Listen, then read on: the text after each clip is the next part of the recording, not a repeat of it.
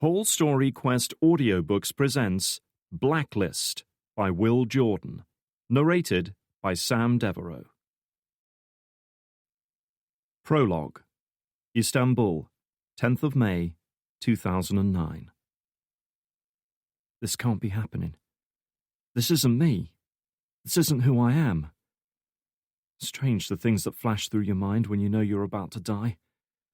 I'd always hoped to utter something profound or poetic in my final moments, some great insight born from a long and fruitful life. But that wouldn't be the truth. The truth is that I'm not old, wise, or fruitful. I work in a boring job, live in a modest house, pay my taxes on time, and have semi-skim milk on my cereal in the morning. I don't take risks, and I don't go looking for trouble. In most ways, I'm a thoroughly average guy. Safe, dull, anonymous. The kind you pass on the street a dozen times a day and don't remember a heartbeat longer than you see them. And until a week ago, that was how I imagined it would always be. I suppose everyone's luck runs out sooner or later. Sweating, heart pounding, Alex surveyed the yawning gap stretching before him, the terrible drop below, and the cluttered rooftop that was now his only way out. 15 feet of open air lay between him and salvation. 15 feet that might as well have been 15 miles. Below, maybe 70 feet down, a narrow service alley ran between the modern office blocks. It would be a rough fall if he jumped, and there was a fair chance he'd break bones or even fail entirely and ragdoll all the way down to the street below. But it had to be worth a try. He backed up a pace, trying to draw on the mental and physical reserves he'd need to make the jump, to put aside the danger and just go for it. He couldn't do it, he realized straight away. He couldn't do it in London several days earlier, and he couldn't do it now. Even now, with his life hanging by a thread, he just didn't have it in him.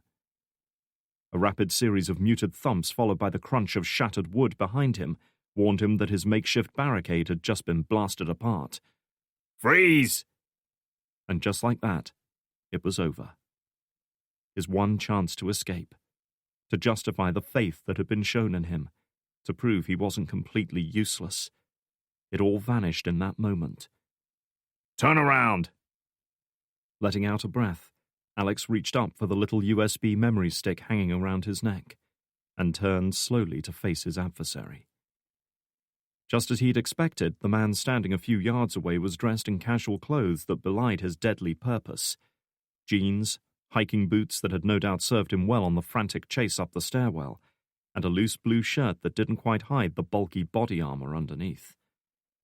He was breathing a little harder, and a faint sheen of sweat coated his forehead. That gave Alex some small measure of satisfaction, as if he had somehow scored a point by making his opponent work for the kill. And killing was certainly what was on this man's mind now. His weapon was trained on Alex's head, his finger tight on the trigger. "Give me the memory stick," he instructed, his voice cold and commanding. He might have had to work a little harder than usual to catch his prey, but he was firmly in control of the situation now. Yanking the memory stick free from his neck, Alex suddenly thrust it out behind him, dangling it over the gap by its plain canvas necklace. Such an innocuous little piece of technology. The kind of cheap storage device used by everyone from office workers to teenage music fans. But appearances could be deceptive. The information stored within its digital pathways, carefully coded and encrypted, was what really mattered. That was what he had traveled 5,000 miles around the world for. That was what he had risked his life for. That was what he was about to die for. "You shoot me! I drop this! The police recover it," he warned. "They'll find the blacklist. Everything you were sent to cover up, it's all on you." His soon-to-be killer smiled, the fierce, predatory smile of one used to taking lives without mercy or hesitation. "The police? You think we can't get to them?" he taunted. "We can get to anyone. So do yourself a favor, lay it down on the ground and back away and we both walk. That's it." Alex might have laughed if he hadn't been so crushed by his failure. No matter what he did, no matter how compliant and cooperative he was, Only one of them was walking away from this, and it wasn't him. Alex was just another target to this man, just another loose end to be taken care of, a stupid, clueless civilian who had only made it this far because he'd had someone far smarter and more capable watching his back. Someone who might well have given up her life to buy him time to escape. You fucked up, an accusatory voice in his mind told him. Just like everything else in life, you fucked this up. You might as well give him what he wants. Just back down and give up like you always do. Then Alex did something. Something even he didn't expect until it happened. "No," he said, his voice surprisingly calm given the frantic pounding of his heart. "Not this time." Taking a step back, he mounted the low parapet encircling the perimeter of the building's roof. A gaping, terrifying chasm lay beneath him. An armed man intent on ending his life stood before him. And all around, lit by the orange glow of uncountable lights that glimmered off the dark waters of the Bosphorus Strait, was the ancient city of Istanbul. Not a bad place to end up, Alex thought, as he took a step back into the abyss. Part 1. Conception. In 1983, the hacker group known as the 414 break into more than 60 computer systems, ranging from Los Alamos National Laboratory to Manhattan's Memorial Sloan Kettering Cancer Center. It is the first widely reported incident of computer hacking. Chapter 1. London, 10 days earlier. It was a Friday evening, and Trafalgar Square was bustling with tourists, theatregoers heading for nearby Piccadilly Circus, and stressed-looking office workers starting the long journey home after a tough week. Cars, taxis and buses jostled for position on the crowded roads that encircled the square, with bikes and mopeds zipping in between the slower-moving traffic, often accompanied by angry horn blasts. It was a balmy, hazy sort of evening typical of late spring in the nation's capital, with only a faint warming breeze sighing along the busy streets. Overhead, the sun was beginning its long descent through wispy clouds that marred the otherwise pristine blue sky. Taking a sip of his espresso, Alex Yates surveyed the expansive square with casual interest, his eyes hidden behind a pair of dark sunglasses as he took it all in. Over by the ornate fountains that flanked the square, a group of slick-looking stock traders from the nearby city were heading northwards, probably to one of the trendy wine bars in Soho. They were all swagger and expensive clothes and forced joviality, each trying to convince his comrades that the global financial crisis was just another minor storm, easily weathered before the return to more prosperous times. Not far from this display of desperate optimism, a harassed-looking middle-aged man with wiry grey hair and an unfashionably cut suit scurried towards the stairs leading underground to Charing Cross Station. A hard-working man, probably a civil servant or low-level bureaucrat, who had frittered away his life in some dingy office cubicle, prematurely aged by stress and rules and deadlines.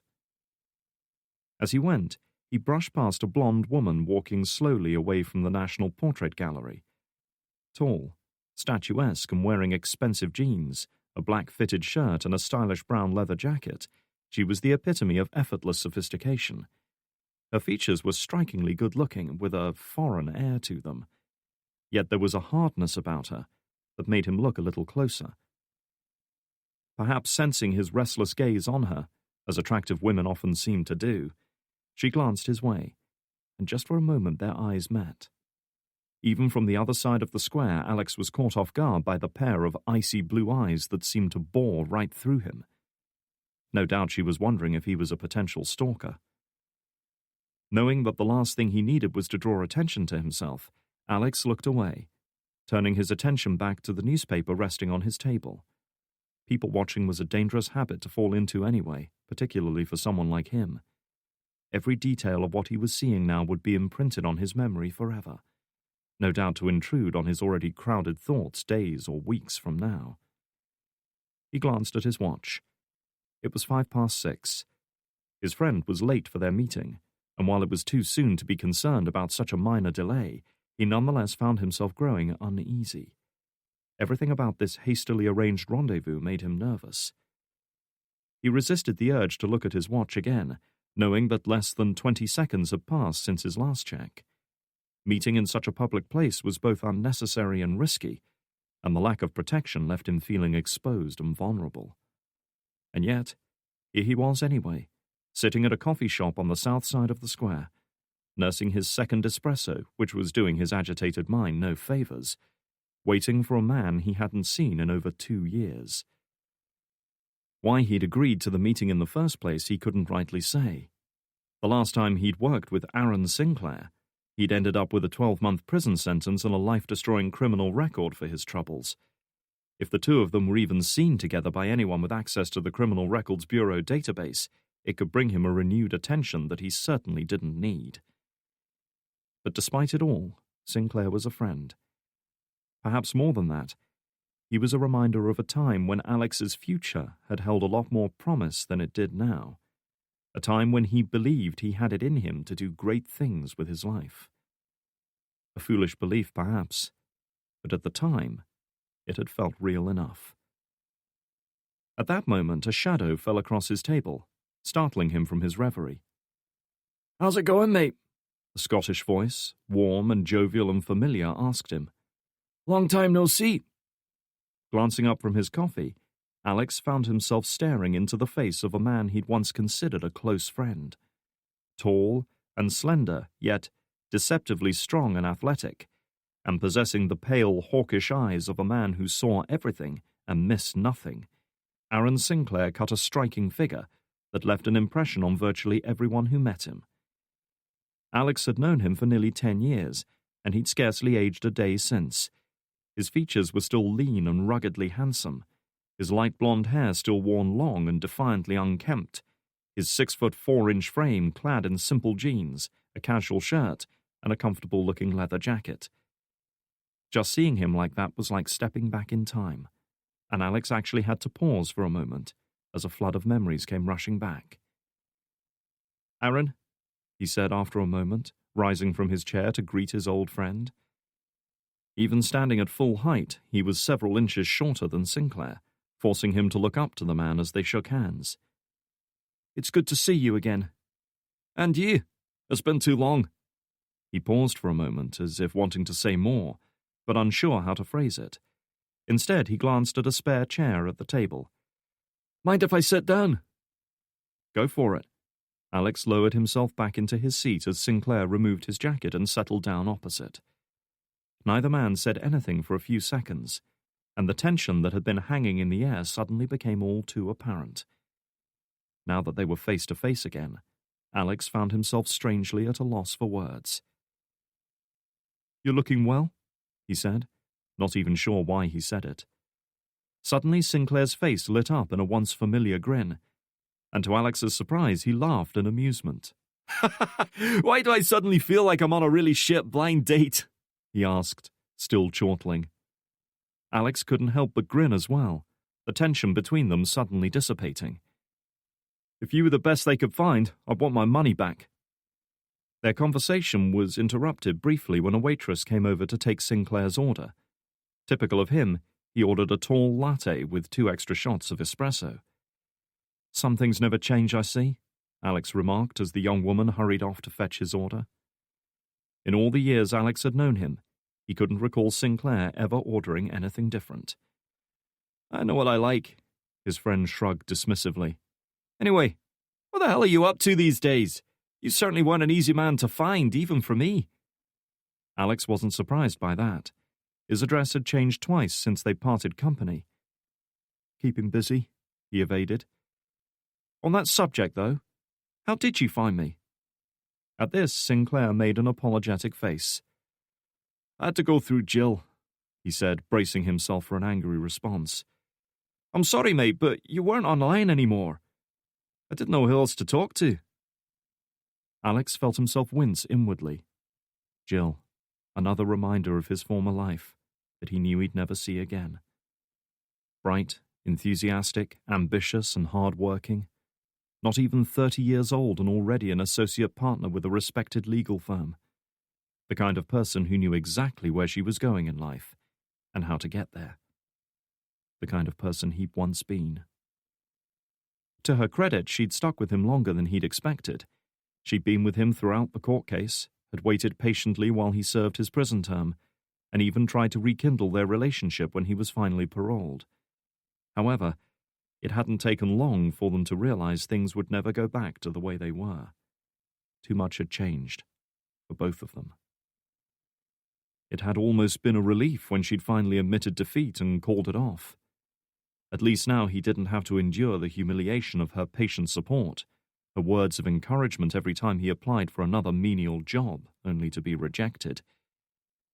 Their lives were heading in different directions now, and for her sake, he was glad she was rid of him. "It's all right," Alex said, his jaw tight as he forced the words out. "I'm sure she filled you in on the gory details." "More or less." Sinclair was perceptive enough to know he'd hit a sore spot. "She mentioned you were working for an electrical retailer now. Selling TVs, that kind of thing." There was no point in even pretending otherwise. Alex looked his old friend in the eye. "There weren't a lot of job opportunities for people with my kind of record," he remarked pointedly. "I had to take what I could find." Sinclair closed his eyes for a moment, seeing his remark for what it was. "I'm sorry, Alex. I know that doesn't add up to much, but I really mean it. I can only imagine how hard it must have been." He trailed off as the waitress returned with his drink, though his expression made it obvious he was eager to say more. Alex, however, was glad of the reprieve. He neither needed nor wanted Sinclair's gratitude, or worse, his sympathy. "I was caught, you weren't," Alex said simply. "There was no point dragging you all down with me. Anyway, I know you'd have done the same for me." At this, his friend nodded slowly, saying nothing. He seemed relieved somehow at Alex's words, as if he'd been carrying the burden around with him for a long time. "So what's this all about, Aaron?" Alex asked, leaning forward and looking him in the eye. Swapping life stories was all well and good, but what he wanted now were answers. "You contact me out of nowhere after all this time. I'm guessing it's not to talk about my career." That was enough to bring Sinclair back to the present. Meeting Alex's searching gaze, he took a sip of his steaming drink, and then, just like that, he said it. "I'm reforming Valhalla, Alex, and I want you in." Alex was grateful he wasn't taking a drink of his own at that moment, otherwise he might have choked on it. Valhalla 7, the group of highly skilled hackers that both of them had helped to create, and which had long since disbanded, was being reunited. The mere mention of the name was enough to make his heart leap. He looked at his friend in disbelief. "Are you serious?" Sinclair said nothing. There was no need. His calm, almost nonchalant demeanor stood in marked contrast to the gravity of the situation. Based on his body language, anyone observing them would think little of their conversation, but Alex knew all too well how serious this was. "Mate, maybe you missed the part about me being convicted for computer hacking and going to prison for 12 months. Or the terms of my parole. If I even go near anything more complicated than a smartphone, I'm fucked." His friend nodded, no doubt well prepared for such an objection. "I know how this must sound," he admitted. "I know this is probably the last thing you're interested in doing now. But before you walk away, just hear me out." Alex leaned back in his chair, surveying him for a long moment. He gave no words of encouragement, but neither did he object. "When Valhalla broke up, I started working freelance," Sinclair explained. "Picked up a few long-term clients. One in particular came very highly recommended. I've been working for her for the past year or so, doing smaller jobs." Alex raised an eyebrow. "Her?" He saw a flicker of a smile. "Didn't even find out it was a woman until recently. All our communication was through anonymous email addresses. Anyway, a few days ago she approaches me about a new job, a big one. The kind of white-hat job we always imagined pulling but never did." Alex frowned at this. "Government?" Sinclair's smile broadened. "Better." Reaching into his jacket pocket, he passed a folded piece of paper across the table to Alex. Intrigued, he unfolded the piece of paper and quickly read the brief outline of the job requirements, then read it again to make sure he understood correctly. He had. He looked up at Sinclair in disbelief. "You're having a laugh, right?" He shook his head. "This is ridiculous. You're talking about—" He forced himself to keep his voice down, suddenly very conscious of the public venue for their meeting. "Hacking the fucking CIA!" Sinclair couldn't hide his grin now. This was the kind of thing he lived for. "Have you got a cell reserved at Guantanamo Bay?" Alex asked cynically. But Sinclair was far from daunted by his pessimism. "Think about it. Alex, their firewalls have never been breached by anyone, ever. No other group has even come close." "And for good reason," Alex agreed. "It can't be done." "Any system can be beaten," Sinclair countered, speaking as if he was quoting someone else. "All you need is skill, planning, and patience." "Who told you that?" "You did, 8 years ago." Sinclair tilted his head a little. "I'm surprised you don't remember, considering—" Or perhaps he'd chosen to forget. It sounded like the kind of cocky bullshit he used to spout out in a different life, before the court case and the prison sentence and the grim reality that things would never be the same again. "Anyway, you were right all those years ago," Sinclair went on. "Skill and patience. We can take care of ourselves. As for the luck part, our client might just be able to help us out." "What do you mean?" Alex prompted, perplexed by his cryptic hint. "Put it this way. She's got connections. I can't go into any details at this stage, but believe me when I say most other hacker groups in the world would kill to get their hands on what she's given us. We have an advantage that nobody else ever has." He leaned forward, his elbows resting on the edge of the table. "Now, imagine for 1 minute that we actually did it. Imagine we cracked their firewall and got inside. It could literally change the world.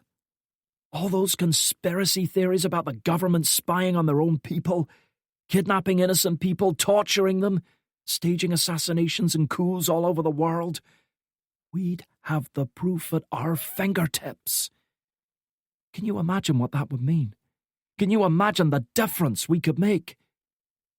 He was staring right at Alex now, with those intense, hawk-like eyes as he spoke. All pretense of nonchalant disinterest was gone now. Alex could scarcely recall seeing him so excited. "All the amazing things we planned to do, all the times we used to get pissed together in the pub and talk about doing something important," he went on. "Well, this is our chance to make it happen. It's a second chance to finish what we started. And they don't come along very often."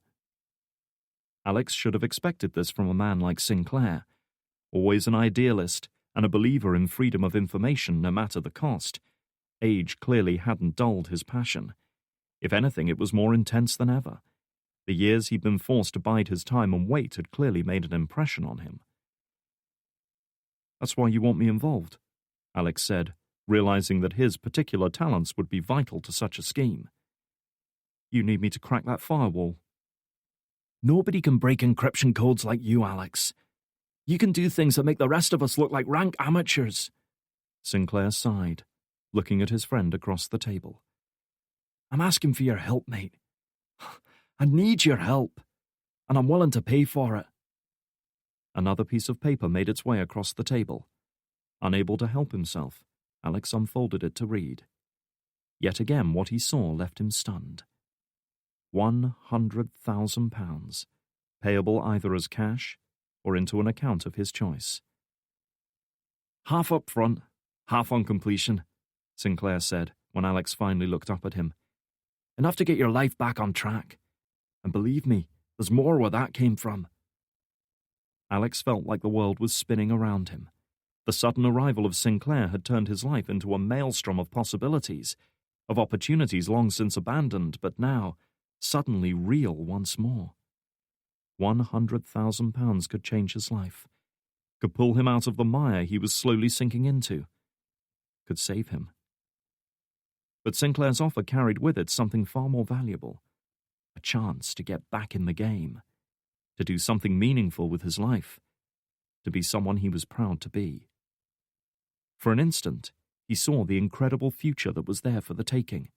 The accomplishments, the achievements, the power to do things that people all over the world would talk about. It was all there, just waiting for him. All he had to do was reach out and take it. I can't. I'm sorry, mate. But I can't do it. The words came out almost before he was aware of them, the rational part of his mind reasserting its dominance over the wild, ambitious young man he'd once been. I almost lost everything last time I tried something like this. With a trembling hand, he slid the piece of paper back across the table to his friend. Can't go through that again. I can't help you.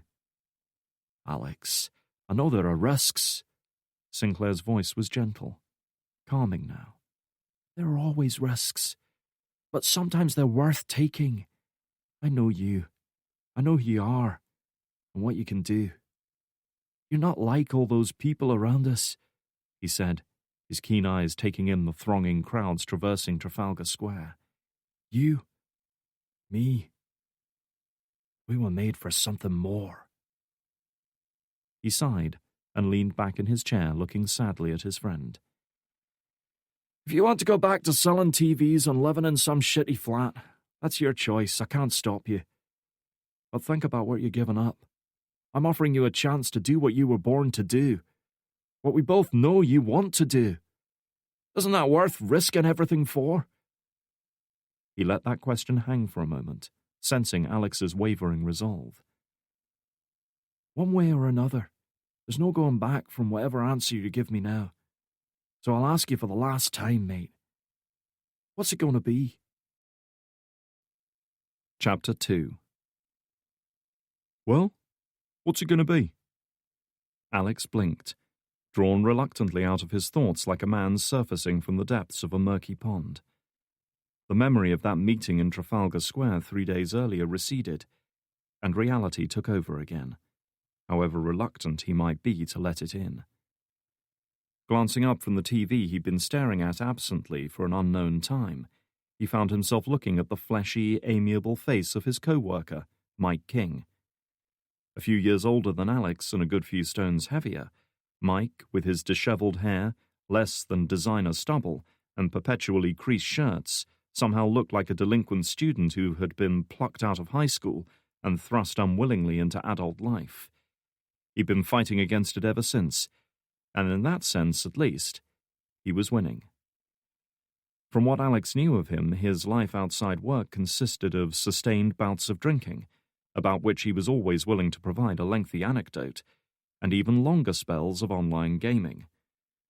The only reason he was even able to hold down a job as a sales assistant was because of his almost supernatural ability to make people buy things they didn't want. Nothing fazed him, and because of that, nothing seemed to stop him. Sorry, mate, what were you saying? Alex said, realizing he'd missed most of the conversation as his mind continued to replay every detail of his encounter with his old friend. Mike rolled his eyes, feigning wounded pride. My conversation that fascinating, eh? I was asking you where you fancy heading for drinks on Friday, Dirty Dick's or the Witness Box. The beer's not as good in Dick's, but at least the girls make a bit of effort. It's all munters and grannies in the box. Alex shook his head. With everything else going on in his life at that moment, going out and getting plastered with Mike was the least of his concerns.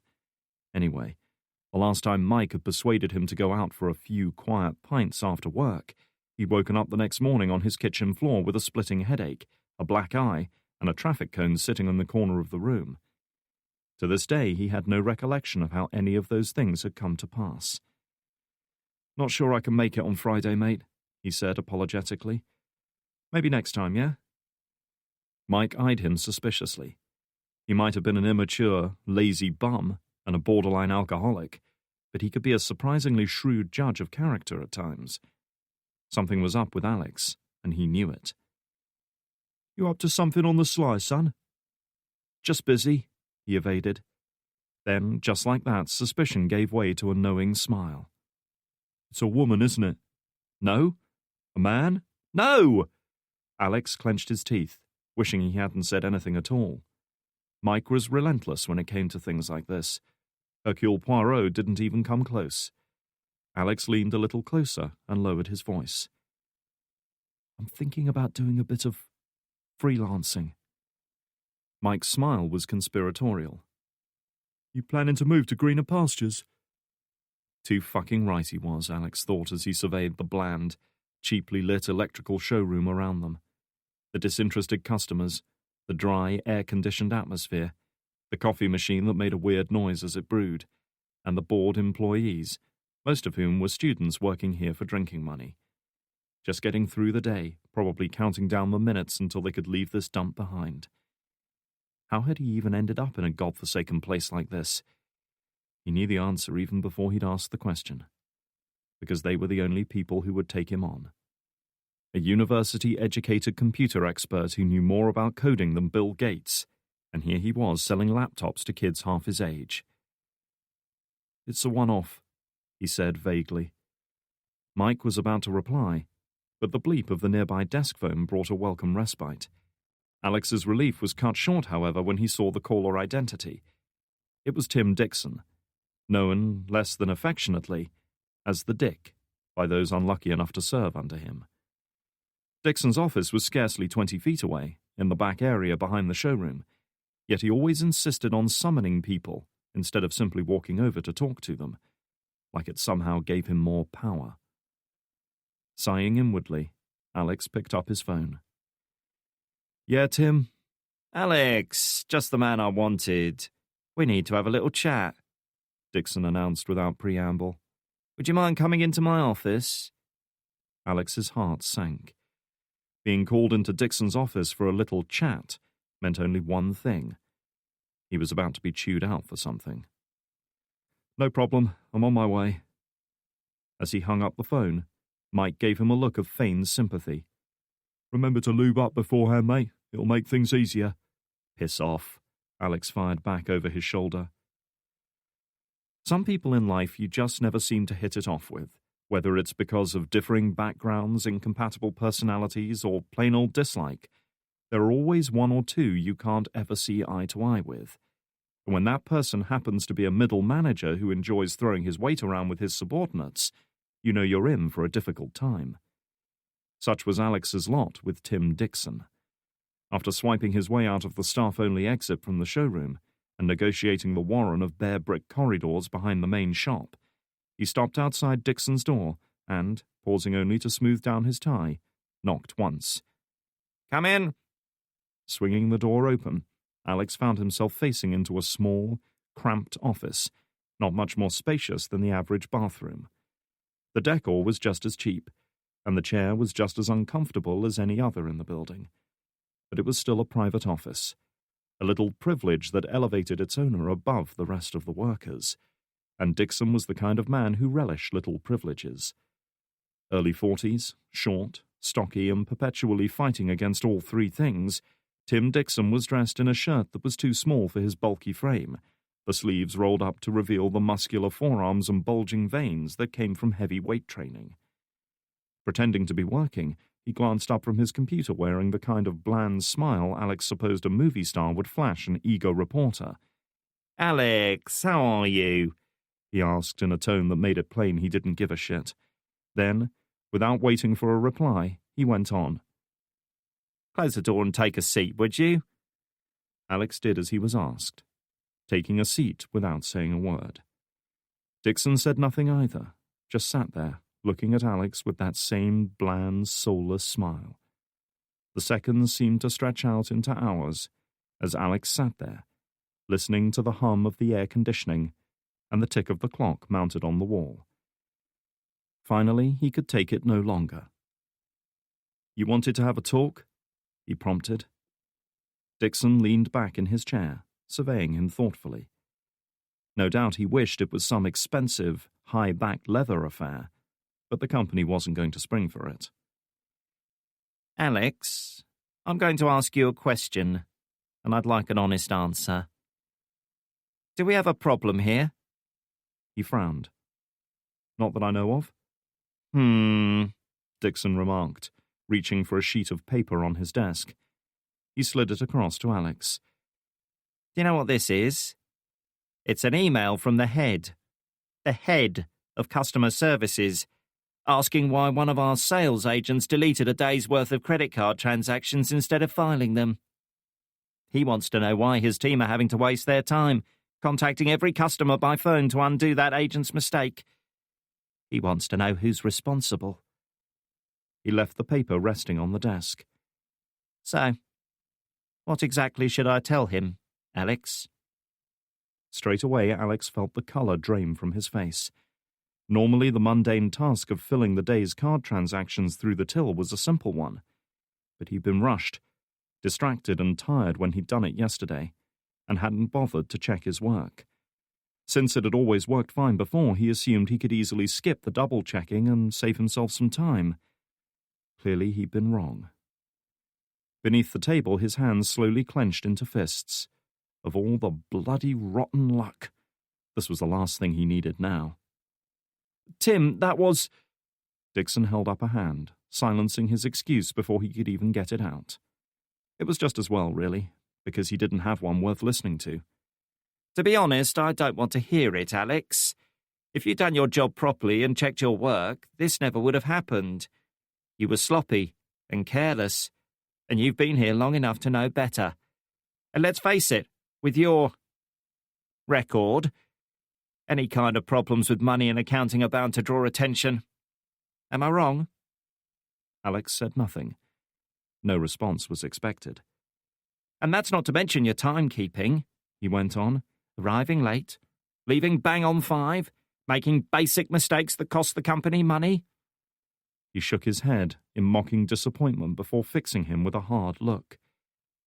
Let me ask you something. Do you think you're better than this job, Alex? That was the real crux of the matter, Alex knew. The real reason Dixon disliked Alex with such a passion. It was because he sensed in Alex something he didn't possess himself. The ability to do more with his life. And that frightened and angered him. Dixon wasn't naturally intelligent, didn't have a great understanding of the people working beneath him, and probably hadn't done particularly well at school. But determination and the ability to feign knowledge had nonetheless carried him into a position of minor power. In all likelihood, he wouldn't rise much further than this. But for now, he was higher in the food chain than Alex, and he never let the younger man forget it. Do you think you deserve something more than this? That you're special, somehow? He went on, the veil of genial professionalism slipping aside. His years of festering resentment had at last found an outlet, and he wasn't about to let it go now. Or do you think the rules shouldn't apply to you because you're so much smarter than the rest of us? Maybe you even think you should be the one sitting in this chair instead of me. But you're not, are you, Alex? For all your fancy university degrees and your high-flying jobs, you're still sitting right at the bottom of the pile now, and that's where you'll always be, because you don't have it in you to work for anything better. Alex said nothing, because he could think of no response to such an outburst. Such was the thinly veiled hatred in Dixon's voice and the vitriol in his words, he was left genuinely shocked by it. He'd always sensed it on some level, but to sit there and listen to the man openly berate and belittle him was like a slap across the face. His boss let out a sigh, his mask of professional detachment returning, and surveyed him for a long moment, as if pretending to agonize over what to do. They both knew he'd decided what to say long before Alex had walked into his office. There's going to be an official discussion about this, he said. I'll let the people in HR know, and we'll set up a meeting for later in the week. Already he was typing out an email to start the process. I suggest you take some time to think about what you're going to say, because a lot of people will be reading the transcript. Alex slumped back in his chair, feeling like someone had just driven a fist into his gut. Official discussions with human resources on the case made it pretty obvious where this was heading. Dixon had clearly always resented the fact that he'd been obliged to take on a convicted criminal, even a rehabilitated one, and for some time now had been looking for an excuse to cut him loose, and Alex had handed it to him on a plate. Alex could almost imagine his glee as the angry email arrived in his mailbox. Glancing up from his computer, Dixon motioned towards the door. "You can go now." Mike King was waiting for him as he shuffled back to his desk. "How'd it go, mate?" he asked, his expression caught between sympathy and amusement. Alex didn't even spare him a glance as he picked up his coat from the back of his chair and shuffled out, broken and defeated. That was it for me, the beginning of the end of what was laughably called my life, burning bridges and all that. I suppose if I'd been braver, I would have marched back into Dixon's office, pinned him up against the wall and told him to shove his crappy job up his patronising arse. Told him that he was a pathetic, narrow-minded prick who was only one step higher up the shit pile than me. I would have told him that, unlike him, I'd at least got to fly before I crashed and burned. But I didn't do any of those things. I just went outside, smoked a cigarette in gloomy silence, shuffled around the showroom floor until 5 p.m, and slunk out of the building with my tail between my legs. I'd like to say I did this because I was taking the moral high ground, because I wouldn't stoop to Dixon's level. But that wouldn't be the truth. The truth is, I did nothing about it because I knew deep down that he was right. He was a petty, vindictive arsehole. But he was right about me. I was at the bottom of the pile. And maybe I didn't have what it took to climb higher. So I let it slide.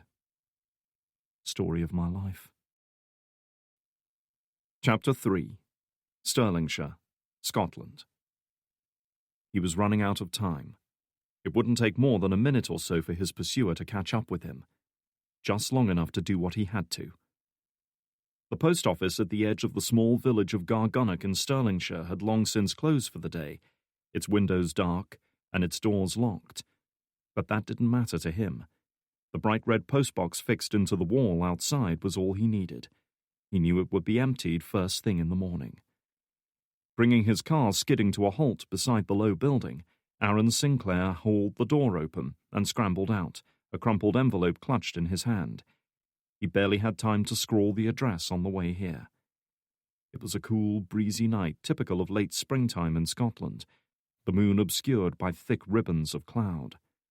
The gentle rustle of tree branches in the night breeze was a deceptively serene counterpoint to the urgent thumping of his heart as he fixed a stamp to the envelope. Pausing a moment by the mailbox, he looked down at the letter and felt the hard plastic shape within.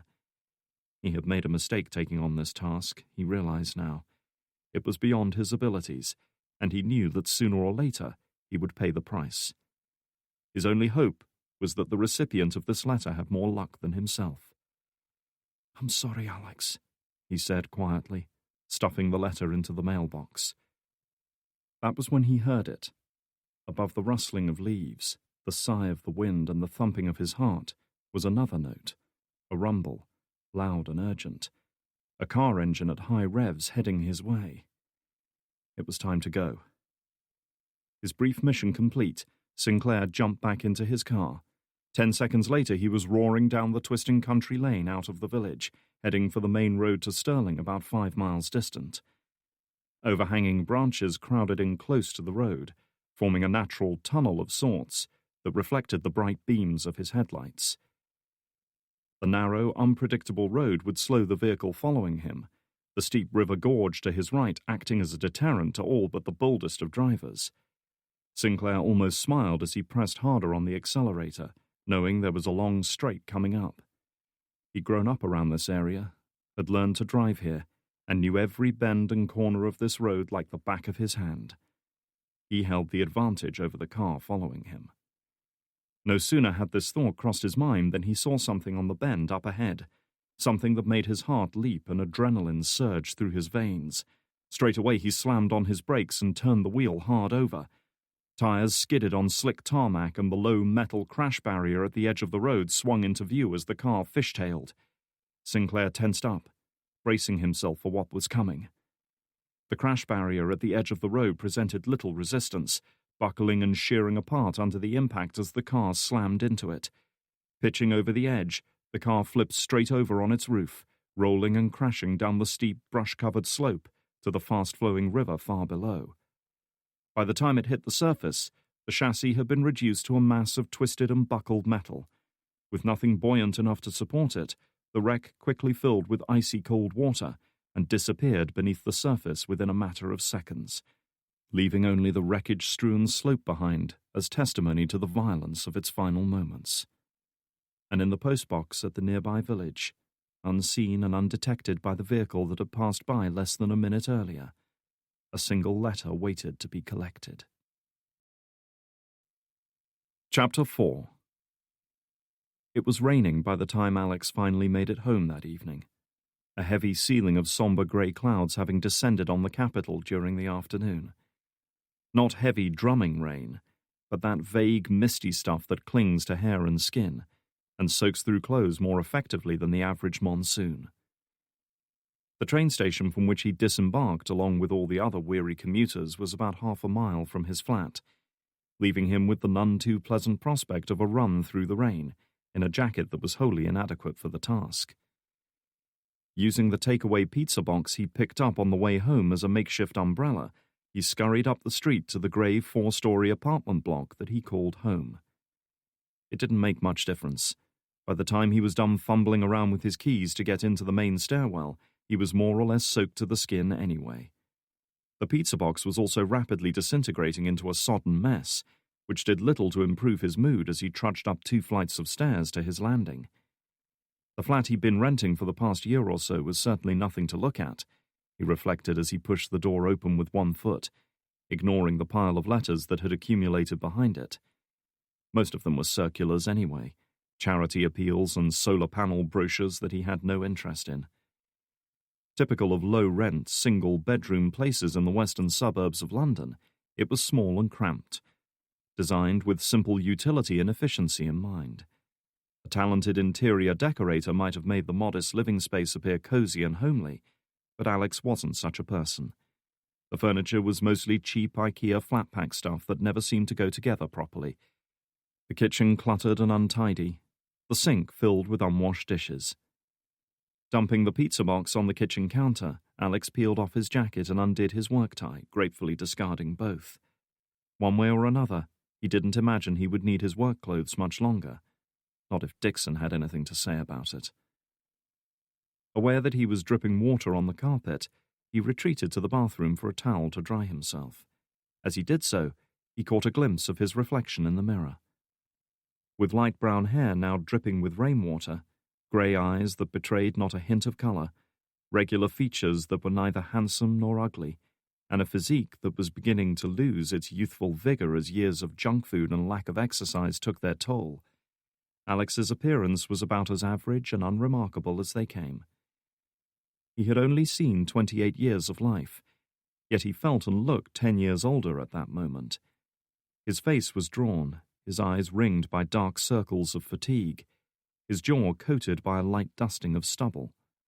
He'd barely slept in the 3 days since his meeting with Sinclair, his restless mind endlessly turning over their tense conversation, wondering what might have been. He'd refused his friend's offer, of course.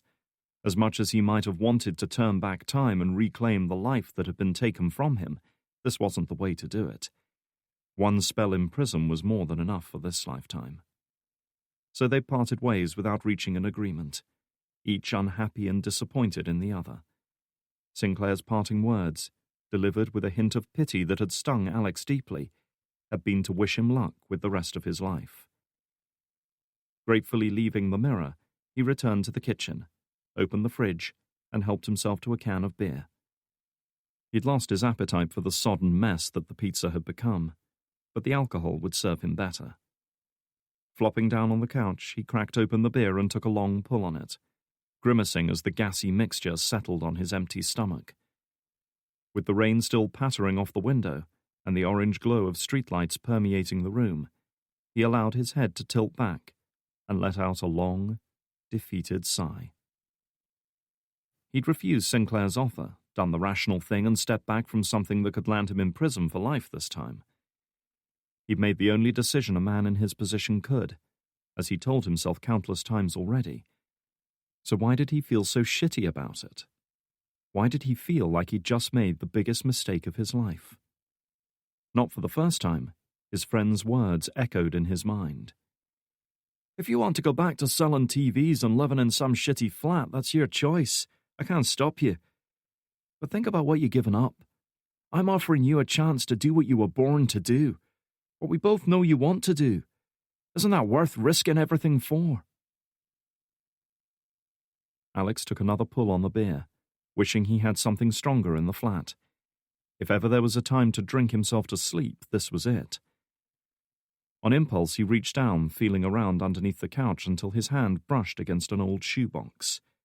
Lifting it out, he flipped the lid off and set the box on his lap to inspect the contents.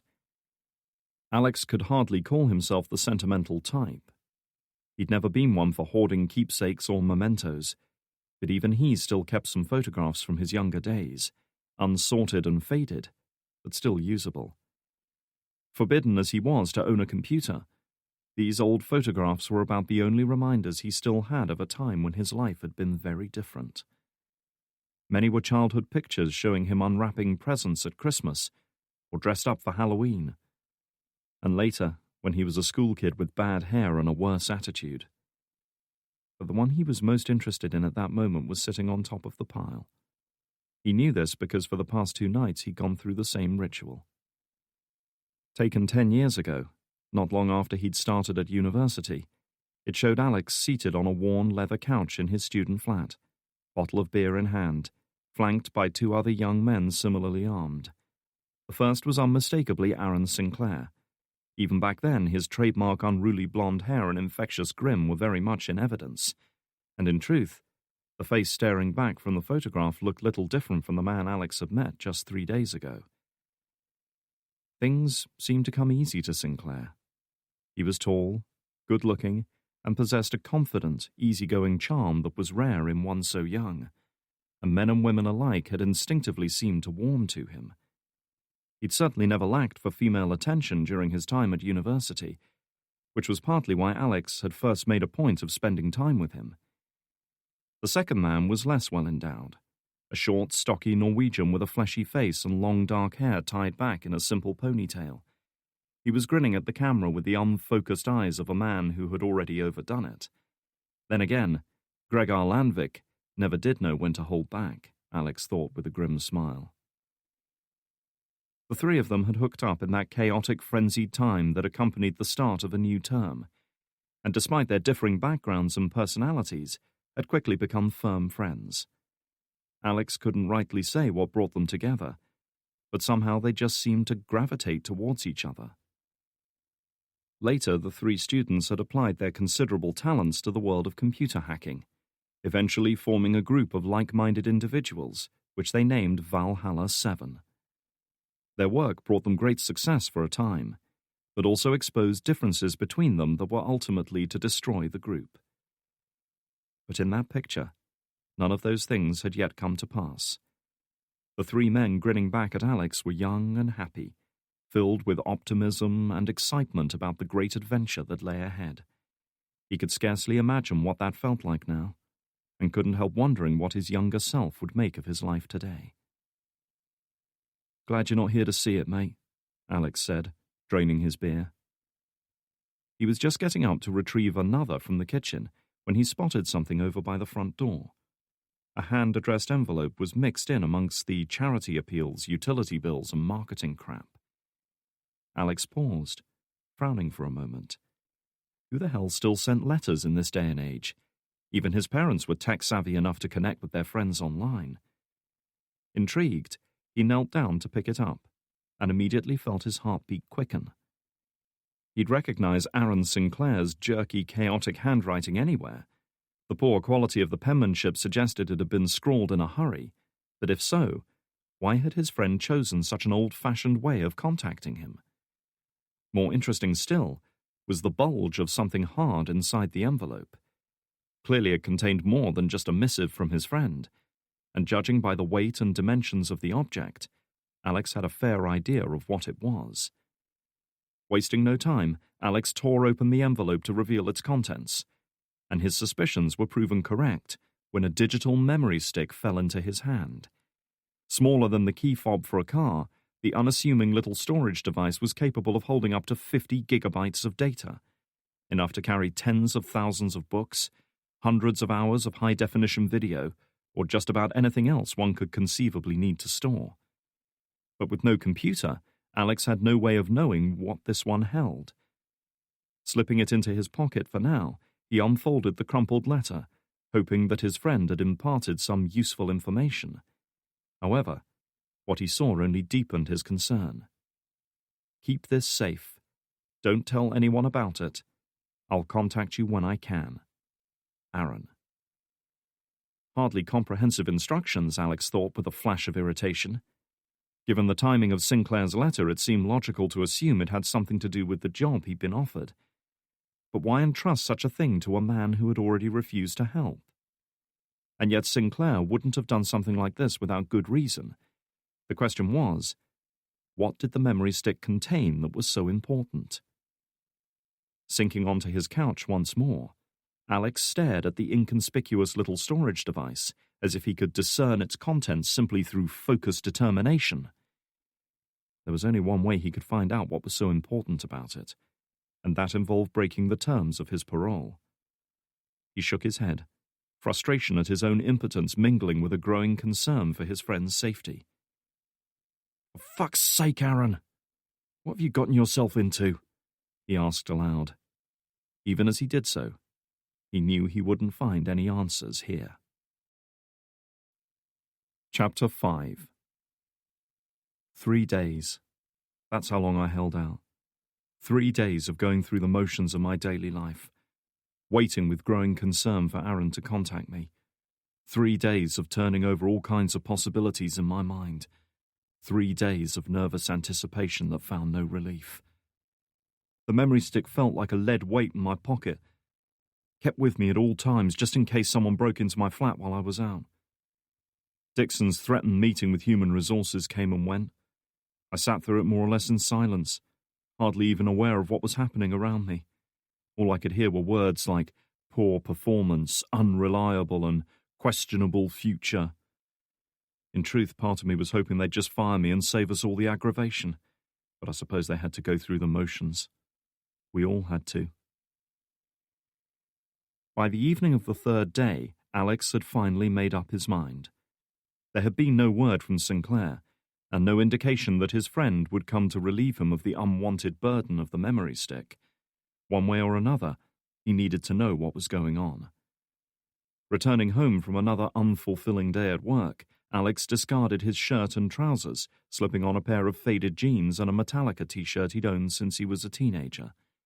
Though not normally superstitious, he'd always worn it back in the day when undertaking a new hacking attempt, as if it somehow conveyed an element of protection or luck. Pulling it on felt like stepping back in time. "Well, Aaron, I hope you're fucking happy now," he mumbled as he zipped up a black hoodie over the t-shirt. "I'm about to break my parole, just like you wanted. Wanker." Shuddering in the unseasonably cold evening breeze, he left his apartment block and headed east, following the main drag towards Brentford tube station. With his hood up, head down and hands in his pockets, he was about as anonymous as it was possible to be in a place like this. People walked right by him, not paying the slightest notice. But unknown to Alex, one person did notice him. One person's sole focus was directed at him, in fact, as they followed him about 30 yards back, sometimes coming closer, sometimes allowing the gap to widen. Once or twice they even appeared to stop and allow him to wander off, but always they stayed with him. A pair of cold, intense blue eyes followed his every move. Oblivious to his silent pursuer, Alex continued on his way, passing sad-looking charity shops, boarded-up retail units waiting to be leased, and houses festooned with for-sale signs. The global financial crisis was still hammering the UK hard, and an air of gloom and doom seemed to have descended on the entire country. Even the stray cats lurking near takeaway bins looked more grim than usual. What he was looking for was about 100 yards distant. He could already see the neon sign above the door, fashioned in the shape of a giant @ symbol.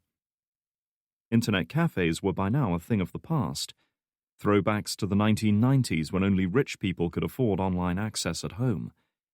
But even in the 21st century, there were still a few such places dotted around. Kept going partly by nostalgia, and partly by tourists with no other means of accessing their emails. Coffee at Once was such a place. Alex had never felt the need to venture inside, particularly with his parole terms hanging over him, but he'd passed by enough times to know the layout well enough.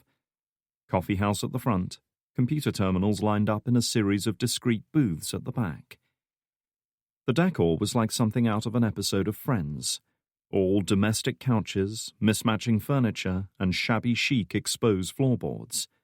A typical hangout for people with thick-frame glasses they didn't need, and hair meticulously styled to look like they didn't care about it, all trying so hard to be unique that they ended up looking like they'd rolled off a hipster assembly line. Still, they had what he needed, and they stayed open until 10 p.m. Making his way inside, he was immediately assailed by the strong, sickly sweet aroma of coffee beans. Whatever they brewed there must have been like rocket fuel. Doing his best to ignore the tinge of nausea that the smell of coffee shops always brought out in him, he caught the eye of one of the staff members and walked over to talk with him. He was a tall, sparsely built young man with a row of piercings in one eyebrow and blonde hair shaved at the sides and gelled into a ridiculous quiff on top. Still, at least it made Alex's teenage photos look a little better. "Evening. What can I get for you?" he asked, eyeing up Alex's appearance with casual disapproval. Apparently branded T-shirts and scruffy hoodies weren't in keeping with the standards expected here. "I need one of your machines." A heavily pierced brow rose with some difficulty. "No coffee? Or food? We're doing a special offer on blueberry and coconut muffins today." Alex tried not to make a face. Food was the last thing on his mind, and he was hardly swimming in cash as it was. This place would no doubt happily relieve him of what little he had left. "No, I just want to check a few things online." "It's up to you," he remarked, not looking as if he cared much either way. "How long?" "Half an hour should be enough." "Cool beans," the young man said, inputting some commands into a master terminal that controlled access to the other computers in the room. "That'll be £10. It was Alex's turn to raise an eyebrow. That would have been extortionate even back when places like this were cutting edge. A cursory tally of the money in his wallet plus whatever loose change he could dig out of his pockets wasn't looking good. "I've got $7.50. The young man looked at him like he'd just scraped Alex from the sole of his designer shoe. "We take card payments." A couple of minutes later, Alex was ensconced in one of the booths near the corner of the room, with a glowing computer monitor staring back at him and a cup of overpriced coffee steaming away by his side. He reached out to place his hands on the keyboard, then hesitated. This was the point of no return. He could still walk away without having technically done anything wrong. He could throw the memory stick and its mysterious contents into the nearest bin, forever consigning it to his past, and live out the rest of his life in ignorance. The moment of indecision came, and, like the passing of a shadow at dawn, it was gone. Taking a breath, Alex reached out and logged into the terminal with the username he'd been given by the none-too-helpful staff member. It was done. He was committed now. There was no choice but to see it through. Strangely, he felt less fear now that the decision was made. The knowledge that there was no going back somehow freed him to move forward, there being little to lose. And as much as he hated to admit it, there was a thrill in finally being connected again. He was online. This was his world. This was what had once given his life meaning. His first port of call was the message board used by the members of Valhalla 7. If anyone could shed light on what had happened to Sinclair, they could. The group's 5 remaining members were physically separated by hundreds, and in some cases thousands of miles. Therefore they needed a place online to meet and plan their activities. And they had yet to find anything better than a good old-fashioned bulletin board. At least, not when he'd been amongst their ranks. The board was invisible to Google or any other internet search engine. It was safe, anonymous, and above all, discreet. To access it, Alex was forced to manually input the IP address from memory, a daunting task for most people, but not for him. Remembering such things had always been frighteningly easy for Alex. It was forgetting that was the hard part. Presented with the basic login page, he inputted his old username and password, then held his breath as he hit enter. Sinclair had once told him that he was welcome to rejoin them any time he wanted, and that the door would always be open. But there was still a chance his identity had been revoked rather than risk compromising the group. Mercifully, however, his identity was accepted. The login page vanished, and just like that, he was once again back in the hub of Valhalla 7's activity. He hadn't laid eyes on this site in over 2 years. 2 years of camaraderie, arguments, jokes, ideas and debates that he'd missed out on. Straight away he saw the familiar usernames associated with various conversation threads: Loki, Balder, Vali, Njord, and Freyja, and couldn't help but smile. The names had been Sinclair's idea. Always fascinated by Norse mythology, he had chosen each username, as well as the name of the group itself, to fit with this ideal. It had seemed a little over the top at the time, yet each of them had settled into their new identities surprisingly quickly. Needless to say, Alex's own identity of Odin wasn't present in any of the active threads, and apparently none of the other users was online at that moment. Seeing the once familiar message board and the usernames he used to interact with every single day brought with it a wave of nostalgia and melancholy. For a moment, Alex almost felt as if he was back in that period of his life again, launching online forays across the digital battleground of cyberspace. But he wasn't, and the crash of a dropped coffee cup on the far side of the room was enough to remind him of his surroundings. Forcing his mind back to the task at hand, he quickly scanned through the list of recent discussion threads in search of leads. There was nothing specifically relating to the job Sinclair had referenced, though the frequency of postings had dropped off considerably over the past couple of weeks, suggesting the group was preoccupied with more pressing tasks. And then, 2 days ago, it stopped. No more posts of any kind. It was as if communication amongst the group had simply ceased. With growing unease, he brought up each user's profile one by one, only to be met with the same result each time. Balder, last online 2 days ago. Vali, last online 2 days ago. Freyja, last online 2 days ago. Njord, last online 2 days ago. Finally, he came to Sinclair's profile, though by now he knew exactly what to expect. Loki, last online 2 days ago. Alex leaned back in his seat, unsure of what to make of this discovery. It was possible that whatever the group were collaborating on had required them to cease all other online activity, or perhaps even to come together and work in the same physical location. It had never happened before, but given what Sinclair was suggesting, it wouldn't be unreasonable. And yet, Alex's mind wasn't eased by these thoughts. There was another, far more sinister explanation behind this.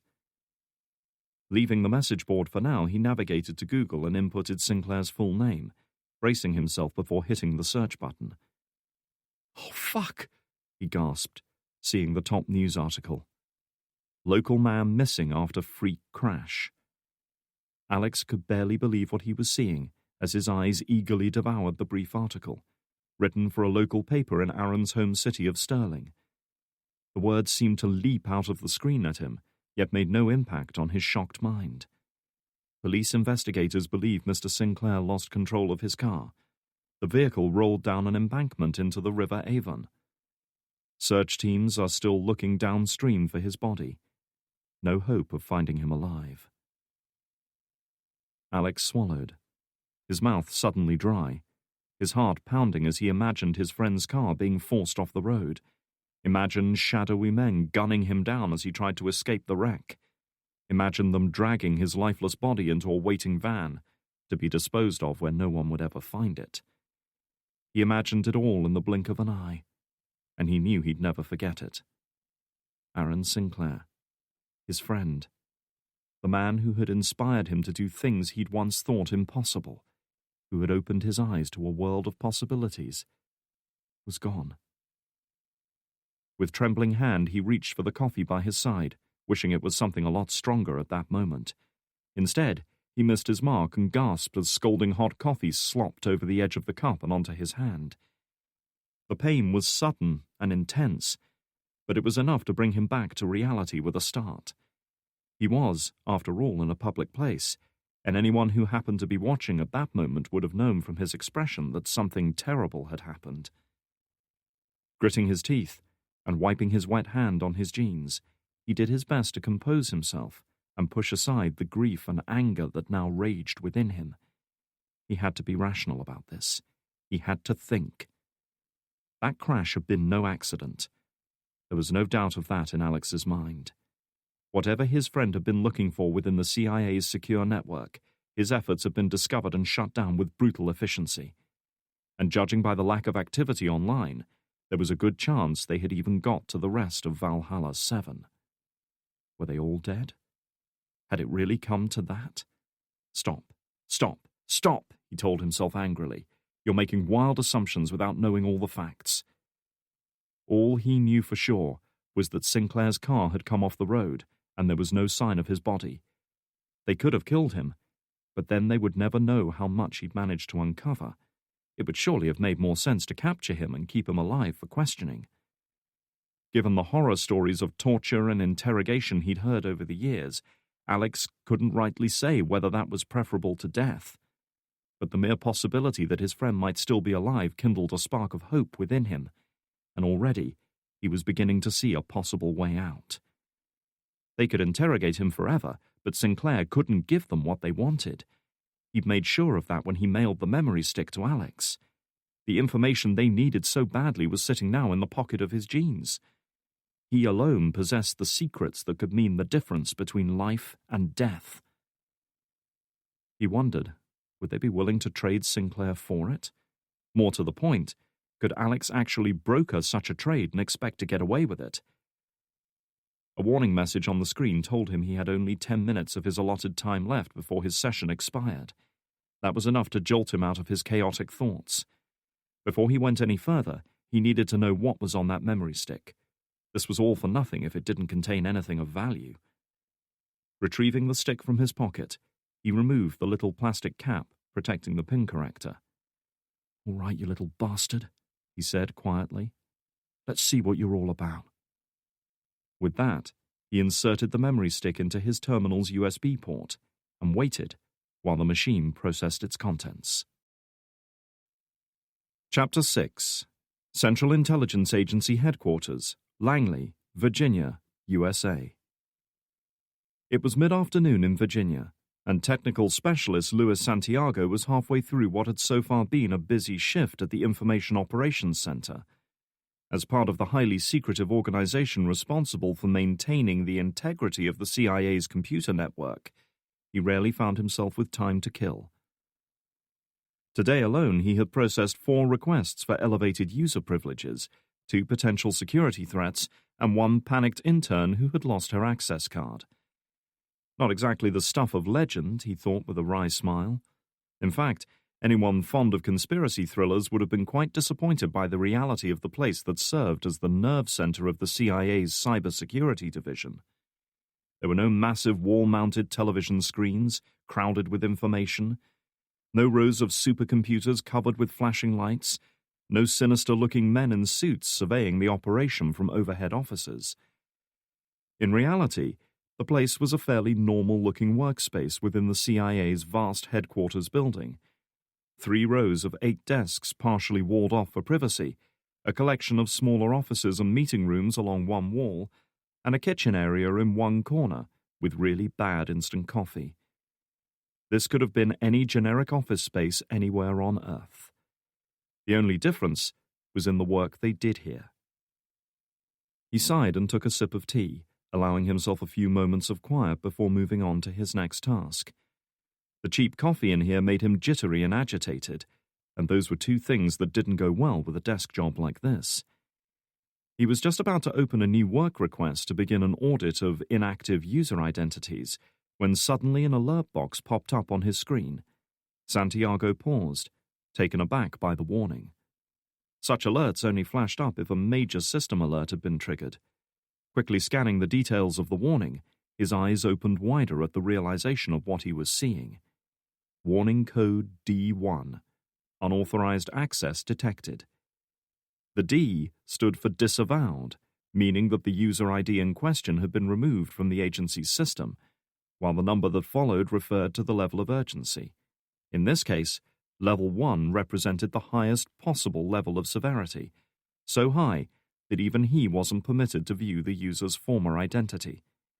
Never in his 6 years on the job had Santiago encountered a Level 1 breach. Straight away he hit the Assistance Required button, better known as the panic button, next to his computer terminal.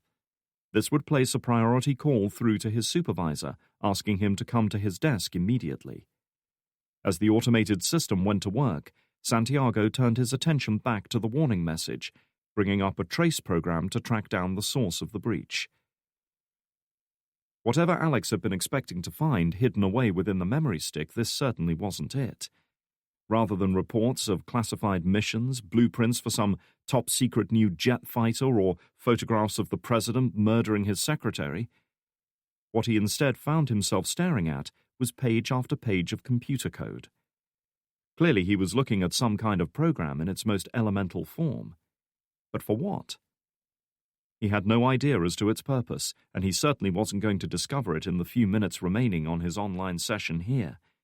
To have any hope of understanding it, he would need time to pick apart the code, trawl through it, and run it in a controlled environment, none of which he was able to do here.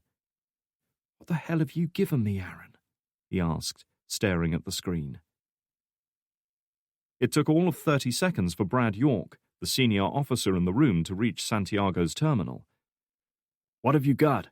he asked, his tone caught somewhere between concern and irritation at having to abandon his own work and hightail it over here. The fact that he was a good 30 pounds overweight probably hadn't helped his mood. "It's a D1 access alert, sir," Santiago reported, pausing only long enough to glance up at his supervisor. "Happened less than a minute ago. We're running a trace right now." That was enough to cut through whatever reservations York might have had. "Show me the user ID," he said, leaning in closer to view the monitor. "The ID's locked down." Turning around, Santiago brought up the ID, which displayed as nothing more than an 8-digit code number. "This is all I've got." Straight away, York's eyes went wide. "Shit." Straightening up, he raised his voice to address the rest of the room. "All right, everyone.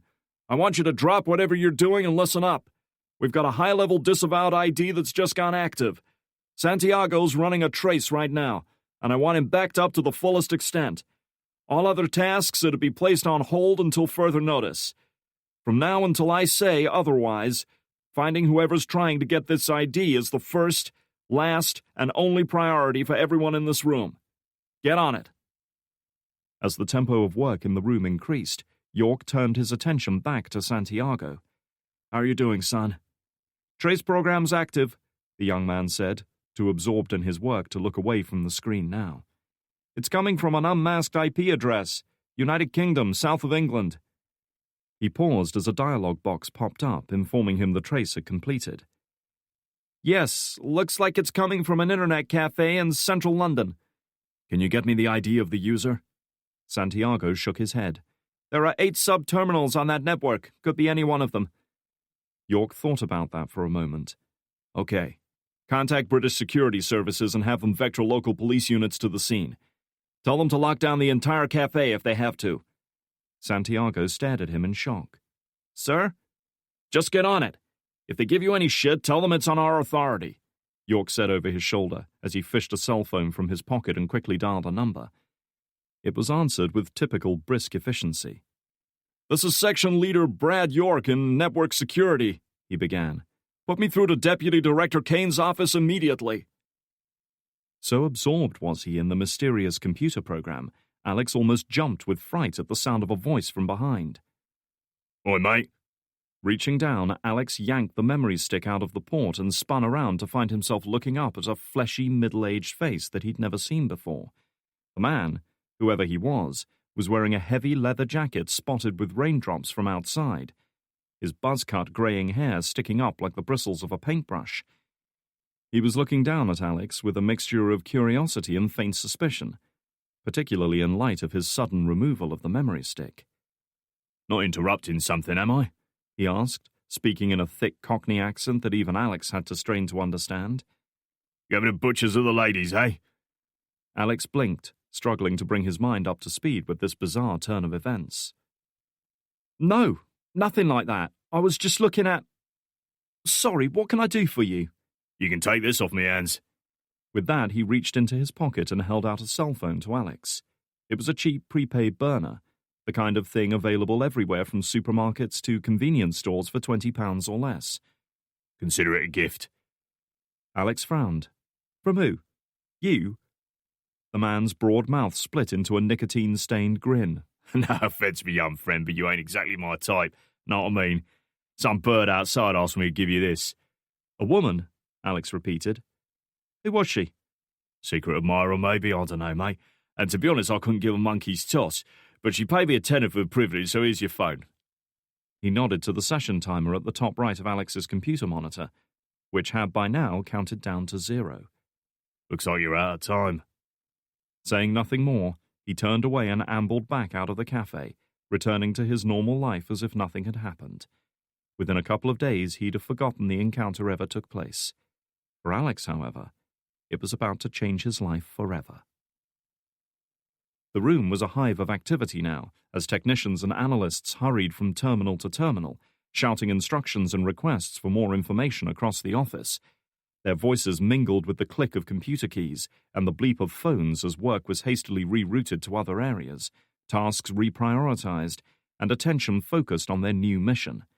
They were in crisis mode now, all of the formidable resources that this room commanded being brought to bear against a single objective. York surveyed the organized chaos around him, his pulse racing as he pondered whether or not it would be enough to get the job done. As senior department head, their hunt for the mysterious perpetrator trying to use a disavowed agency identity was his responsibility. Failure would likely have dire consequences for his career. "Where are we on British security?" he called out. "Are they moving yet?"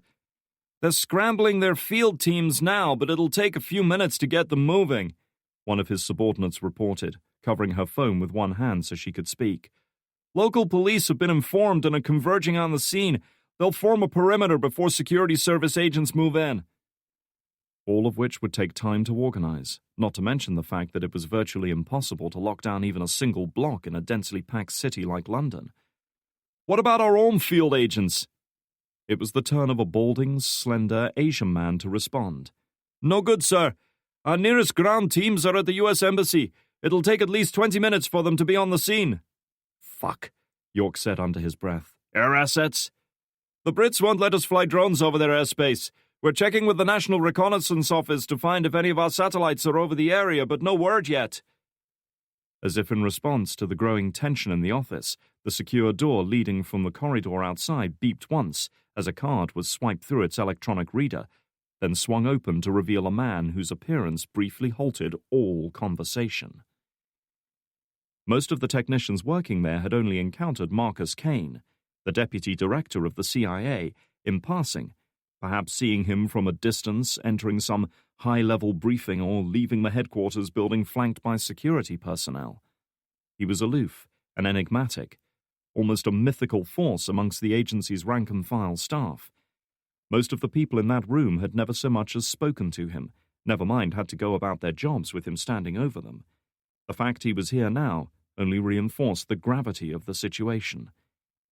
Taking a breath to calm himself, York took a step forward to greet him. "Director Kane, it's an honor to have you here." Kane neglected to shake hands. "Cut to the facts. What do we know so far?" he asked, his voice as crisp and precise as his tailor-made suit. "Yes, sir." York cleared his throat, trying to hide his embarrassment. "Approximately 10 minutes ago, we picked up an alert that a disavowed agency ID had just gone active. We've traced the source to an internet cafe in central London. What are we doing about it? British Security Service is vectoring in ground units, plus local police are sealing off the area." "Police?" Kane fixed him with a sharp look. "You mean beat cops who talk to each other on unencrypted radios? Who just about anyone with a $50 police scanner could overhear?" York could practically feel himself wilting under the man's intense gaze. Only now did he see the folly of his actions. Sir, You're relieved of duty," Kane said, dismissing him with a single disdainful look. This done, he raised his voice, addressing the room. Everyone listen up. As of now, I'm in charge of this operation. Now, is there anyone in this room who knows what they're doing? Reluctantly, Santiago raised his hand. Me, sir. I think I've got something. Kane was by his side within moments, leaving a stunned York to contemplate what might well have been the end of his career. Talk to me, son. Just hacked into the cafe's payment system, sir. According to this, the last guy to log in paid for his session by credit card, right before the alert was triggered. Wasn't hard to trace him once we had his card details. Opening a new window, Santiago brought up a copy of the man's driving license. Name's Alex Yates. Used to be a freelance system tester, then he was convicted of computer hacking a few years back. He's been quiet ever since, according to Scotland Yard. He coughed, suddenly very conscious that one of the most powerful men in the agency was leaning over his workstation. Of course, there's no guarantee this is our guy. Could just be a coincidence. Kane glanced at him, his eyes daunting in their intensity. If I believed in coincidences, I wouldn't be in this job. Until we know otherwise, we consider Mr. Yates there a high-value target. Circulate his details to all workstations and have him get to work. I want to know everything there is to know about him. Politics, education, employment, travel history, the works. On it, sir, Santiago replied. Kane nodded, apparently satisfied with his performance for now. Find his cell phone number and put a trace on it, and see if you can tie it in with any security cameras in the area. London's the most heavily monitored city in Europe, so let's use it. I want this locked down. Yes, sir. Santiago resisted the urge to reach up and wipe the sweat from his brow. His head was already spinning at the stream of orders he'd just been issued. Kane was about to turn away, then thought better of it. Oh, one more thing. Make sure the Brits send in armed response units. Believe me, they'll need them. Santiago said nothing to this, though his gaze lingered on the deputy director a moment longer before he turned around to resume his work. No sooner had his rotund friend departed, leaving Alex alone, than the phone in his hand suddenly started vibrating. Someone was calling, and they were in no mood for waiting around. Pausing a moment to question the wisdom of taking a call from a phone handed to him in such a clandestine fashion, Alex hit the receive call button. Who is? Don't talk, just listen. The voice that spoke was female, strong and commanding, with a hint of an accent that he couldn't identify. But such questions no longer mattered. All of those details paled into insignificance after what came next. You've been compromised, she went on. Armed response teams are on their way to arrest you. If you want to live to see tomorrow morning, get out of that cafe right now. Chapter 7. That was it. Right there. The moment when it all went to shit. My life, my safe and boring and unfulfilling life, had just shattered into a million pieces right in front of my eyes. I was too stupid to recognize it at the time. Or maybe I was just too scared to admit it to myself. But like so many things before and after, I really should have seen it coming. I should have seen it the moment I thought about opening that file. What is it they say about curiosity in cats? Caught off guard by the sudden intrusion into his world, Alex could barely stammer an answer down the phone. Who the hell are you? Who I am isn't important, she said, her impatience obvious. But what I have to tell you is, the agency is coming after you. Whatever you've done tonight, it has made you a threat to them, and there is only one way they deal with such threats. Alex let out a single breath, almost a grunt, as if he'd been punched in the stomach. He could feel bile rising in his throat, and fought back a growing wave of nausea. Bollocks! How could you possibly know this? Because I've been monitoring the police band. An arrest warrant has just gone out over the radio. Local units are being diverted to that cafe as we speak. Now wait a fucking second, he hissed, his voice rising in pitch despite his best efforts to stay calm. A couple of people looked up from their tables, disturbed by the noise. This is ridiculous. Nobody could— Stop talking, Alex, she commanded. That stopped him cold. How do you know my name? Because clearly you are not as good at covering your tracks as you believe. Her scorn was impossible to ignore. Aaron met with you a week ago. And he disappeared not long after. It was no accident. Unless you want to end up like him, I suggest you be somewhere else when the police get there." Moving over to the window, Alex peered outside. The street was quiet, with just a few pedestrians moving back and forth. Traffic had calmed down, rush hour having long since passed. All things considered, it looked about as normal and peaceful as any other street in London. "I don't see anything out there," he said, wondering if this was some elaborate hoax on her part. "How do I know this isn't a dose of bullshit and chips?" "Alex, every second you delay gives them more time to close the net," she said, forcing calm into her voice. "For your own sake, get out of there while you still can." "And go where, exactly?" he demanded. It wasn't as if he had a private jet standing by to whisk him off to safety. "Do what?" Her answer was as blunt as it was chilling. "Run." Before he could reply, he heard something echoing between the buildings outside. A high-pitched wail rising and falling in tone, getting closer. And sure enough, a moment or two later, he caught sight of something at the far end of the street. A light, blue and flashing, coming his way. "Oh, fuck! Fuck!" he gasped, backing away from the window in horror. He didn't care who saw him now. "This isn't a joke, is it? I mean, this is really happening." "It is," she confirmed. "As soon as the police arrest you, they will hand you over to an agency retrieval team for interrogation. By the time they're finished with you, you will be begging to tell them more." Alex clamped his hand over his mouth, having to fight the urge to throw up. His mind was already conjuring up all kinds of horrific images of interrogation, torture, and mutilation. "I can help you, but only if you listen to me and do exactly as I say." "All right," he said, his voice little more than a desperate whisper. "What do I do?" "Leave the cafe and turn left on the street outside. Hurry!" He needed no further prompting. Ignoring the curious stares of the cafe patrons, he shoved his way through the door and strode outside. Straight away, droplets of rain and chill night air assailed him, along with the wail of police sirens rapidly growing closer. His heart was pounding in his chest, the pulse thundering in his ears. "I'm out," he said, the phone pressed tight against his ear. "Where to now?"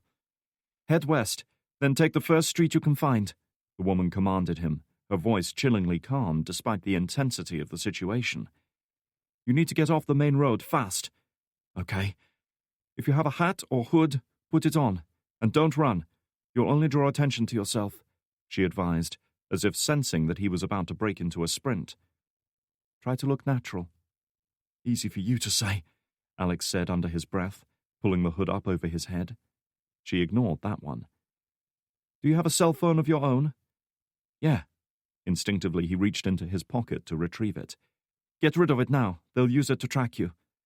"But—" He started to protest that the phone was worth a lot of money, that he could simply switch it off, then thought better of it. Now wasn't the time to debate technicalities. "Fine, fuck it." Passing by a public litter bin, he tossed it in without breaking stride. The wail of sirens were loud and urgent in his ears now. He could see the blue flash of lights reflecting off nearby windows, and did his best not to cringe at the knowledge that the men now hunting him had come screeching to a halt not 50 yards away.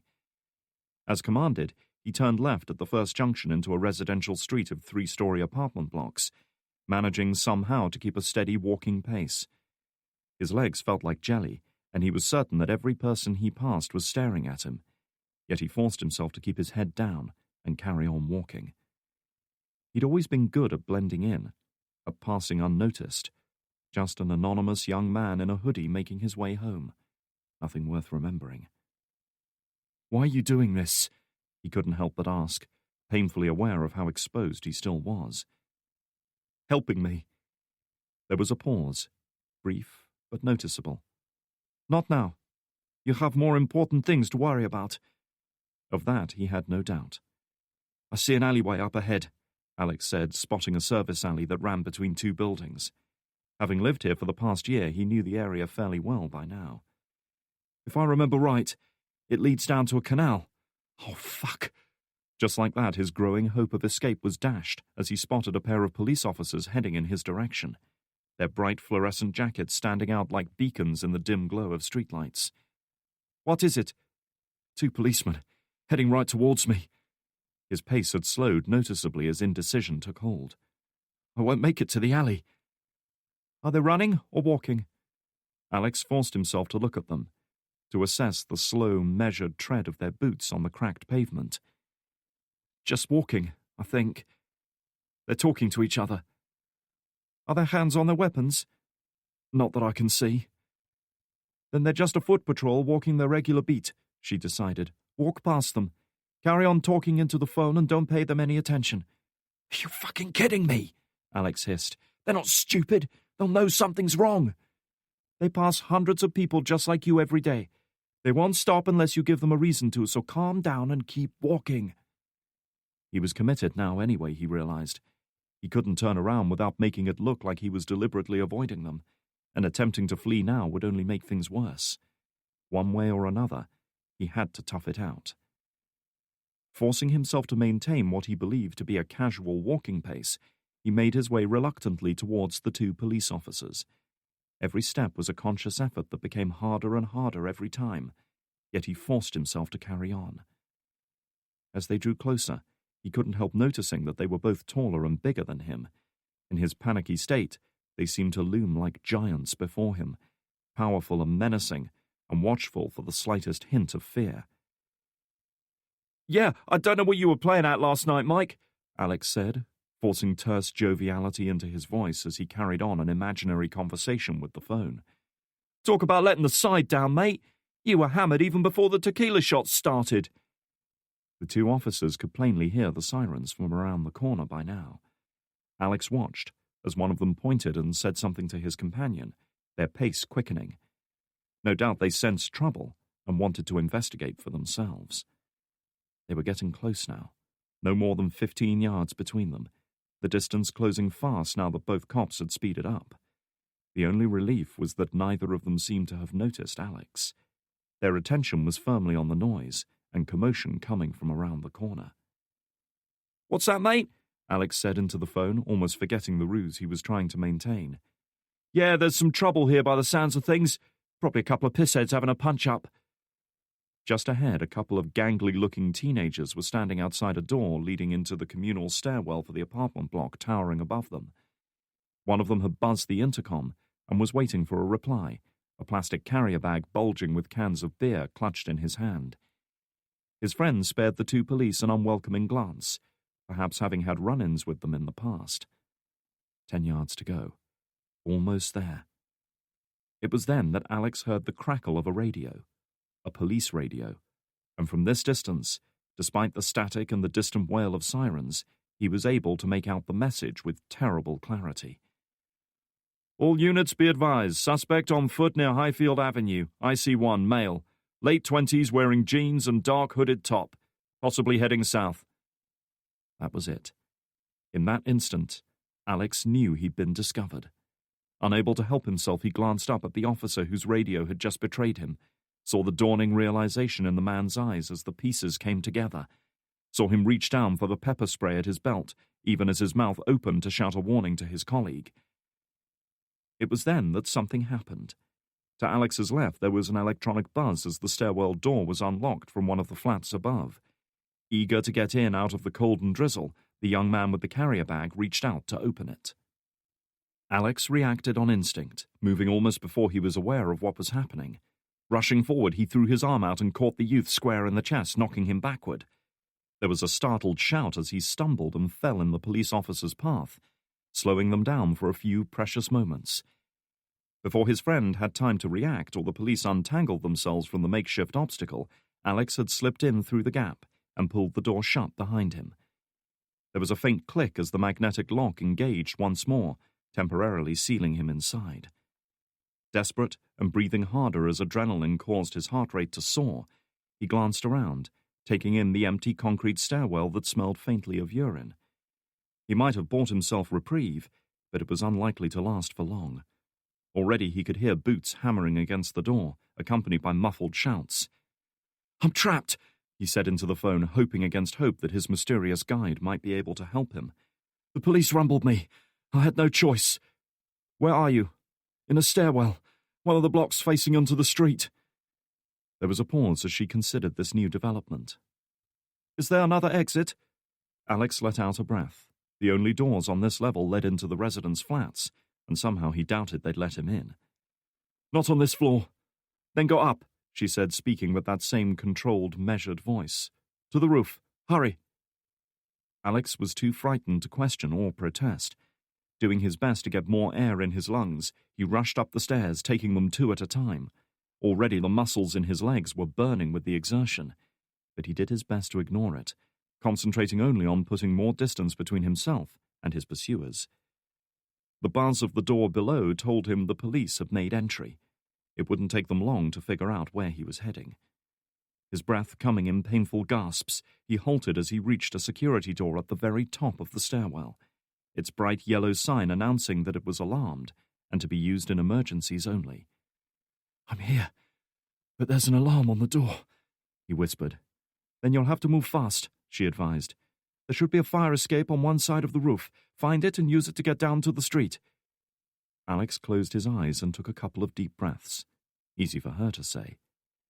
Wasting no more time, he shoved the door release bar and threw it open, rushing out onto the roof. As he'd expected, it was cluttered with TV aerials, satellite dishes, and all kinds of vents and fans, whose purpose he didn't understand. The rain was still falling steadily, having graduated from fine mist to heavy droplets that quickly soaked through his clothes. As the security alarm started wailing behind him, he looked around, desperately searching for the fire escape that would lead him back downstairs. Sure enough, a retractable ladder was fixed to the edge of the roof opposite. Sprinting over, he shoved the phone into his pocket and bent down to inspect the device, trying to ignore the sickening feeling of vertigo that the 60-foot drop provoked in him. The ladder was set into metal runners drilled into the side of the building and held in place by a simple mechanical latch. One good pull should be enough to release it, sending it all the way down to street level. The climb down wasn't going to be fun, but even for Alex it was better than the alternative. Reaching out, he grabbed the release handle and pulled. Nothing happened. Gritting his teeth, he braced one foot against the wall and pulled again, harder this time, his untested muscles straining with the effort. Still, the latch remained stubbornly fixed in place. "Come on, you bastard!" he yelled, booting it in frustration. "Why won't you fucking move?" The gritty rasp of corroded hinges provided its own answer. Years of exposure to wind and rain must have corroded its mechanism, rusting it firmly in place. Freeing it would take more time and strength than he had at his disposal. Fuck! Breathing hard from his exertions and sweating despite the rain's onslaught, Alex turned away and pulled the phone out of his pocket. The line was still active. "The ladder won't move," he said, now struggling to keep the panic from his voice. He was acutely aware that every second he remained up here increased his chances of being caught. "It's rusted solid. I can't release it." He heard a muffled comment on the other end that he was sure was less than complimentary. To her credit, the woman quickly regained her composure. "Then you have to jump to the next building," she decided. "What?"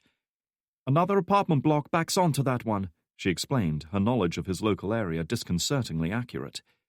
"The alley that runs between them can't be more than 7 or 8 feet wide. Jump to the opposite roof and use their stairwell to get down to the street." As she was speaking, Alex crept over to the edge of the roof, surveying the gap between his building and the next. As she had said, the distance between the 2 apartment blocks wasn't much, probably not even wide enough to drive a car through. But at that moment, it looked like a yawning chasm stretching out impossibly far before him. And leaning out, he caught a glimpse of rain-slicked brick walls stretching all the way down to a darkened, litter-strewn alleyway far below. For a moment, he saw an image of himself lying broken and dying in that dark alleyway, surrounded by rusted bins and trash, his body shattered by the crushing impact. "Fuck that!" Alex hissed, backing away from the terrifying drop that awaited him if his leap of faith failed. "I'm a sales assistant, not Jason fucking Bourne!" "Alex, the police will have heard the alarm. They are probably on their way up to the roof as we speak." She was talking in the same calm yet commanding voice that had brought him this far, but now she was urging him to go one step further. "I know you're afraid, but if you don't act now, I can do nothing for you. Now trust me and jump." "Shit!" Shoving the phone in his pocket once more, Alex backed up several paces, his heart pounding and his breath now coming in shallow, rapid gasps. Just one jump. One act of courage. One moment of danger, and he would be out of here.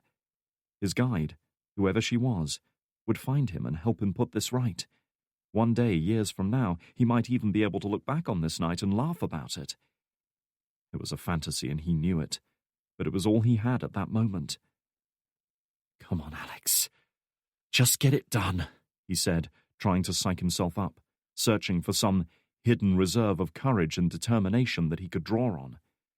"You can do this."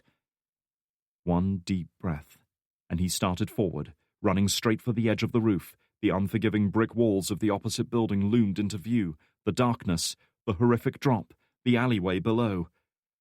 It was over almost before it started. Skidding to a stop several feet short of the edge, Alex let out a cry of fear and dismay and shrank away from the gap.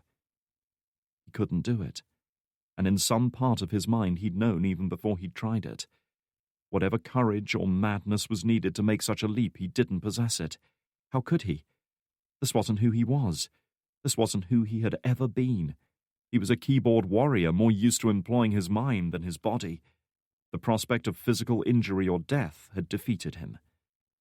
In any case, he was given little time to contemplate his failure.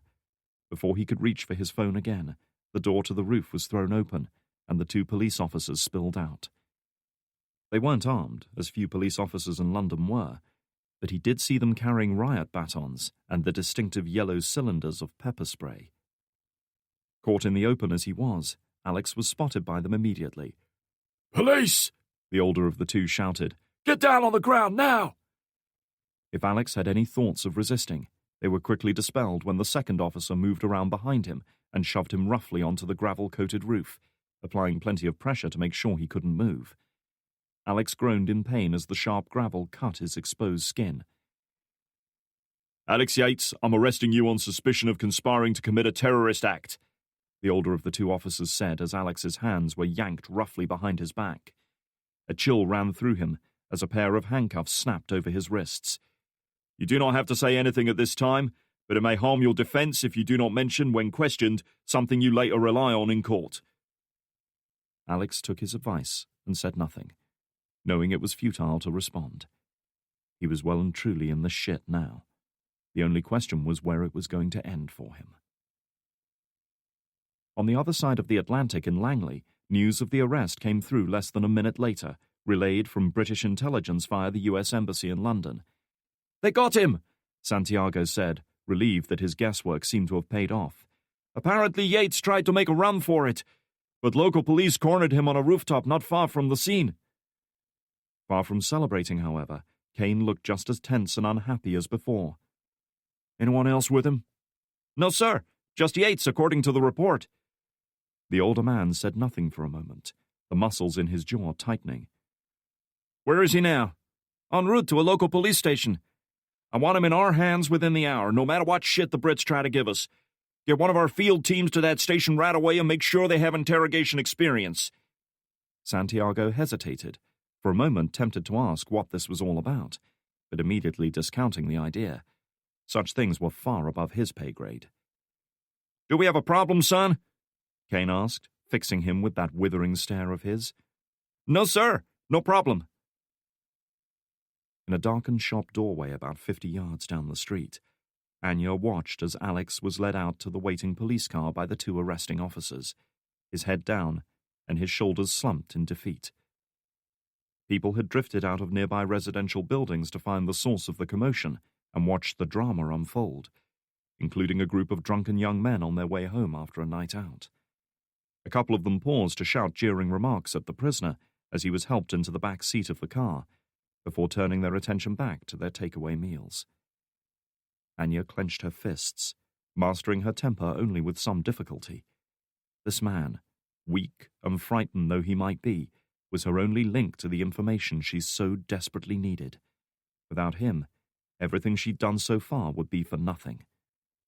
He was sure to crack quickly under interrogation, and while she hadn't told him anything that could compromise her, she also knew that his eventual confession would eliminate any chance of finding what she needed. She hadn't come this far to fail now. Her only saving grace was that the agency hadn't yet become involved. The British police who had rushed to arrest Alex were certainly acting on their orders, no doubt under the guise of a joint operation against cyber-terrorism. But it would take the agency time to assemble a field team and a suitable place to interrogate him. If she was going to do something, it would have to be soon. Chapter 8. I should have made that jump. That's all I could think about in the hours following my arrest. I should have gone for it, taken my chance, and for once in my shitty, pointless life shown a bit of courage. Who knows what might have happened? Maybe I could have saved myself a lot of pain and trouble. Or maybe the end result would have been the same. I suppose I'll never know. They say you regret most of all the things you could have done but didn't. Story of my life. This was the end of the line. This was where it was going to happen. Alex was sitting bolt upright with his hands cuffed tight behind his back, his wrists throbbing in time to his pulse as the metal dug into his flesh. The wooden chair beneath him was hard and uncomfortable, while the cloth sack over his head submerged him in total darkness, robbing him of all sense of orientation and clinging to his face with every inhalation. Though he wasn't bound to the chair, he dared not stand up. Dared not move a muscle, in fact. It had been just under 3 hours since his feeble attempt to escape via the roof of that apartment block. He knew this because, with little else to do, he had been patiently counting out the seconds and minutes since his capture, measuring the passage of time for no other reason than to keep him from contemplating the fate that awaited him. He'd always been good with numbers, and even better at remembering. The ride to the police station had lasted 16 minutes, after which he'd been escorted to a cell and left there for another 52 minutes. 52 minutes of sitting there with nothing but 4 cream-coloured brick walls for company. No officer had come to charge him or take his statement. No rights had been read. No identification confirmed. No phone calls or legal advice offered. It was as if he'd simply been forgotten about, and for a brief time he had almost convinced himself that that was exactly what had happened. Perhaps it was all a mistake. Perhaps they had tried and failed to find evidence of wrongdoing and were now debating what to do with him. Perhaps. It had been a desperate hope, and finally dashed when the door to his cell was thrown open and a trio of men in civilian clothes moved in, tied a cloth sack over his head, and marched him right out of the station. They hadn't said a word despite his attempts to communicate with them, to reason with them, to plead with them. He'd been bundled into the back of a waiting van which had departed the police station at a brisk but measured pace, observing the speed limit, not wanting to get pulled over. There had been at least 2 men with him in the van, acting like a human vice to keep him pinned in his seat, though again, neither of his captors had said a word. Each smelled of cologne and cigarette smoke. An hour and 41 minutes of strained silence had thus passed, enough to get well clear of London with almost no traffic on the roads at such an early hour. The last few minutes of the van ride had taken them down a rough, uneven road, each jolting movement rattling Alex's bones and straining the vehicle's suspension. An unpaved or seldom used track with no ambient traffic sounds suggesting a rural location. Wherever he was, the building in which he now resided was substantial, to say the least. The van had driven right inside it, and after disembarking he'd been marched a short distance across a solid concrete floor before being forced down onto the chair.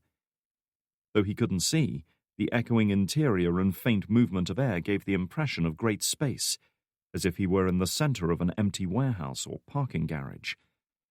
The air was cool and damp, and smelled of oil and engine fumes. Beyond those scraps of knowledge, however, Alex had no idea where he was. It made little difference anyway. Even if he knew the exact address, who could he tell?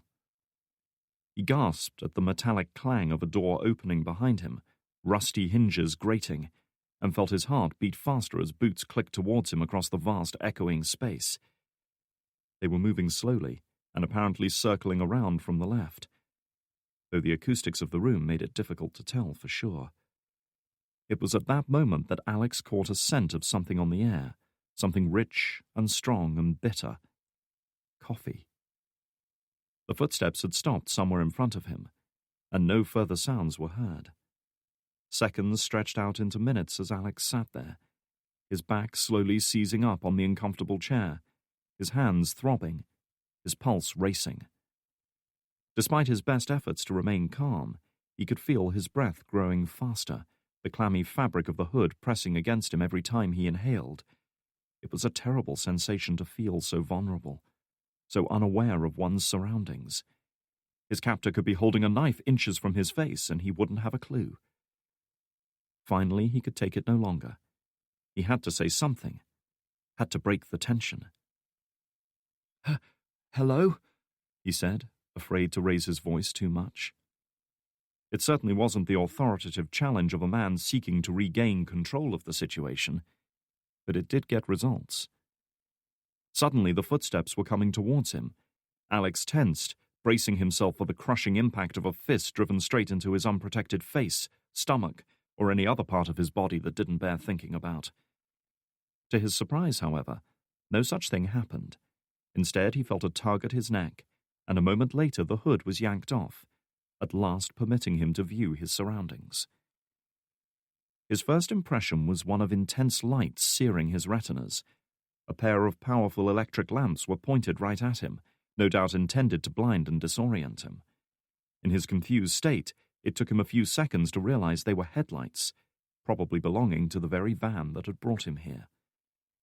His eyes streaming, Alex blinked several times in the harsh electric light as he tried to focus on his surroundings. The exact dimensions of the room were hard to determine, as he could see little beyond the glare of the powerful headlights. However, the floor provided a little more of a clue as to this room's purpose. Concrete, rough-poured and cracked in places, as if there was no need to finish it properly. A warehouse or storage silo, perhaps. The only other items in view were resting on the ground a few yards away. The first was a simple steel bucket, its frame dented as if it had seen heavy use. It appeared to be filled with some kind of liquid, as he could see it shimmering in the electric lights. And beside it, laid there as if it were a sacred artifact to be revered, was a sledgehammer. A big, serious-looking thing with a long wooden handle and a flat, uncompromisingly square head that must have weighed 5 or 6 pounds all by itself. Alex's heart skipped a beat, and he had to forcibly swallow down the bile that threatened to rise up in his throat.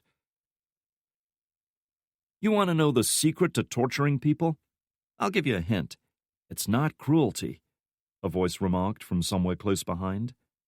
American, smooth and deep, with a hint of a New England accent. Again, Alex smelled coffee. "It's restraint. Precision.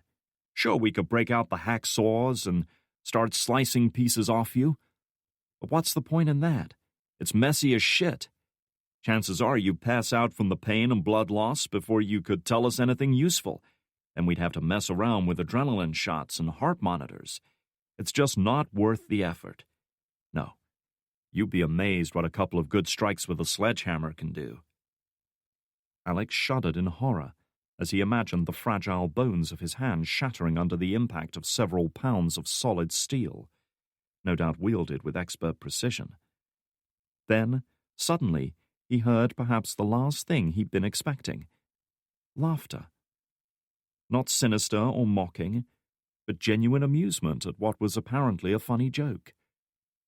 A shadow passed in front of the electric light, and Alex looked up as an unlikely figure wandered into view. He wasn't sure if he'd been expecting a brutish thug dressed in paramilitary gear or some cold, sinister-looking G-man in a pristine suit. Either way, the figure now standing before him was about as far from a professional interrogator as he could have imagined. Dressed in a navy blue polo shirt open at the neck, beige cargo trousers and suede loafers, the man looked like he'd walked right out of some country club lunch meeting. He was even holding a takeaway cup of coffee that steamed in the cool air. His face was clean-shaven and youthful, his short dark hair neatly parted in a Harvard crew cut. All things considered, he looked an awful lot better than Alex felt at that moment. "Relax, bro. I was just fucking with you," he said, taking a sip of coffee as he chortled in amusement. "Some guys like to go for the Hannibal Lecter approach. Really puts the shits up people. Others like to go in screaming and swinging fists right off the bat. Me? Not my style. I just tell it like it is. Let people make up their own minds. Alex frowned, feeling more out of his depth than ever. What do you mean?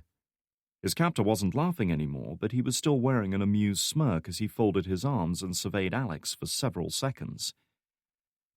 My name's Frank, he began. Yes, I work for the CIA, and yes, that's my real name. I'm from Hartford, Connecticut, and I've been with the agency for 7 years.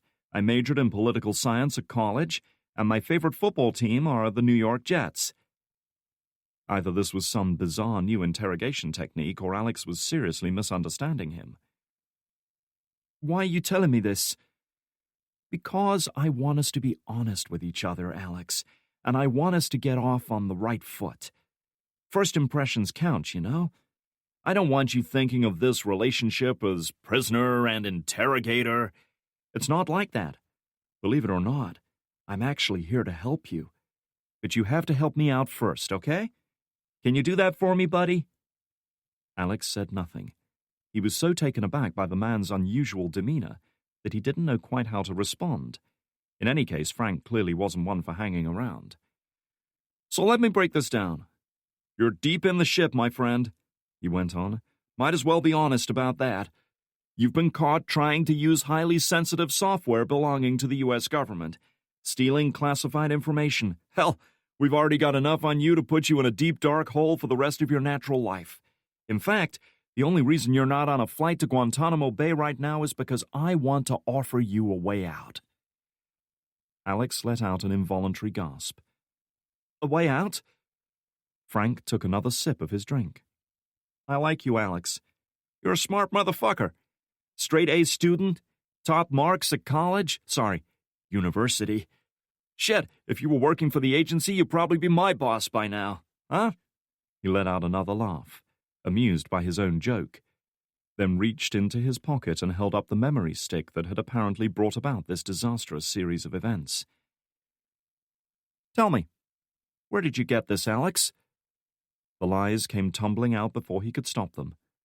I don't even know what's on it. The answer was swift and brutal. A backhanded strike against the side of his head that jolted him sideways and caused him to topple right off the chair, landing with bruising force on the unyielding concrete floor.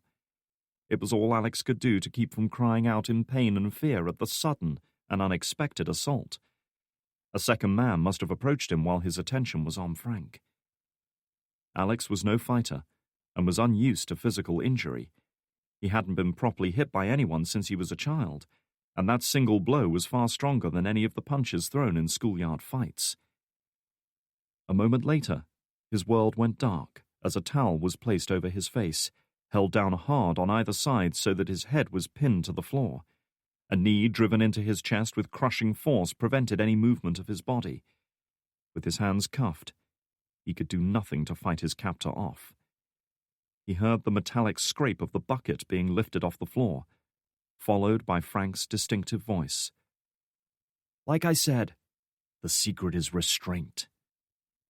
The moment Frank began to empty the bucket onto his head, Alex's heartbeat skyrocketed and panic began to set in.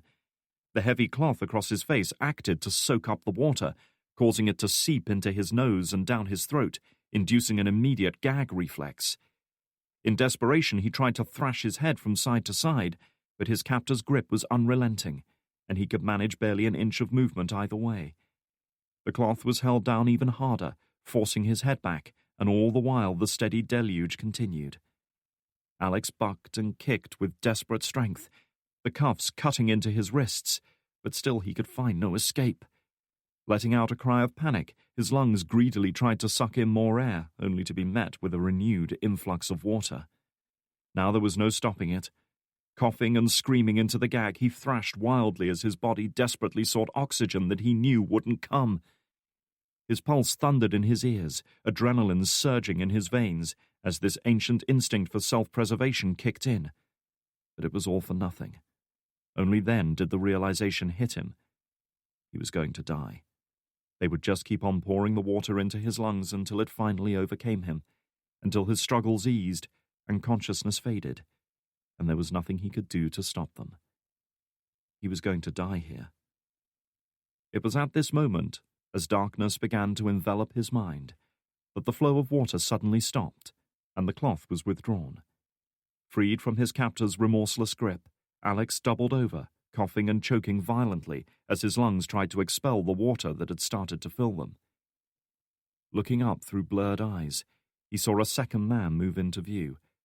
This one was far less genial-looking than Frank. Shorter, heavier, older and meaner-looking.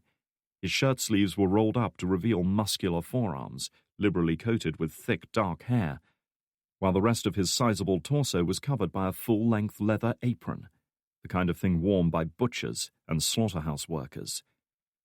"I forgot to introduce you to my buddy, Larry," Frank said by way of apology. "Larry, meet Alex." "How you doing, Alex?" Larry replied, nodding acknowledgement. "I'm looking forward to working on you." That made 2 men at least that he could see. 3 of them had escorted him out of the police station earlier, though he had no idea where the third man was. Perhaps he was waiting somewhere in the shadows, getting ready to spring another painful and terrifying surprise, just as Larry had. Or perhaps he was behind the wheel of the van, preparing to drive his companions out of here once they'd tortured him to death. Either way, he had no desire to find out. "No more," Alex gasped, his voice rasping with the effort. "No more, please." Frank took another sip of coffee. "Like I said, you're smart, but you don't strike me as the sort of guy who steals government secrets for fun. So what I'm really interested in is the person who gave you this memory stick. So here's my deal. Answer our questions, help us bring a dangerous terrorist to justice, and maybe, just maybe, you get to walk away from this and go back to your old life. Considering the level of shit you're in, that's a pretty good deal right there, buddy. Or," he glanced down at the floor and tapped the steel bucket with his shoe, "we can carry on like this. Plenty of water out here, and we've got all night." The mere thought of going through that again made Alex want to gag. Unable to look at either man, he simply nodded. He saw a hint of a smile. Compared to some of the men this pair had probably interrogated in their time, Alex must have been a complete walkover. "Now we're getting somewhere. See, Larry, I told you he'd help us out. He's a smart guy." Alex heard a grunt of acknowledgement from Larry, who was probably disappointed he wouldn't get a chance to try another round of waterboarding. "Okay, Alex, let's get to it. How did you get the memory stick?" "It was posted to me." "By who?" Alex swallowed hard, hating what he was about to do. He'd gone to prison before rather than betray his friends. But this was different. He was fighting for his life now. And if he was right, Sinclair was no longer alive to betray. "Aaron Sinclair. A friend of mine." "Go on," Frank prompted, knowing there was a lot more to it than that. "A week ago, he came to me, asked for my help. Some project he was working on. I refused. Then, a few days later, this letter turned up. When I did some searching, I found out he'd disappeared. I needed to know what was on the memory stick, so I took it to that internet cafe to open it." At this, the man in the leather apron glanced at his companion with a raised eyebrow, saying nothing. For his own part, Frank took a long, thoughtful drink before going on. "Tell me about the burner phone, Alex." "I don't know." His answer was cut short by a rock-hard fist driven into his exposed stomach. Unable to help himself, Alex doubled over, groaning and gasping for air. Both CIA operatives stood back, watching him in silence until he'd gotten his breath back. "I sure hope you're not holding out on me, buddy," Frank warned, his voice betraying an edge of impatience for the first time. "Otherwise, we're in for a long night. And I'm getting tired." "I was only given it tonight," Alex gasped, spitting acrid-tasting phlegm on the floor. "Some woman. She paid someone to give it to me." The revelation of his mysterious contact's gender prompted a look of interest. "So you didn't see her in person?" "No. All I heard was her voice." "What did she say to you?" "She warned me the police were on their way. told me to leave the cafe if I wanted to live through the night. She said she could help me. Frank was getting interested now. Describe her voice. Be specific.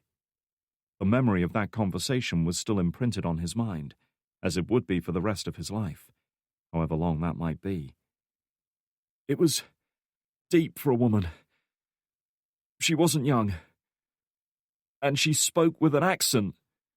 Maybe Russian, I'm not sure. Frank thought about it for a few moments. Then it seems this is your lucky day, Alex. We're going to take you back to that police station tonight, and in the morning they'll release you without pressing any charges. Insufficient evidence. You'll go back home, and sooner or later your new friend will contact you again. That's when we'll take her. Alex's eyes opened wider. She knew the police were on their way to arrest me. She'll know I've been caught. If I try to meet her now, she'll... Suddenly Larry took a step forward, and Alex felt something jammed against his neck. The harsh clicking sound as the taser discharged was punctuated by Alex's groans of agony as thousands of volts flooded his central nervous system. His body convulsed violently on the floor in a pathetic heap, his muscles jerking and twitching of their own volition. At last the nightmare ended, and he curled into a fetal position, drawing in ragged, shuddering breaths. Let me spell this out for you, bro. People like you can and have been made to disappear plenty of times without any problem at all. I could torture you to death out here, and all it would take is a few signed forms delivered to my boss to make it all okay. Frank informed him, his former joviality gone now. In fact, the only reason you're still breathing is because you can be useful. That's the only purpose to your life now. If you can't help us, there's no reason to waste any more of my valuable time on you. He heard a crisp, metallic click, and realized with a kind of detached horror that it was the sound of a round being chambered. Looking up, he saw Larry standing over him, the black, automatic gleaming in the harsh electric light. Frank, on the other hand, just stood there, watching the whole scene unfold with a faint smirk. Alex's life meant nothing to him. He had watched plenty of men die before, and would no doubt see plenty more after today. Before Alex could answer, the van's headlights suddenly went out, plunging the room into darkness. Alex gasped, wondering what was going on. "What the?" he heard Frank say, before his voice was reduced to a strangled, gurgling groan. "Shit!" the older man shouted, followed by the thundering crack of a gunshot that momentarily illuminated a blur of movement right in front of him. Alex flinched, expecting a round to tear through his flesh at any instant. But no such thing happened. Instead, he saw a shadowy figure leap towards the man in the leather apron, heard a sudden scuffle, and a cry of pain. A heavy thump told Alex that a body had just landed on the ground. A few seconds later, the lights came back on, just as suddenly as they had gone out, revealing a scene so shocking that Alex had to blink and look again to believe it. His two captors were sprawled on the dirty concrete floor, blood pooling around both of their lifeless bodies. Frank was lying on his back, his throat sliced open, and his takeaway coffee steaming on the ground nearby, while Larry's leather apron had been perforated with several well-placed knife thrusts that left it glistening crimson in the harsh light. But even more shocking than this gory spectacle was the assailant who had apparently brought it all about. To Alex's disbelief, a woman was standing between the two dead men, a bloody knife clutched in her left hand. Tall and athletic, with short blonde hair and striking features, he knew she was a woman he'd seen before. Straight away his mind flashed back to his meeting with Sinclair at Trafalgar Square a week earlier. Wearing expensive jeans, a black-fitted shirt, and a stylish brown leather jacket, she was the epitome of effortless sophistication. Her features were strikingly good-looking with a foreign air to them, yet there was a hardness about her that made him look a little closer. Perhaps sensing his restless gaze on her, as attractive women often seem to do, she glanced his way, and just for a moment, their eyes met. Even from the other side of the square, Alex was caught off guard by the pair of icy blue eyes that seemed to bore right through him. Looking at her now, it was difficult to believe this was the same woman.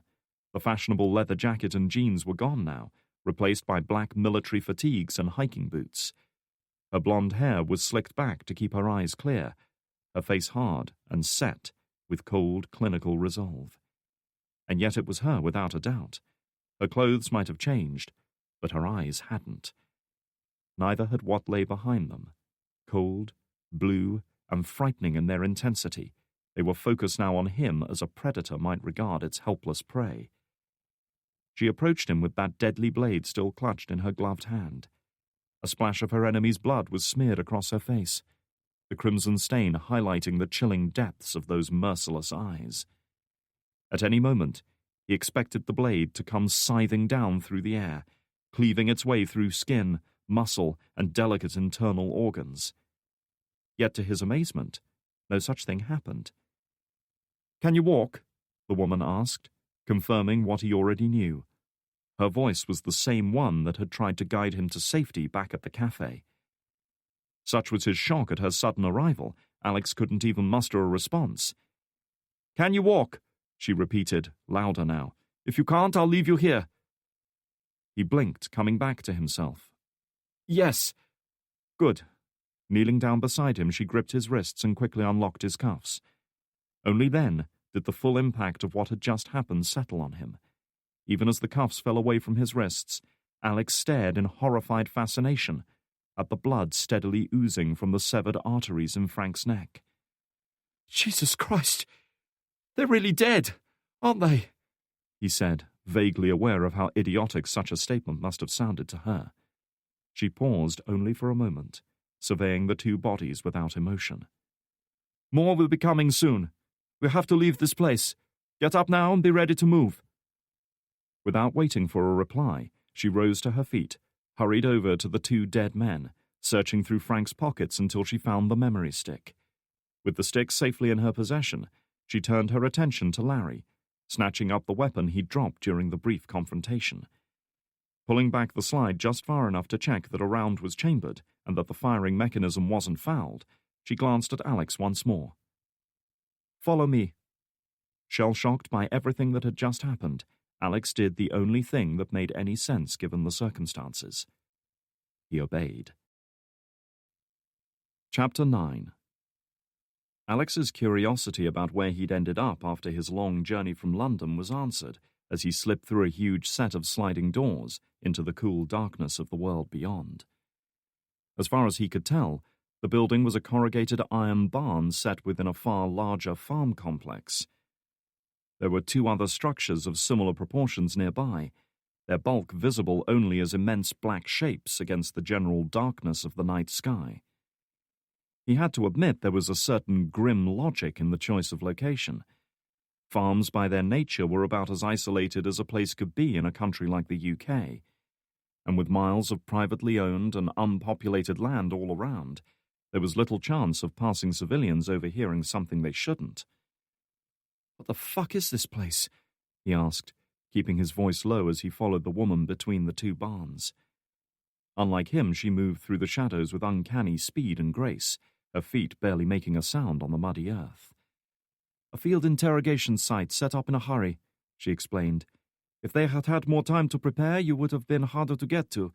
It seems they didn't want anyone else to know of this."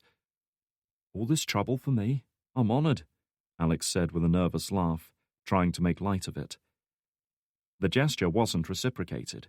Instead, she pointed off into the distance, where a stand of trees broke up the night sky. "I have a car on the other side of those woods. Stay low and follow me." "How did you—" "Not now," she cut in, silencing him. "Stay close and don't talk." And that was all she had to say on the matter. Doing his best to follow as she hurried onward, Alex stumbled through undergrowth and overexposed tree roots, swearing more than once as his legs caught on tangled patches of brambles that had burst into life once more with the onset of summer. Adrenaline and sheer desperation were doing a reasonable job of keeping him going for now.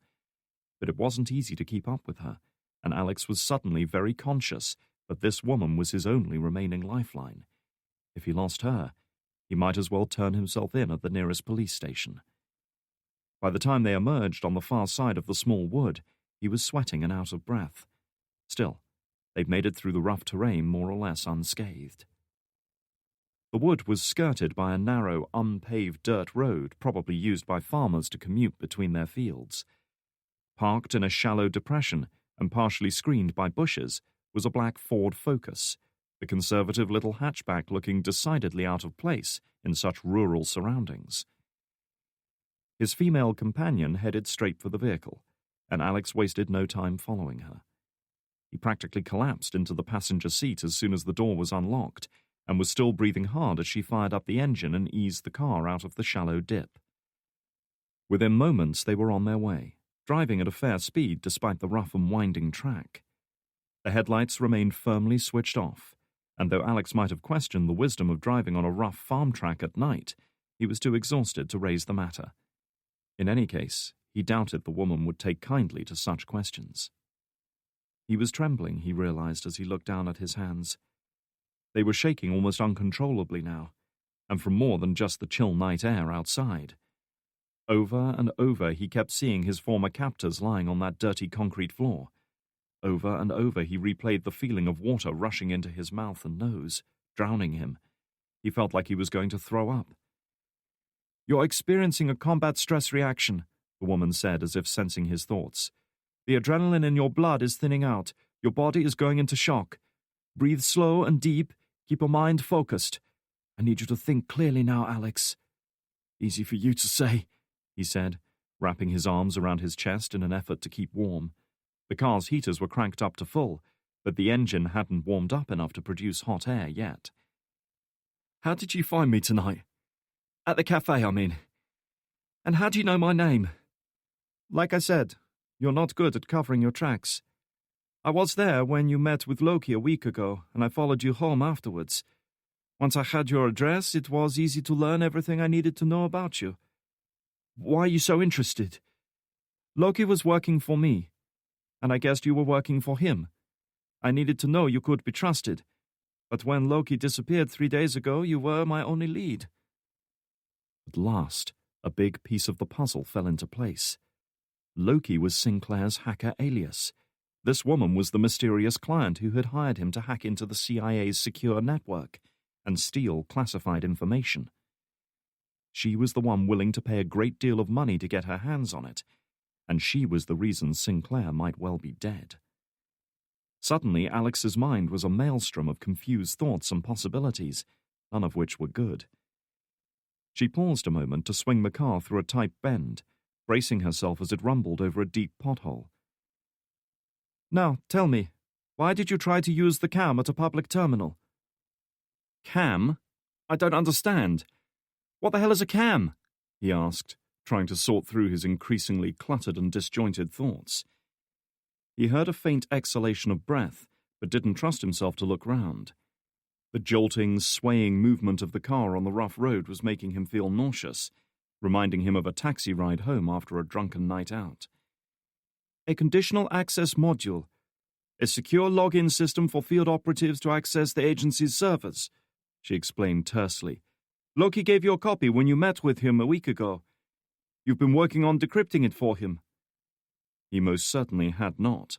The closest he'd come to discerning the secrets held within the memory stick had been the brief glimpse he'd seen of the source code back at the internet cafe. Growing tired of his reticence, the woman turned around, glaring right at him. "Alex, this is no time to hold back. Talk to me. How did the agency find you?" And just like that, everything that had happened over the past several hours, the revelation of his friend's disappearance, the arrest, the torture, the interrogation, suddenly came to an explosive climax. "I don't fucking know!" he shouted, surprising even himself with the violence of his reaction. "I don't know what you're talking about. I wasn't working to decrypt anything for anyone. I didn't ask to be involved, and I told Aaron I wanted no part in this. Whatever you think I am, I'm not. I'm a fucking nobody. I sell TVs for a living, for Christ's sake. I can't answer your questions because I don't know what the hell he was mixed up in." Her reaction was as dramatic as it was immediate. Jamming her foot on the brake, she brought the Focus to a shuddering, skidding halt. Alex, having forgotten to put his seatbelt on, was thrown against the dashboard by the sudden deceleration. "Get out of the car," she ordered. "Why are you—" He was silenced very effectively when she reached into her jacket, pulled out the automatic she'd taken from his dead captors, and levelled it squarely at his forehead. "Get out of the car," she repeated, her voice now as cold as her eyes. One look at her expression was enough to convince him against further protest. Swallowing down the sickening feeling of nausea in his throat, Alex pulled open his door and stepped out into the chill night air.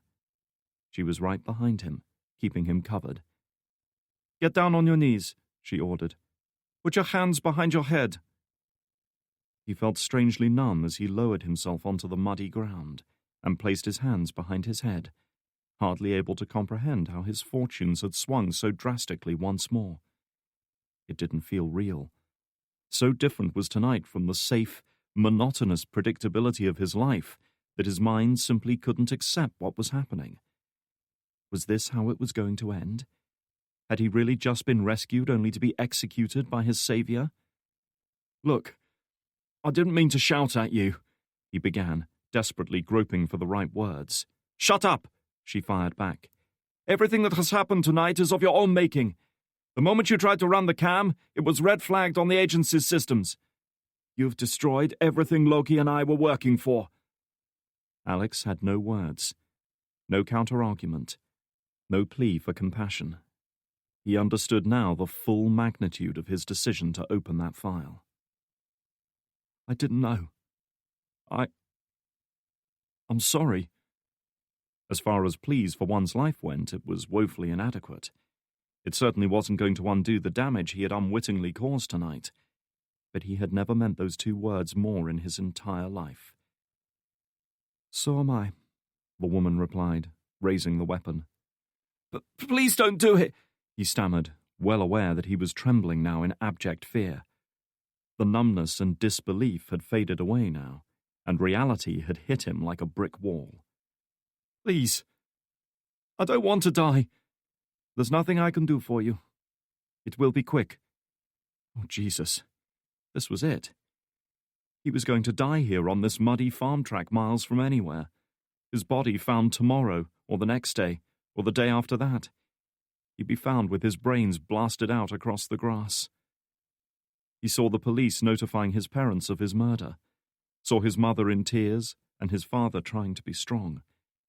He saw the people at his office gossiping about it, trying to figure out what had really happened to him.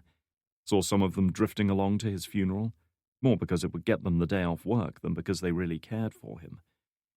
He saw it all in the blink of an eye. "I'm going to die wearing a fucking Metallica t-shirt," he thought, as he watched the barrel of the gun glinting in the wan moonlight. Then, just like that, an idea came to him. An idea born from sheer desperation and an intuition of why his friend had approached him a week ago. "Wait!" he cried. "You said you wanted the cam decrypted so you could hack into the agency's servers. That means you want to steal something from them. I can help you." That was enough to get her attention, if only briefly.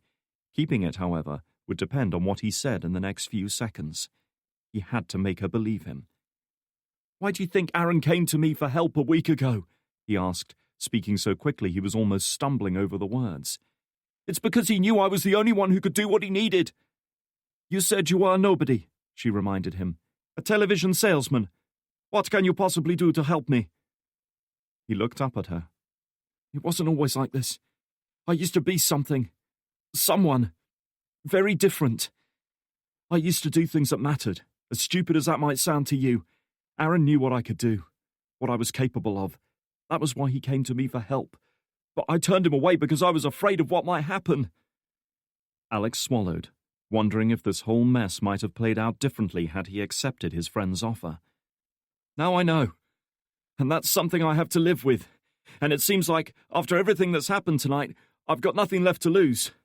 So yes, I can help you. There's nobody better at breaking encryption codes than me, not even Aaron himself. I used to hack multinational banking servers for fun. If you're serious about this, if you really want to get into the CIA's systems, then for God's sake don't pull that trigger, because I'm the only one left who can get you in." She said nothing for several seconds, her gaze searching and intense, looking for any sign of deception. But she didn't pull the trigger. Assuming you are telling the truth, what would you need to do this? I need a decent computer setup. Serious hardware that you can't buy from any shop and somewhere I can work undisturbed. And where would you suggest finding these things? A hacking attempt like this wasn't something to be undertaken lightly, and certainly not with the kind of equipment he could buy commercially. Back in the day, it had taken him months to put together the kind of custom-built system he'd needed for such activities. Clearly he didn't have time to build one now, which meant the only option left was to use someone else's. I know a man who has everything I need, but what? Alex swallowed. She wasn't going to like what he had to say next, but it had to come out all the same. He's not in this country. He lives in Norway. He used to be part of Valhalla 7. If he was part of the group, then he may have been compromised like the others, she reasoned. What makes you think we can use him? Alex shook his head. Trust me. There's no way Aaron would have approached him this time around. Why? Alex gritted his teeth, swallowing down the years of festering anger that still arose whenever he thought of Gregor Landvik. Because he's the reason I ended up in jail, he managed to say. It's a long story that you probably don't want to hear. The point is, he was thrown out of the group after that, but there's a good chance he's still active. If we can get to him, I can use his system and break this thing. She didn't look convinced. In fact, she still looked all too ready to pull that trigger. No doubt she'd reached the same conclusion he had. His proposal was a long shot at best, with plenty of opportunities to fail. The only question was how important the potential rewards were to her, and how much she was willing to risk. If you're lying to me, I'm not, I promise, he begged, staring right back at her and hoping his eyes betrayed nothing but desperate sincerity. I know I fucked things up for you tonight, but I can make this right. I can fix this. Just give me a chance to prove it. She said nothing in response, merely kept him covered with the weapon. It was impossible to tell from her expression, but he desperately hoped she was weighing up what he'd said. Surely it had to be worth a try. He could only pray she felt the same way. Finally, after what seemed like an eternity, she lowered the gun. Alex released a breath he hadn't even realized he'd been holding. Get back in the car, she instructed, turning away without waiting for him. We have a long night ahead of us. There it was, a lifeline. It was tenuous and unpredictable, but it was a chance to fix this, to put right his mistake, a chance to stay alive. Alex scrambled to his feet, even as she fired up the engine once more. Never in his life had he been so relieved to climb into a car. Chapter 10. I'm not proud of the fact that I was on my knees begging for mercy, but there you have it. No matter how bad you might feel about your life, no matter how hopeless it all seems, when someone's waving a gun in your face, you'll say and do just about anything to stay alive, including making promises you've got no idea if you can keep. I was clutching at straws and I knew it. My life was spiraling out of control so fast that I hadn't even had time to realize how bad things were. Only a day earlier I'd been a nobody, just some anonymous sales assistant with a rubbish car, no girlfriend and no prospects. Now I was a wanted criminal, with some very dangerous people hunting me, and an even more dangerous woman by my side. Talk about a rock and a hard place. Alex couldn't say how long he'd spent in that car with the woman who had saved his life, then very nearly ended it. Another man in his position might have been terrified, wondering whether she might change her mind and kill him anyway. Yet strangely, no such fear stirred in him.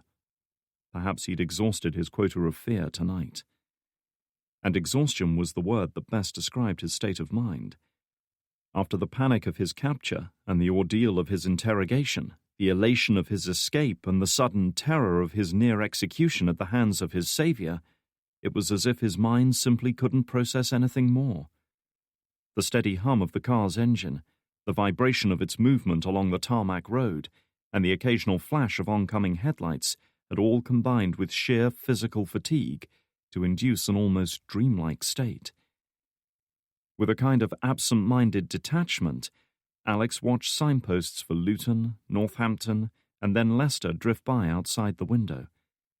They weren't driving down any of the big motorways that crisscrossed the area, but were instead sticking to smaller country roads, the kind that saw less traffic and therefore had fewer, if any, surveillance cameras. His companion had said nothing since the resumption of their journey.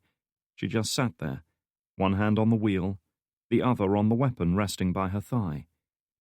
But there was a tension in the set of her shoulders that belied her lack of movement, an intensity in her beautiful but hard features that spoke of a highly focused mind never wavering for a moment. Her eyes were constantly checking the rearview mirror, and he could guess why. He wasn't sure whether she was his captor or his protector at that moment, yet somehow he felt safer with her than he would have with a dozen armed police officers. Who was this woman? This strange, dangerous, frightening and compelling woman who had come into his life like a force of nature, destroying everything in her path.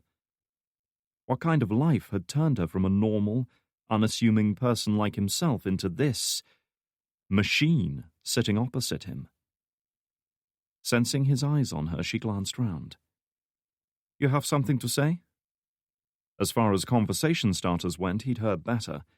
Clearly she wasn't one for small talk, as if he needed further confirmation. "You saved my life tonight. Then you almost killed me.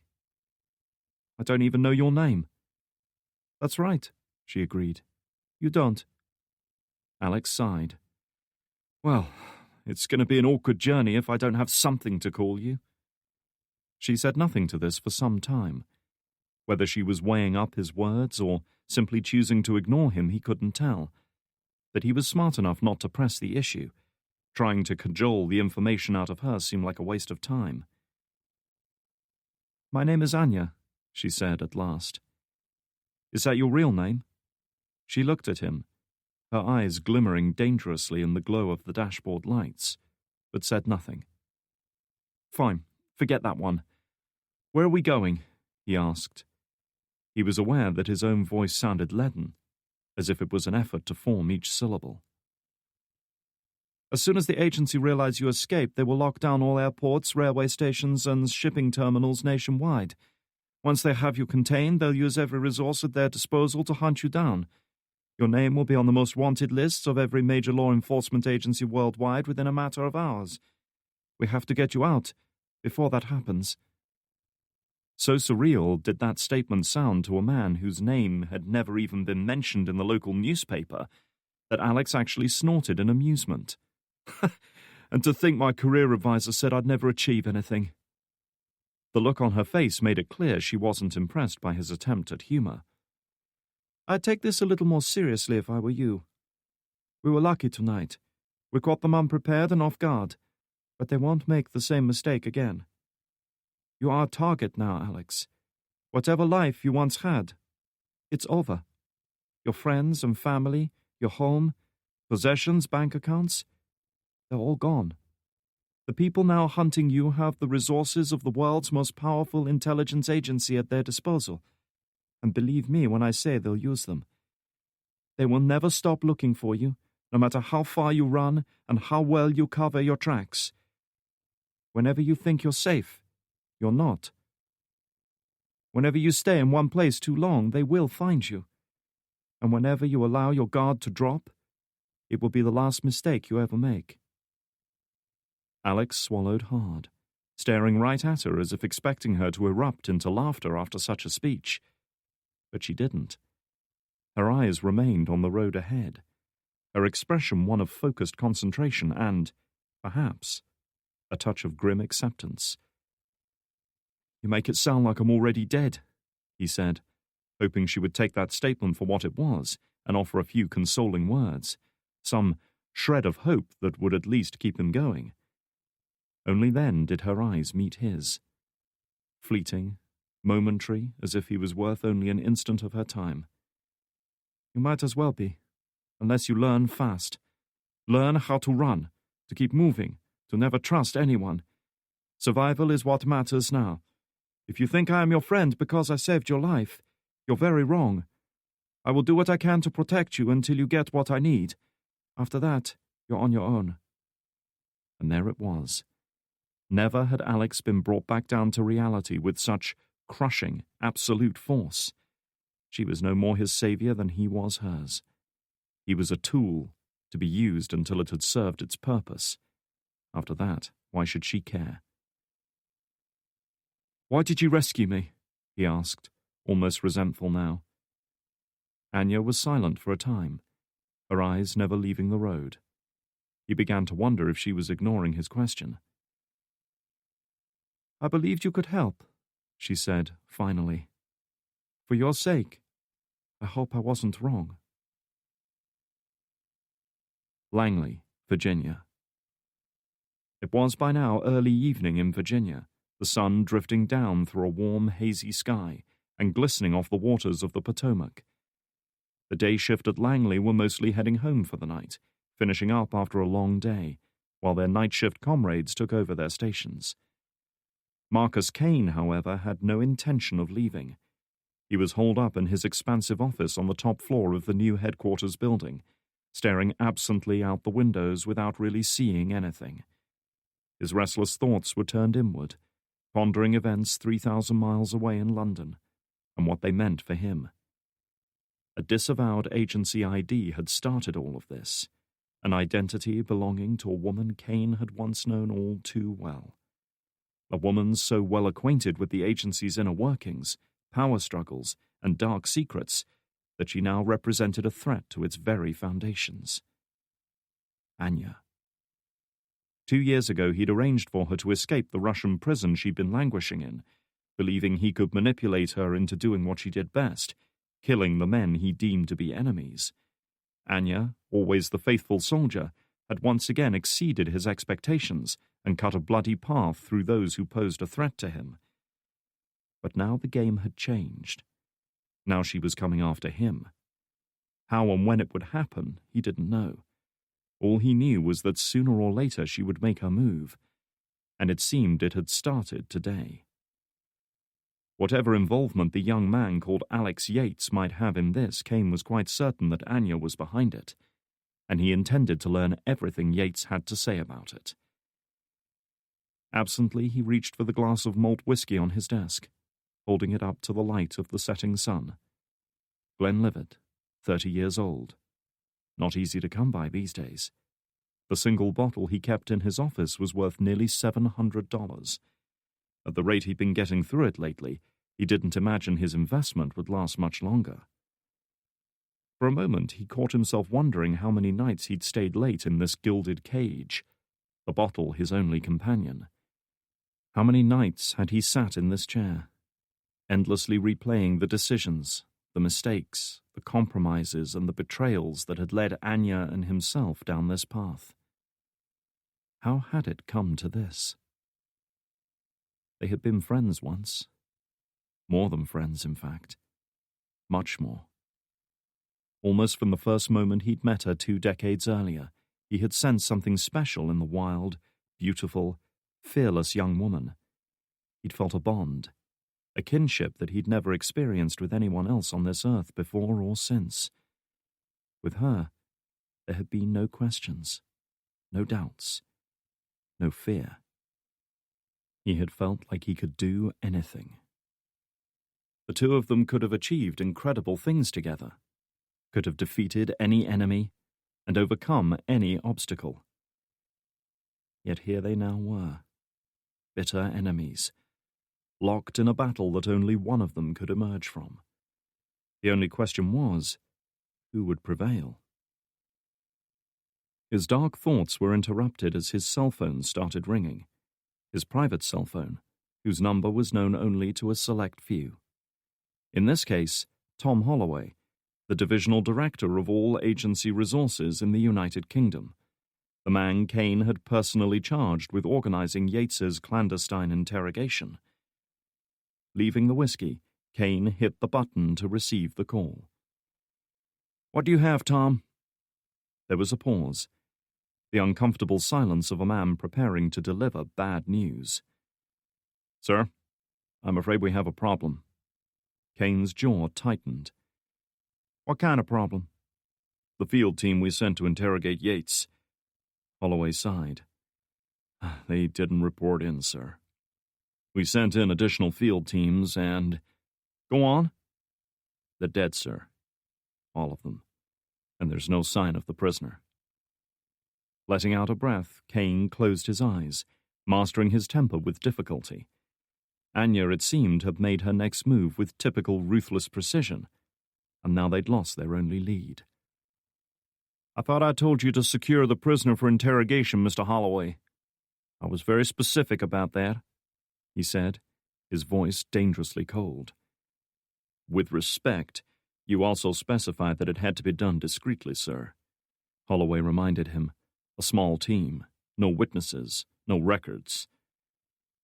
Reaching out, Kane picked up his glass of whiskey, watching as the sun glimmered through its amber-colored contents, then tipped it back and swallowed a generous mouthful. He had made a mistake today, and he knew it. He'd underestimated Yates's value, had entrusted an important task to men who were clearly not worthy of it, and as a result, he'd allowed Anya to regain the initiative. It was a mistake he couldn't afford to make again. We're putting together a team now to hunt for Yates, Holloway said, as if such an effort had any chance of success. We'll find him, sir. Kane let out a breath as the whiskey lit a fire in his stomach, his anger abating slightly as his mind rapidly assessed the situation. This might have been a setback, but it was one that presented its own advantages. By risking so much to recover Yates, Anya had tipped her hand to him.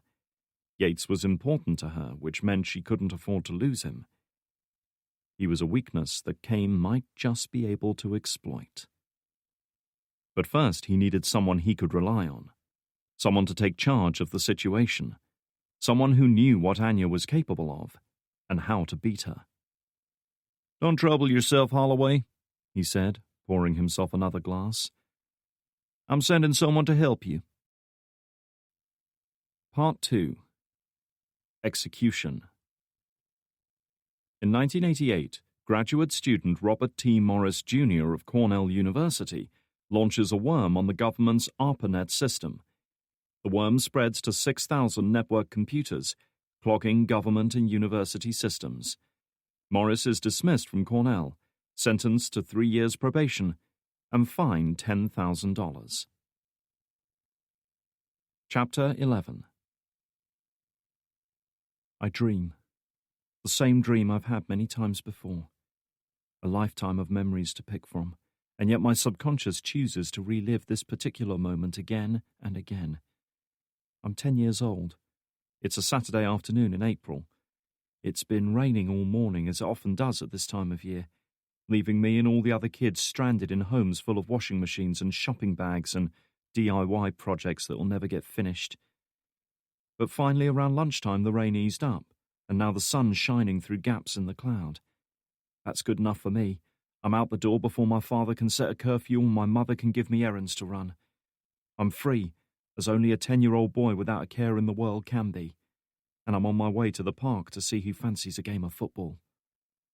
Nobody bothers calling each other to organise such things. We all just instinctively head there like geese migrating south in the winter. We can't explain it because we don't need to. Everyone just knows. Sure enough, one of my friends is there already. Binyamin, or Ben as he prefers people to call him. His parents are from Pakistan. I know because he once showed me Pakistan on the globe at school. The old one where some of the countries have names that are different from today. I like Ben. He's smart. He can draw better than anyone I know. And he always seems to know the right thing to say to make people laugh. But there's something else about him. A kind of sadness that I don't understand. But I can feel it beneath the surface, like a stone at the bottom of a pond. I asked him once why his parents left Pakistan to come to Britain, and I think the sadness came up to the surface then. He said bad things happened there, and they didn't like to talk about it. So I never did. But Ben isn't alone at the park. There are 3 other boys around him, closing around in a circle with him in the centre, trapping him. I know them well enough, especially the biggest of the 3. Richard Gilmore. Every year, every class had to have a bad apple. It was inevitable. Some kid that started out a little angrier, a little more needy and domineering than the rest. Just a minor difference, a tiny divergence that got bigger and bigger as time passed. And Richard Gilmore was our bad apple. He'd always disliked Ben. I can't really say how or why it started. Maybe it was because Ben's dark skin and hair marked him out as different. Or maybe he got attention by making people laugh and warm to him, whereas Richard had to do it through force and fear. But whatever the reason, that dislike had gradually turned into real hatred over the years, and lately he'd added a new word to the mix. Hacky. The very word sounded dirty and unpleasant, conjuring up all kinds of images of strange men glowering at you in dimly lit shops. The kind that could never be trusted, that your parents warned you never to speak to, but wouldn't say why. He's using it now, hurling it at Ben while his friends look on and laugh, enjoying the show. But Ben is standing his ground, refusing to rise to it, refusing to let Richard provoke him. Richard senses it too, and it doesn't take long for the verbal assault to turn physical as he shoves Ben backward, closing the gap before the smaller boy can regain his balance. He shoves him again, sending him staggering into one of his friends, who quickly pushes him back toward Richard, wiping his hands on his jeans as if they've been tainted somehow. It's at this moment that Ben spots me. He doesn't say anything, doesn't call to me or beckon me over, but I can see the look in his eyes as plain as day. Hope, relief, gratitude at seeing one of his friends, someone who will come to his aid, who will wade into the fray without fear or hesitation, who will help him teach Richard Gilmore a lesson he won't forget. I'd love to say that's exactly what happens, but it doesn't. What happens is that I stop, turn slowly around and walk away, even as Richard throws the first punch and his friends cheer him on. Ben, outnumbered and frightened, stands his ground and refuses to go down, at least until he can't stand any longer. He takes a good kicking that day, the first of many, and I walk away without a scratch. I don't even have the good grace to feel guilt or remorse. All I feel is relief. Relief that it isn't happening to me. Relief that I'm safe. Alex awoke with a start, his breath coming in gasps, his eyes streaming in the harsh light shining right at him. He made to sit up straight, but suddenly something jerked him backward, forcing him into his seat. In a moment of wild panic, he was seized by the terrifying notion that he'd never escaped from the farm the night before, that everything that had happened over the past several hours was nothing but a feverish dream conjured up by his tortured, desperate mind as his captors went to work with that sledgehammer. "Calm down," a female voice said, and he felt a hand on his arm, warm, firm, and somehow reassuring. "You're awake, Alex." Closing his eyes for a moment, Alex exhaled and drew in a deep breath, trying to calm his frantic mind that had jolted awake so suddenly. Strangely, he could no longer hear the sound of the car's engine, nor feel its movement. All he could hear was the distant sound of waves crashing against a shore, and the occasional screech of a seagull overhead. Opening his eyes, he looked around to find Anya sitting in the driver's seat, silhouetted against a backdrop of scattered cloud and open sea. She had changed clothes at some point while he'd been asleep, discarding the military-patterned assault gear in favor of jeans, a dark blue jumper and a casual jacket. With her hair neatly combed and her gaze as alert as ever, she gave little outward sign that she'd been driving all night long.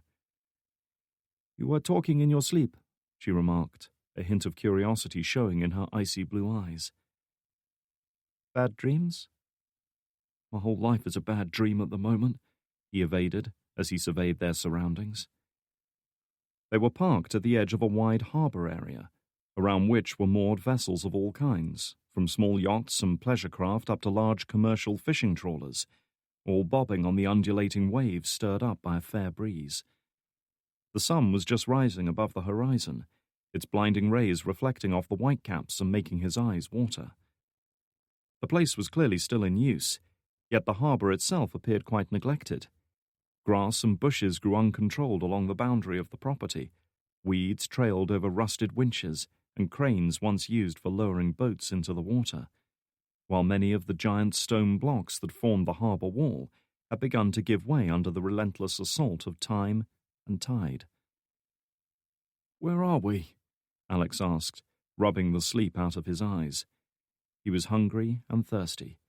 His tongue felt like a carpet stuck to the roof of his mouth, and he was increasingly aware of the need to urinate. "An estuary on the east coast of Scotland," she replied, either unwilling or unable to elaborate. "Come on, follow me."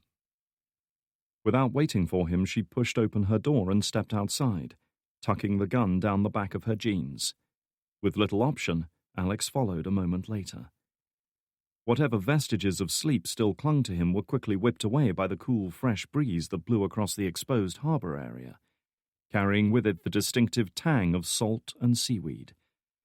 Clad only in a thin t-shirt and hoodie that was still damp from the soaking last night, Alex suppressed a shiver as the chill breeze seemed to penetrate to his core. He might have been enjoying the sultry warmth of spring in London a few days ago, but this was like a different world.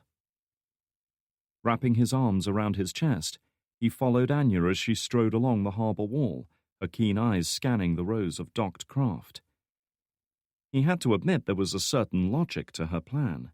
If the airports, railway stations and ferry terminals were indeed on the lookout for him, it made sense to use a private boat to make their escape. Then again, the last time he'd been out on the open sea was a ferry trip to the Isle of Wight as a teenager, and he'd spent half the journey throwing his guts up. Up ahead, Anya came to a halt, apparently having found what she was looking for. Straight away, Alex's heart sank when he saw the object of her interest. He'd been hoping for a high-powered luxury yacht to ferry him to safety. Instead, he found himself looking down on an old, rusted and neglected fishing trawler, perhaps 35 feet in length, its deck cluttered with everything from old car tires to spare planking and empty pots and pans. The paint on its high prow was peeling to such an extent that it was very difficult to tell what colour the vessel had originally been. The wheelhouse, resembling a squat garden shed, was positioned at the stern, with a large hatch in the centre of the deck leading down to what Alex presumed was the cargo hold. "Wow, what a beast," he remarked sarcastically. "Yours?" She glanced up at him. "Not exactly." With that, she leapt down from the quayside and landed nimbly on the deck, heading straight for the wheelhouse. The door was secured with nothing more sophisticated than a small padlock, which she made short work of with a good few strikes from the butt of the handgun. "Jump down, Alex," she called, beckoning him to join her. "I need your help." Alex looked around. There were a few houses overlooking the harbour, mostly newer villas that had probably been sold at inflated prices on account of the sea views they commanded. But at such an early hour there were no obvious signs of activity. However, that didn't mean nobody was watching. "The longer you stand there, the more suspicious you look," Anya prompted, sensing his hesitation. "Fuck it," Alex sighed, resigning himself to the inevitable. Waiting until the boat's rocking motion carried it as close to the harbour wall as possible, he took a deep breath and leapt down, landing harder than he'd intended on the unyielding deck. Ignoring the twinge of pain in his knees, he forced himself up and limped over to the wheelhouse. The inside was little better than the deck area, the old-fashioned engine console cluttered with yellowed newspapers, tobacco tins, empty bottles, paintbrushes, and 100 other assorted bits of junk that Alex had no interest in examining further. The air smelled of damp and dust and wood varnish. Beyond the grimy windows, the deck sloped upwards to what looked like a ridiculously high bow. There were no indicator lights on any of the machines, no power of any kind for that matter. More than likely the vessel was semi-derelict and would sit idle at its mooring until the hull planking finally gave way and it sank. "The engine start switch is here," Anya explained, pointing to a simple red knob on the console. "When I call out to you, turn it clockwise and hold it down for at least 5 seconds. Understand? There must be a dozen boats here that are less likely to sink than this heap of shit," he felt compelled to point out. If we really have to steal something, why not one of them? Because this boat has not been used in a long time, she explained, speaking with the long-suffering patience of a schoolteacher dealing with a dim student. It will be days or weeks before the owner reports it stolen. Now, be ready. Saying nothing further, she opened the hatch in the floor leading to what he assumed was the engine room and clambered down. It was too dark for him to see what she was up to down there, but he heard several metallic clangs echoing from the depths. "The hull is still sound, and there's some power left in the batteries," she called out. "Turn the switch!" "Aye, aye, Captain," he mumbled, turning the red knob. Sure enough, an ancient starter motor turned over down below, sluggish and laboured at first, but gradually gaining traction. The main engine coughed once, then twice, seemed to falter for a few moments, and then finally came to life with a rattling, gear-grating roar. It was rough and unrefined, and had no doubt seen far better days, but at least it sounded willing to go one more round. Anya was back up in the wheelhouse within moments, her hands smeared with grease and dirt. Moving him aside, she took over at the wheel and quickly scanned the few gauges on the console, pushing a loose strand of blonde hair back from her face as she did so. There should be enough fuel to make it. Satisfied that things were running as they should, she nodded to Alex. "Go outside and cast off the mooring lines, quickly." And so it was back outside into the fitful breeze and chill morning air, as he hurried across the deck, struggling to untie the heavy lines that kept the trawler moored in place. It was no easy task. The ropes were swollen with moisture and encrusted with salt, and his hands were more accustomed to dancing across a keyboard than a heavy manual work like this. Still, after a lot of grunting and swearing, the first line slipped free. The second came more easily, partly because it wasn't secured as tightly, and partly because he was starting to get the hang of the awkward procedure. As soon as the vessel was free, his companion wasted no time throttling up the engine. The old boat shuddered with increased power and grey smoke vented from the small funnel atop the wheelhouse, but sure enough, they began to make headway through the choppy waters. As the harbour wall slipped past and the prow swung out towards the main channel, a thoroughly chilled Alex hurried back into the wheelhouse and closed the door behind him, grateful to be out of the wind. Anya was at the wheel, her eyes forward as she steered them through the harbour entrance into the open channel beyond. As she'd said, this was an open estuary of some kind, with the opposite shore visible about a mile distant, mostly trees and farmland interspersed with small coastal villages. Ahead of them, a pair of massive road and railway bridges spanned the widening channel leading out to sea, and straight away Alex recognized the distinctive red cantilever structure of the fourth rail bridge. Now well over a century old, it was still the only rail link across the estuary, carrying commuters to and from the capital city, Edinburgh. At least he knew where he was. The question now was where he was headed. "So, what's the plan, Captain?" he asked, trying to ignore the queasy feeling in his stomach elicited by the trawler's pitching and rocking in the choppy waters. "We head east, across the North Sea to Norway. A fishing trawler like this should not attract attention. After we make land, we find a car and get to your friend as fast as possible." She glanced at him, noticing for the first time that he was shivering. "There should be a sleeping berth forward. Go and see if there are any spare clothes, and check for tinned food." Having not eaten since the previous evening, Alex would normally have been famished by now. However, food was the last thing on his mind at that moment, as another wave buffeted them. It was little more than a minor swell, yet for him, the deck seemed to be pitching and rolling dangerously beneath his feet. "You don't look well," she said, observing his pale complexion. "Are you all right?" Not wishing to give her another reason to berate him, he waved her concern off. "I'm fine. Don't worry about me." An hour later, Alex clung to the guardrail just aft of the wheelhouse, doubled over as his stomach constricted in another painful, violent heave. After 10 minutes of near-constant vomiting, he could have sworn his stomach would be empty by now, but apparently not, as a thin stream of mucus and undigested food landed in the churning waters below. Apparently seasickness was something that didn't abate with age. Another gust of wind whipped across the deck, chilling him and carrying salty spray that stung his eyes.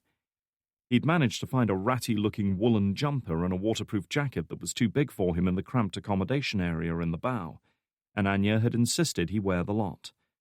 Aside from keeping him warm, it would also make him at least look the part of a deckhand on casual inspection. Not that he imagined there were many eyes on him at that moment.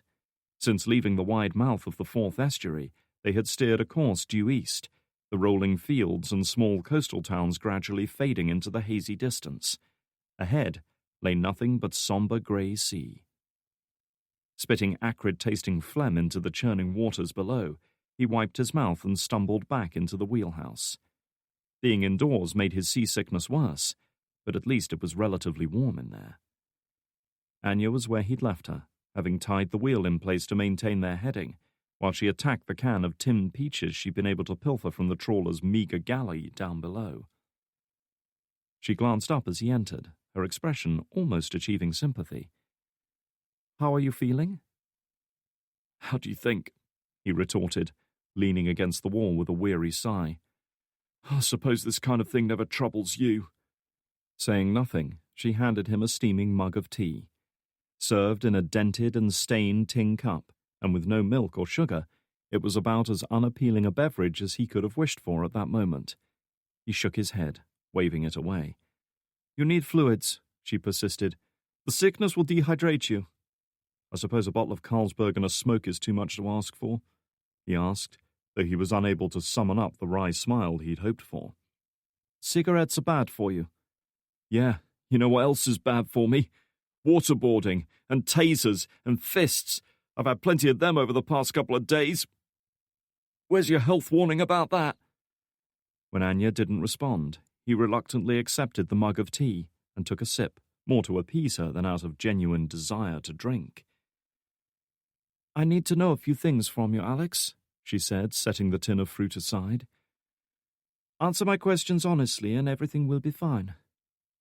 Alex glanced up from his mug of steaming brown liquid that more or less passed for tea. "And if I don't?" "I'll know," she promised him. There was no need to say anything beyond that. Her actions last night had demonstrated her ability to kill without remorse. "Fair enough," he conceded. "Ask away." "How did you come to know Loki?" "Through university," he explained, taking another tentative sip. It settled on his stomach and stayed there, which he took to be a good sign. "We were staying in the same halls of residence. Got chatting over a few beers." He shrugged. "You know how it is?" The look in her eyes suggested otherwise. Somehow he couldn't picture her as a free-spirited teenage student. "What happened after that?" she prompted. "You worked together, yes?" He nodded slowly. "We formed our own group called Valhalla. Myself, Aaron, and another guy called Gregor Lanthic. We were the founders. Over time, we attracted other people like us, and we started working together on bigger projects." "For what? Money?" He shook his head. "It wasn't like that. We were a white hat group, at least to begin with." At this, her blonde brows drew together in a frown. "White hat?" For perhaps the first time, Alex felt as if he had her at a disadvantage. It felt strangely reassuring to know there were some areas in this world where his knowledge was superior. "Good guys," he explained. "People who hack for the right reasons." This prompted a look of what might have been called amusement. "There's a right reason to do such things?" That was an interesting statement coming from someone who had killed at least 2 men in the past 24 hours, he thought. "Look, people do this for all kinds of reasons. Some good, some bad. Whatever your reason, there's a hat color to describe it. White hats break into systems to show people their weaknesses. They help them protect themselves from real criminals. Blue hats are employed by companies to test the strength of their security. We actually dabbled in that for a while ourselves. Black hats are the ones out to cause serious damage, either for profit or just for shits and giggles.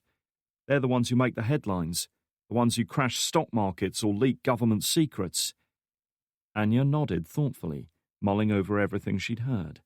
However, she hadn't missed his earlier remark. You said you were a white hat group to begin with. What changed? Alex's face darkened. We had a disagreement. Aaron, Gregor, and I. Each of us wanted to take the group in a different direction. I wanted us to go legitimate, hire ourselves out to test system security for big companies. Gregor was always chasing the easy money. He wanted us to be like mercenaries, stealing secrets for cash. And Aaron? She prompted. Alex took another sip of tea. Well, there's another kind of hat. You don't see them very often, but there are hackers who think they're serving a higher purpose. Activists, exposing secrets, freeing the truth and all that. We call them grey hats. Aaron wanted to go on some kind of crusade against the big bad, dodgy companies, corrupt politicians, shadow governments. He believed we could make a real difference, expose those dirty secrets to the world. And for a while, he even made me believe it too. He sighed, thinking about the disastrous hacking attempt that had proven to be a bridge too far for him. For a while. What happened?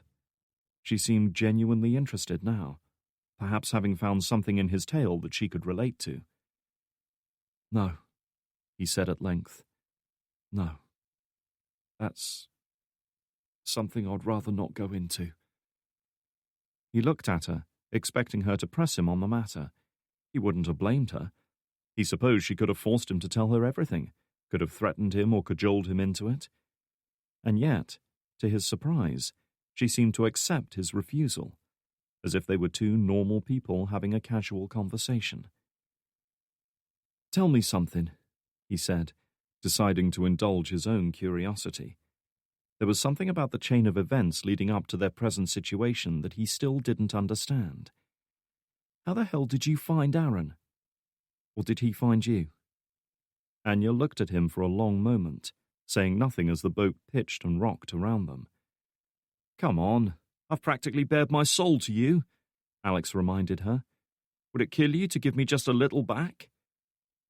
Reaching up, the woman sighed and ran a hand through her short blonde hair, leaving a few locks sticking up. It was recommended to me by a senior officer in the Norwegian intelligence service, she said at last. A man I've known for 20 years and trust completely. He assured me that Aaron had been vetted by him personally. Alex frowned. This was starting to sound oddly familiar. What was his name? Halvorsen, she said, her tone guarded. And just like that, the penny dropped. You mean Christian? Christian Halvorsen? Anya stared at him, her eyes reflecting her surprise. You know him? Of course I know him. How? It was back when we tried our hands at being blue hats. Christian was the CEO of some company based in Norway, paper merchants or some shit like that. He hired us to test the security of his corporate network. Even now he could recall the ease with which he had broken through the seemingly complex security system, and the shock on Halvorsen's face as he remarked that he would have to get his technical people to look into it. Christian is not a paper merchant, Anya assured him. He's a case officer. You're having a laugh, right?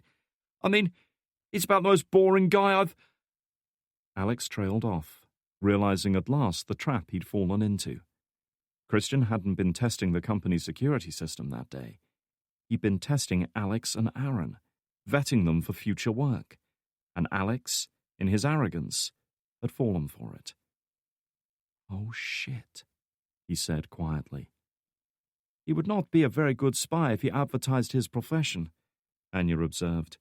In any case, he recommended Loki to me nearly a year ago. Said he was a skilled computer expert who could back me up with no questions asked. He was right in that respect. Loki has been useful and proven his worth to me, so he was my choice to break into the agency's system. She let out a faint sigh, a modest but telling expression of regret. Maybe I asked too much of him. Do you think he's still alive? Alex asked, not sure if he wanted to know the answer or not. I mean, they wouldn't just kill him without getting information from him, right? He saw a shadow pass over her, and her eyes took on a faraway look. It was the look of one who had long ago learned harsh lessons that Alex could scarcely imagine. "The agency would have no problems doing both," she said at length, then turned her eyes on him once more. The look in them was almost sympathetic. "I wouldn't hold out much hope for your friend." Alex let out a breath and bowed his head, feeling like he'd just been punched in the guts. He'd always known that the chances of seeing Aaron again were slim at best, but he clung on to the notion anyway, refusing to give up on his friend. To hear the harsh reality laid out in such stark and uncompromising terms was almost more than he could take.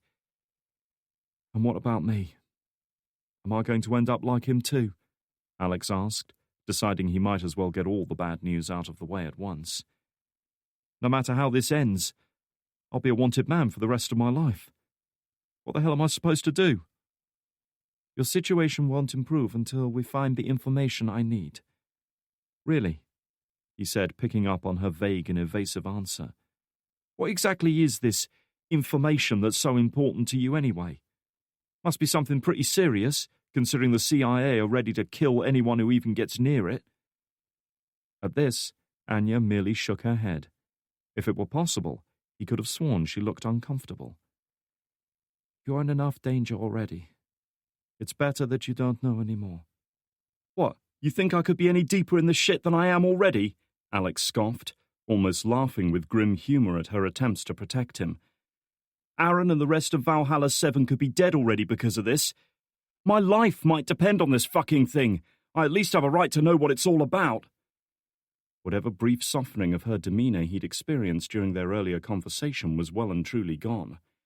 Now the walls were back up, the defenses at the ready. "You have a right to know what I tell you, nothing more," she said, her tone dangerously cold. "You are alive because I chose to spare your life. Your only task is to do what I tell you to do, so don't think for one moment that you can demand anything from me. Do we understand each other?" Alex said nothing for several seconds, startled by the change that had come over her. "We do," he said at last. The brief confrontation over, they lapsed into uncomfortable silence, each preoccupied with their own thoughts. Alex, in particular, was deeply unsettled by his companion. He might have understood her instructions, but the will behind them was a complete mystery to him. Chapter 12. CIA Field Station, Memwith Hill, North Yorkshire. Olivia Mitchell groaned, her mind stirred from the depths of sleep by the harsh buzz of her cell phone. She blinked a few times, eyes adjusting to the weak daylight filtering in through the drawn curtains, then glanced at the alarm clock on her bedside table. 6:32. "Christ," she said, her voice husky and her throat dry. Having served more than a decade in the U.S. Army before her posting here, she was no stranger to late shifts and early starts. But this was the first day off she'd had in nearly 2 weeks. She'd been hoping not to regain consciousness before 10 a.m. Whoever was calling, however, had other ideas. The phone carried on ringing and vibrating, moving an inch or so across the hard table surface with each surge. With her mind still fogged by sleep and the pounding ache of a hangover, she reached over and snatched it up. "Yeah," she mumbled, eyes still closed against the sunlight filtering in through the half-drawn curtains.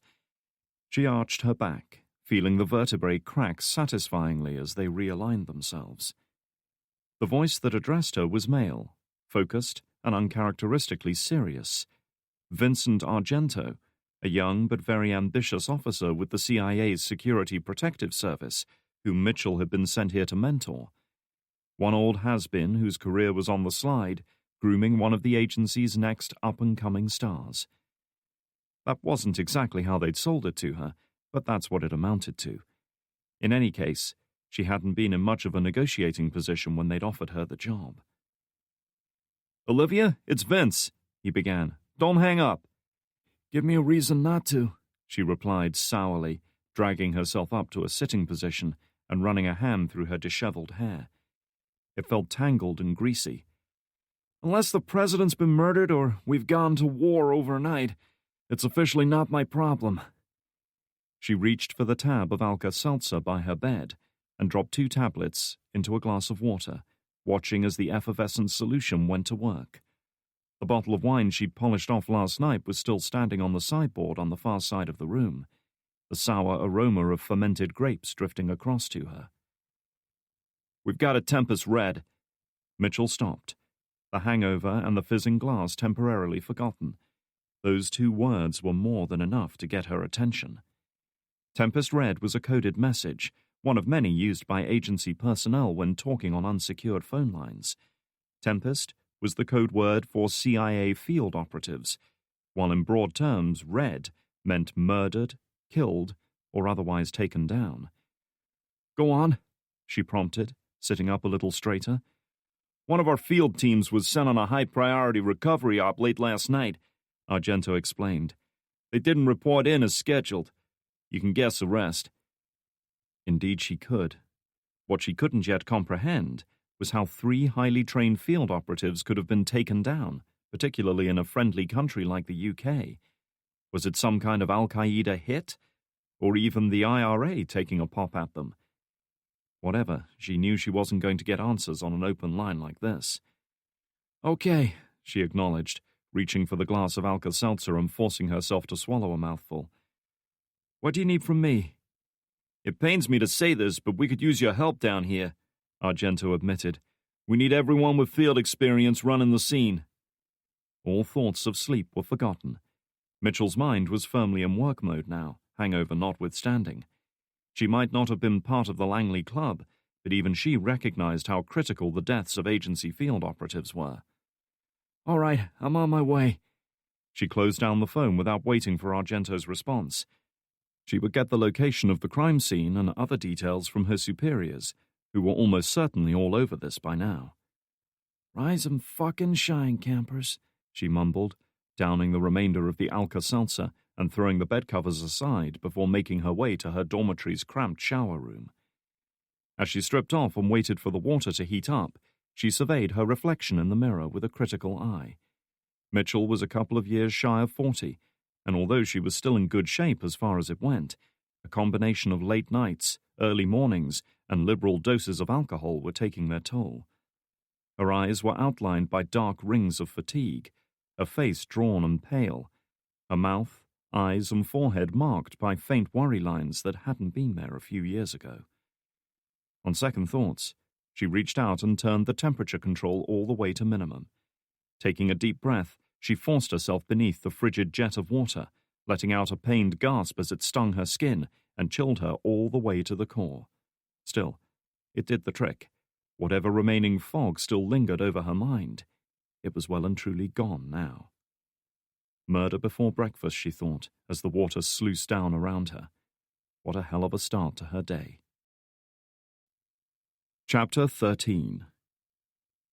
In the end, it took Mitchell nearly 2 hours to find the small, isolated farm compound where the 3 operatives had been killed.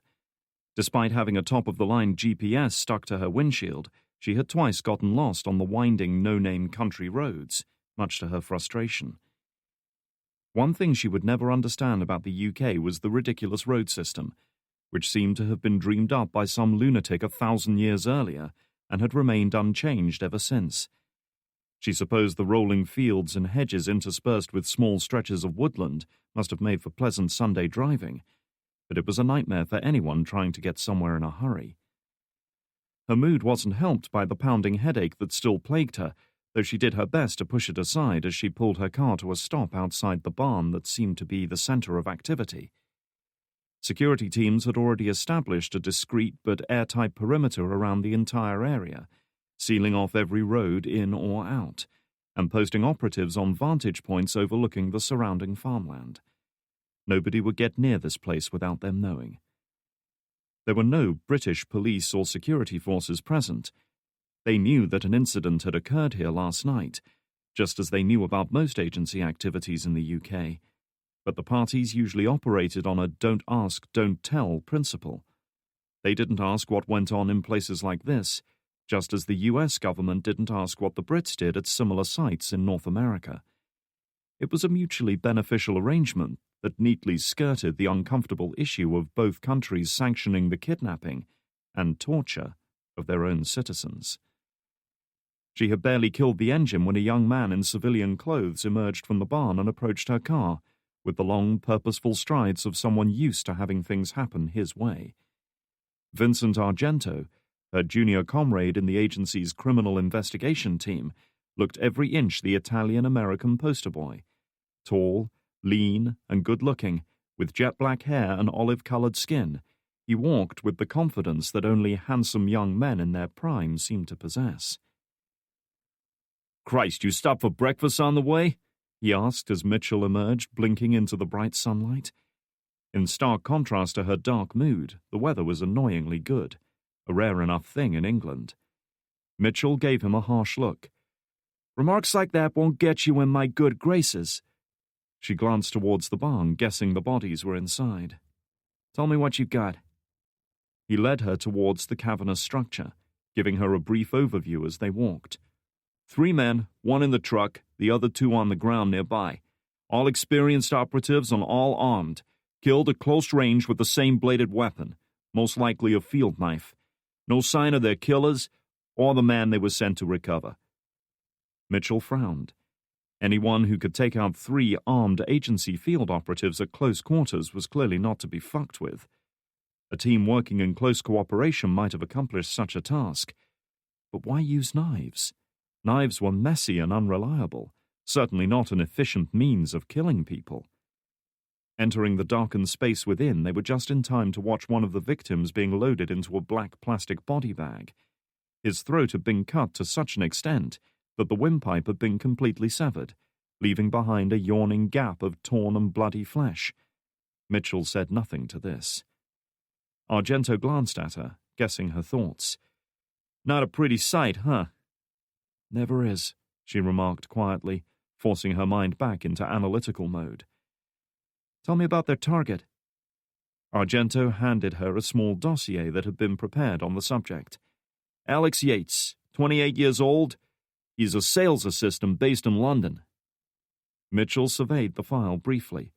The picture on the front cover, likely lifted from Yates's passport, depicted a distinctively average-looking young man in his mid-20s. Even features, scruffy light brown hair, pale complexion with a hint of stubble, and eyes that were somewhere between blue and grey in color.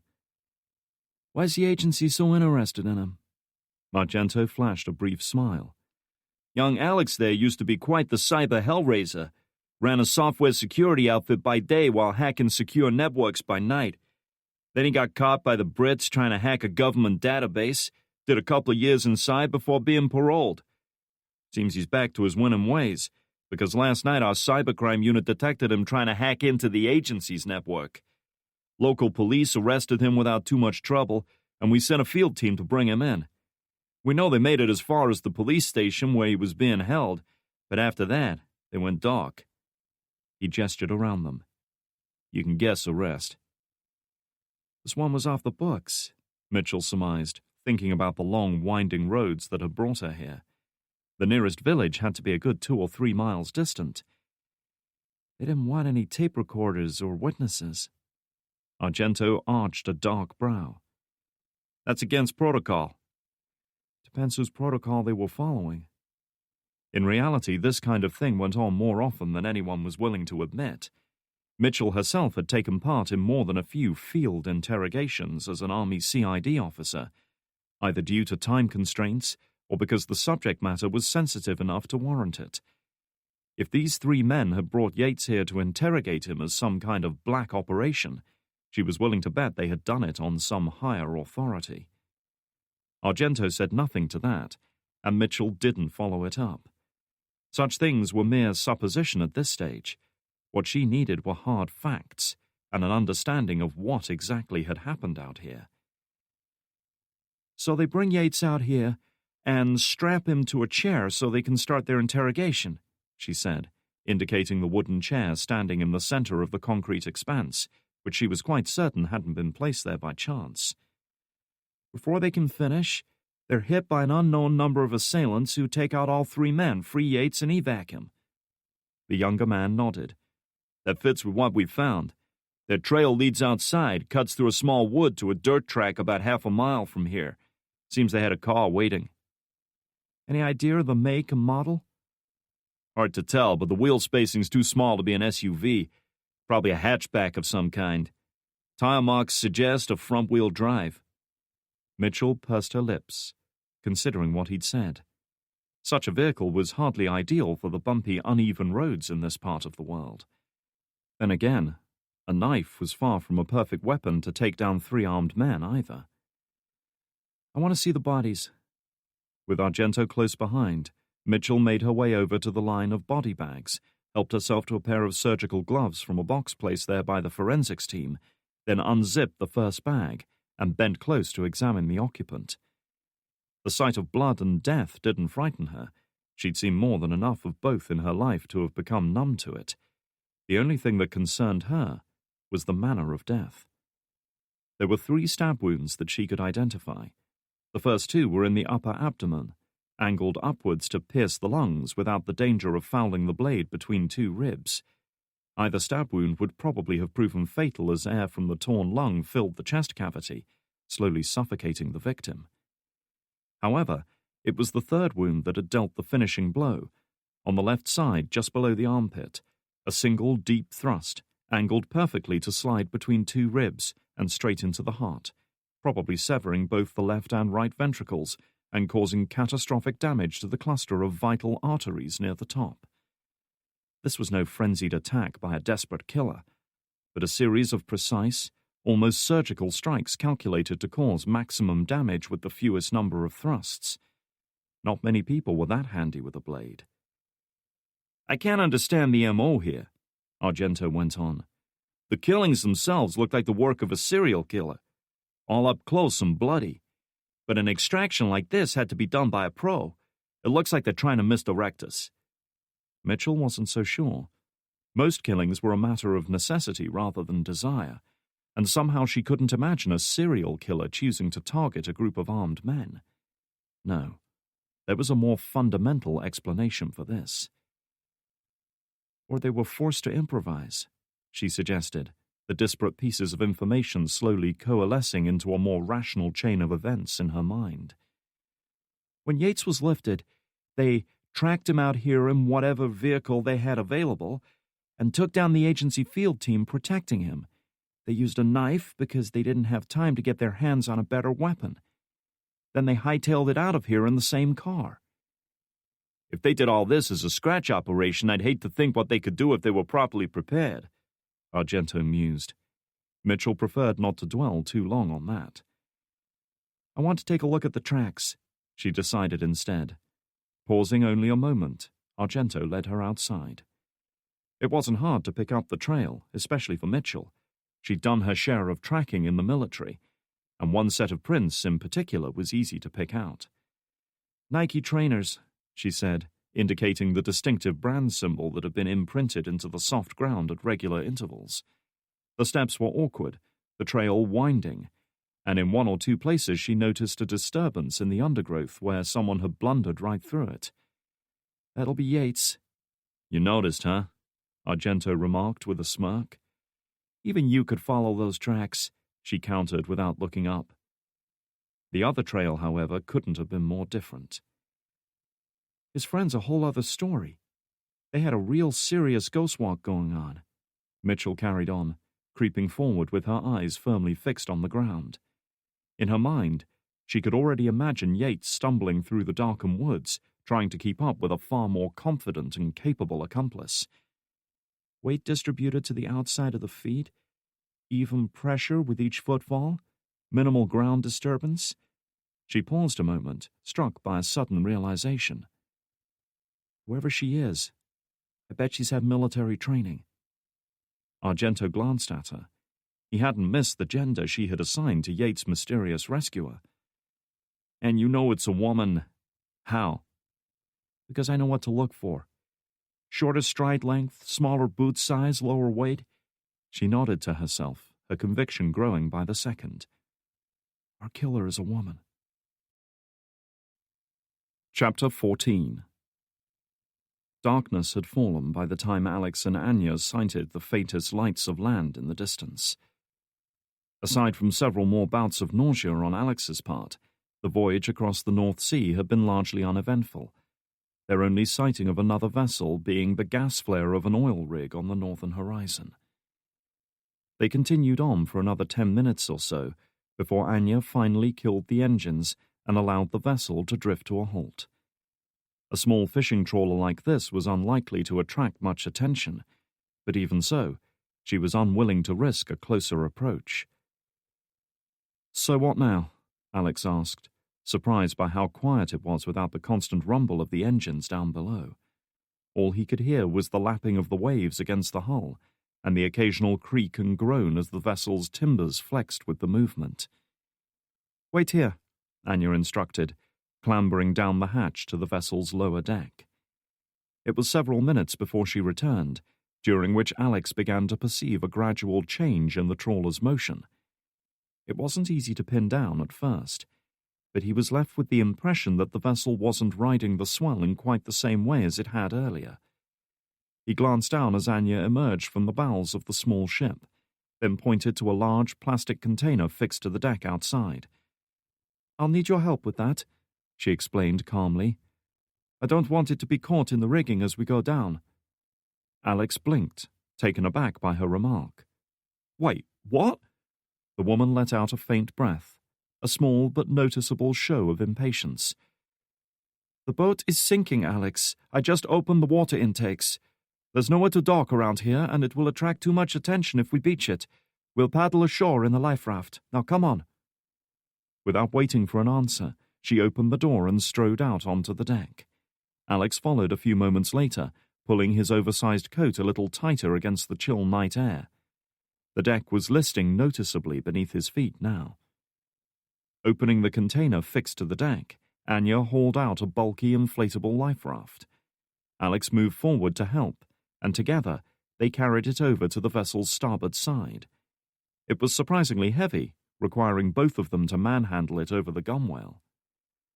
Grasping the inflation toggle, she gave him a single nod, indicating that he should let go. As the survival raft tumbled into the water, there was a loud hiss as the compressed gas cylinder inside went to work, causing the roughly octagonal lifeboat to unfold and inflate in a matter of seconds. Much to Alex's relief, there were no obvious defects. It appeared the raft was in far better condition than its parent vessel.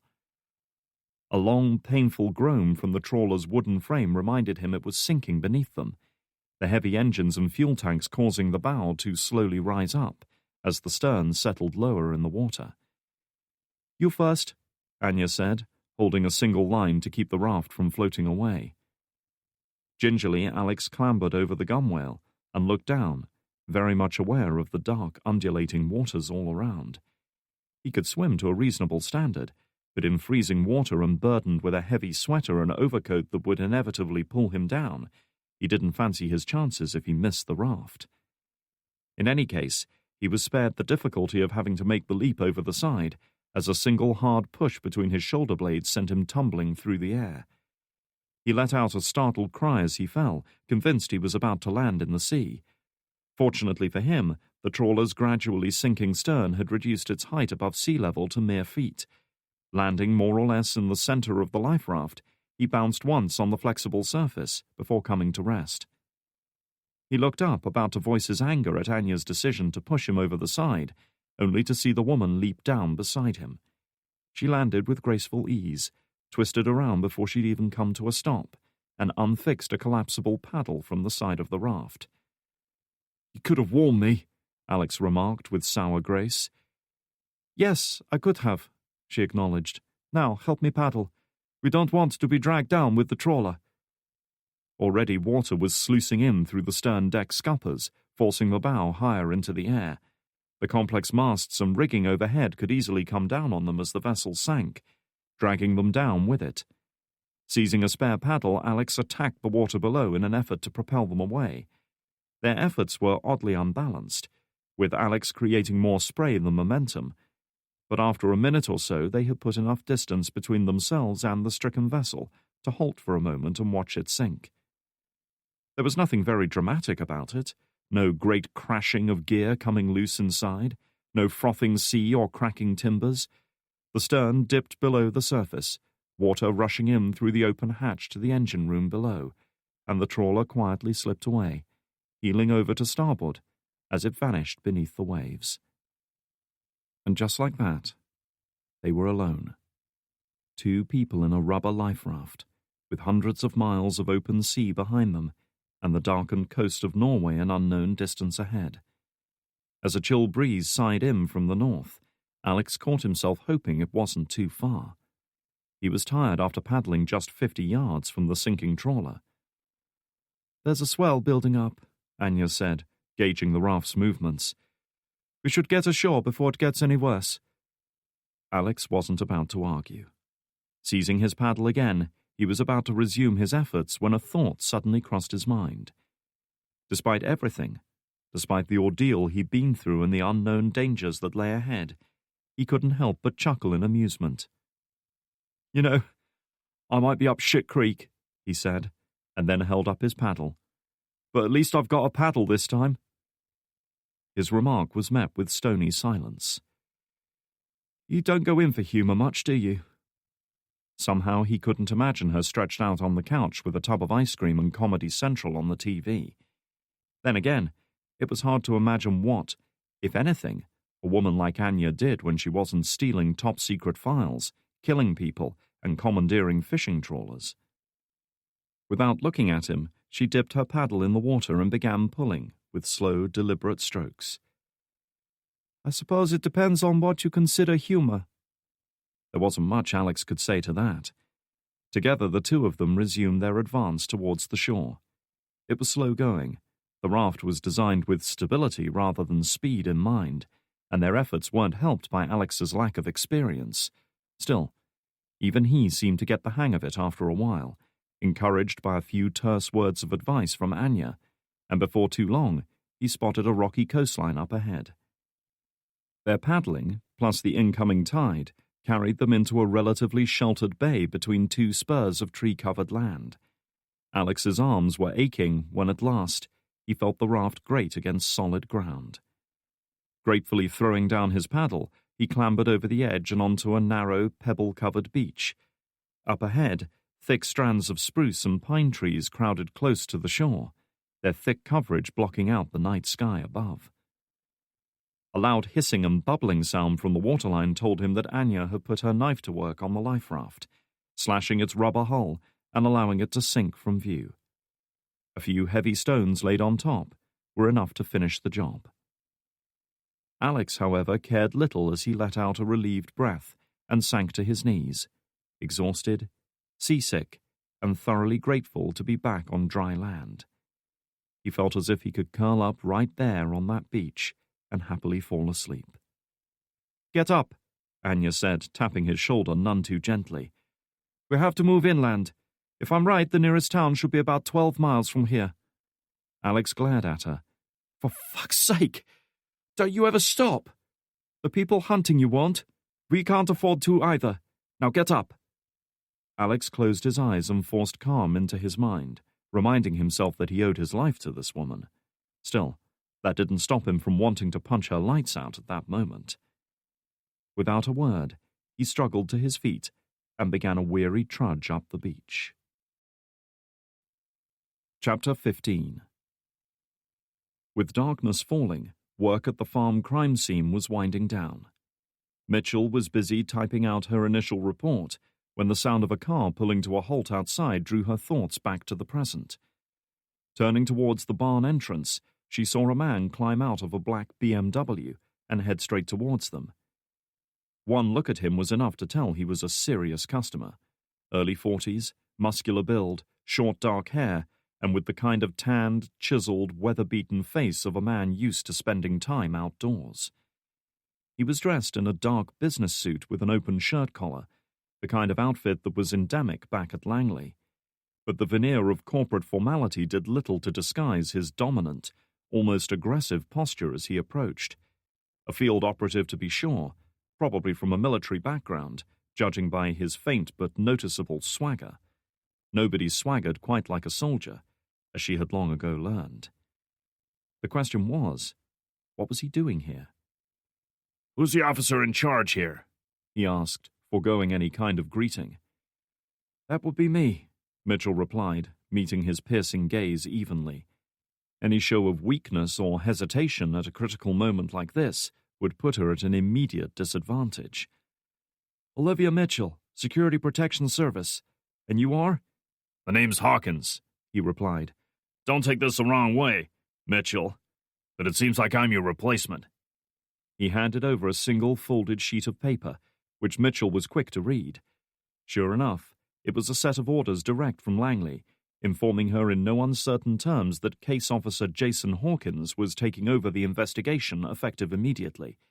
Full cooperation was to be extended to him at all times, and, bizarrely, there was a caveat stating that no official records of the investigation were to be submitted without his express consent. Well, you've got my attention, she conceded. Faced with such a jurisdictional sledgehammer, there was little else that Mitchell could say. "Good. Now I need your cooperation." "I'm listening," she prompted. "First up, I need everything you have on this crime scene. Every piece of evidence, every photograph, fingerprint dusting, forensics report, and observation. I read the initial reports on the flight over, but every detail counts. Second, everything that happens within this investigation comes through me first. Every report, email, and phone call. That applies to you and the rest of your team. Clear?" Mitchell folded her arms, not sure whether to feel impressed or intimidated by his curt, no-nonsense demeanor. One thing was for sure, the man didn't fuck around. "You've made it that way?" A flicker of a smile showed on Hawkins' lean, weathered face. "You're pissed at me, right, Mitchell?" Mitchell blinked, taken aback by his candor. "I didn't say that." "You didn't have to," he assured her. "Hell, I'd be pissed if some asshole from Langley waltzed in acting like he owned the place and took over my investigation without a word of explanation." "You're very honest about yourself." She didn't dispute his assertion. He shrugged, knowing it wasn't entirely meant as a compliment. "Let me tell you something. I flew 3,500 miles in the middle of the night to be here because I'm one of those people the agency keeps on standby just for situations like this. You don't hear about guys like me most of the time because it's our job not to be heard about. It's our job not to be seen or talked about. We fix problems, and we do it quickly and quietly because that's what we're paid to do. And believe me, right now we've got a real big problem that needs fixing. What I'm asking from you right now is to be straight with me, and to trust that what I'm doing is in the best interests of us all. You do that, and I'll be straight with you. Fair enough?" It was tough to argue with that assessment. "Fair enough." He nodded. "Good. Now I'd be obliged if you gather your team together. I've got a few things I'd like to show them." "You said you were here to solve problems," she remarked. "What exactly are we up against?" Hawkins looked at her for a long moment.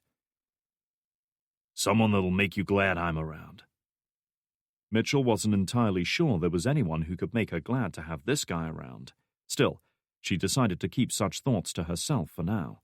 If Hawkins knew something that could aid their investigation, she had little choice but to play along.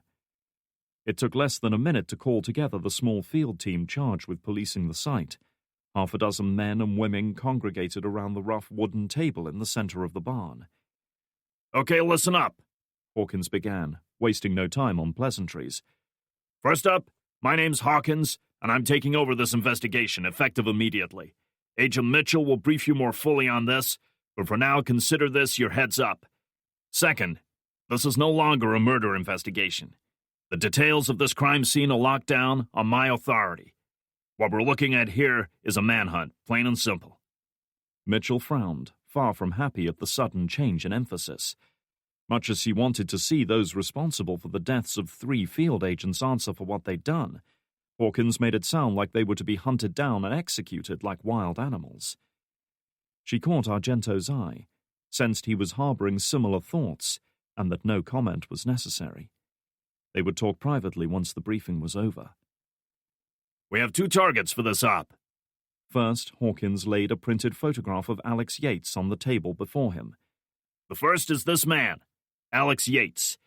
You already know as much about him as I do at this point, which isn't a whole lot. He's a civilian with no known training in escape and evasion, so he should be considered a soft target. However, he may still have information that's valuable to us, so his arrest and recovery is high priority." He paused, as if momentarily undecided about what to say next. Mitchell could tell that he was weighing something up in his mind, perhaps judging how much to reveal to them. And then, just like that, he laid a second photo next to the one of Yates. Curious, Mitchell leaned in closer to get a better look. The image was clearly some kind of official ID photo, a head and shoulders mugshot of the subject looking straight at the camera. In this case, it depicted a woman, probably in her mid-30s, with short blonde hair, tan skin, and the kind of definite, finely chiseled features that came from living a life that was both active and difficult. There was a vaguely foreign look in the shape and arrangement of the face, perhaps suggesting Scandinavian heritage. Wherever she was from, even Mitchell could tell that she was an attractive woman, with the kind of natural beauty that needed no makeup to enhance. But it was the eyes that really caught her attention. Cold and blue. There was a piercing intensity to them that was obvious even in a photograph. It was the kind of look that Mitchell had seen before in the eyes of soldiers returning from the front line. Soldiers who had seen things that no human being ever should. With a chill of recognition, she realized it was the same look she'd seen in the man now delivering the briefing. "We have strong reason to believe that our second target is this woman. Her identity is classified, but she travels under any one of a dozen aliases that we know of, plus God knows how many we don't." Glancing up from the photo, he surveyed each of the field operatives gathered around the table. "I cannot emphasize enough how dangerous this woman is. She's highly trained, highly motivated, and absolutely without anything approaching mercy or compassion. She's wanted for a string of attacks against U.S. citizens, both military and government, and we believe she may be using Yates to help plan another strike. It is imperative that we take her down before she has a chance to reach this goal." "Excuse me, sir," Argento piped up.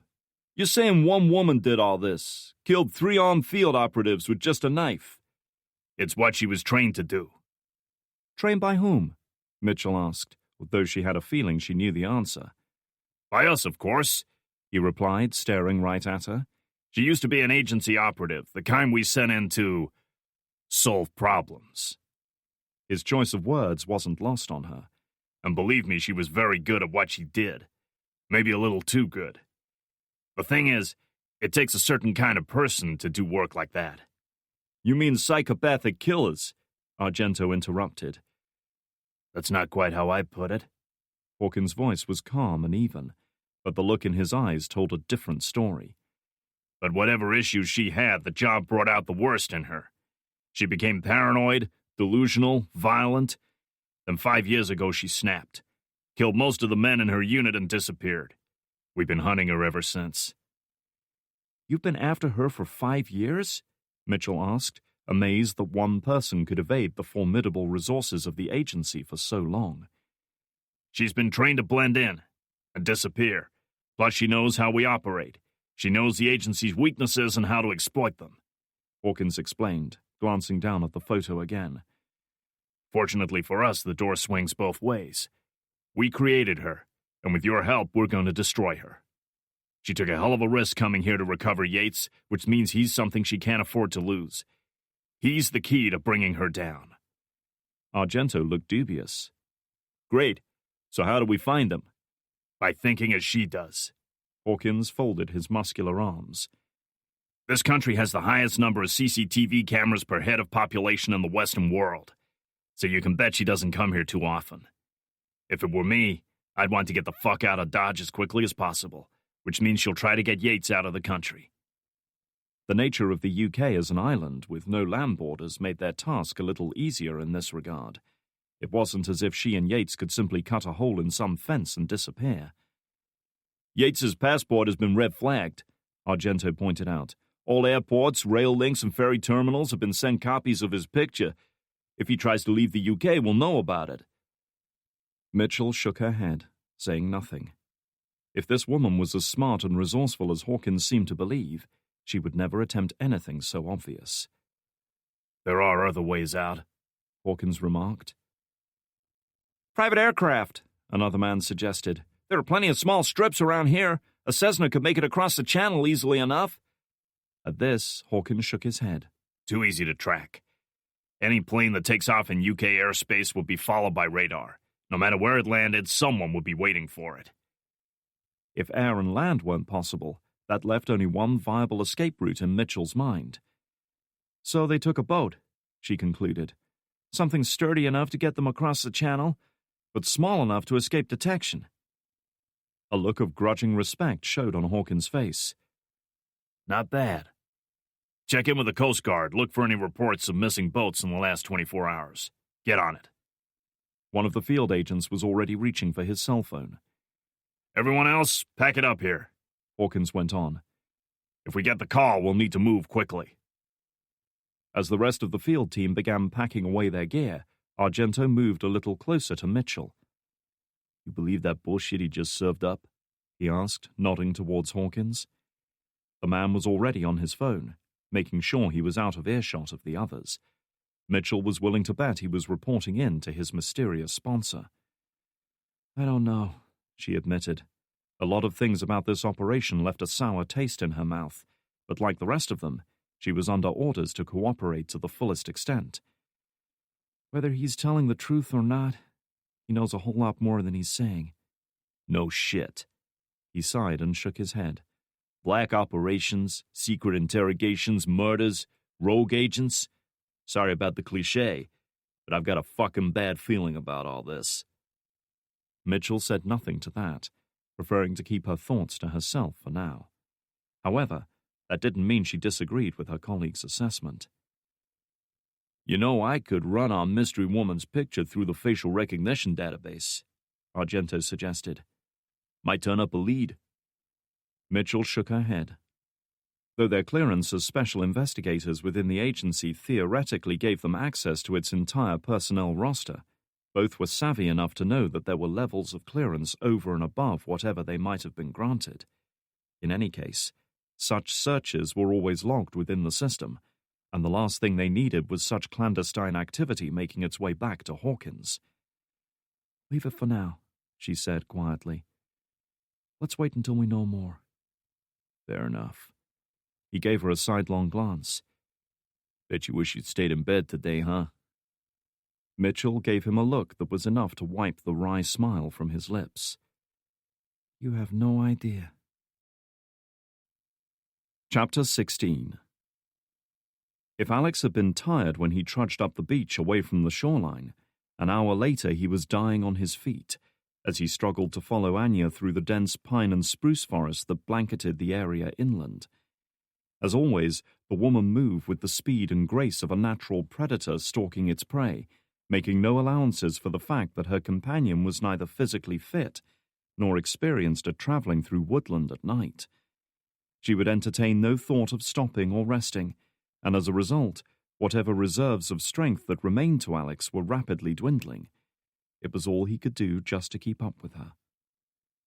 They were traversing a steep ridge that ran in a generally northwest direction. Below, perhaps 50 yards downhill on their left, lay a narrow paved road that paralleled their course. They had stumbled upon it shortly after leaving the beach, and despite Alex's protests that they would make much quicker progress on tarmac than cluttered woodland, Anya had walked right across and into the steep wooded slopes beyond. The only time she had ventured close to the road again had been to study a sign, confirming they were roughly where she expected to be. "Do you ever get tired?" Alex asked, sweating and out of breath, and more than a little irked by her seemingly limitless reserves of fitness.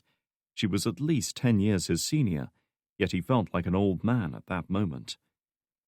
If she'd sensed that he was hinting to slow down, she gave no sign of it. "Endurance was part of my training. So was learning to stay quiet." It was his turn to ignore the hint. "So what are you? Some kind of super soldier?" He heard a faint snort of amusement. "Not exactly." "Come on," he persisted. "You know my life story by now, but I know sweet FA about you." "There isn't much to tell." "Well, that's bollocks for a start," Alex countered. You do things with a knife that make Rambo look like a pacifist. You hire people to steal top-secret files from the CIA, and you seem to know everything there is to know about staying alive when the whole world wants you dead. I'm guessing this sort of thing isn't a weekend hobby for you. So how did you get caught up in all of this?" "Do you always talk so much, Alex?" she asked tersely. "I don't know. Are you always so evasive, Anya?" He fired back.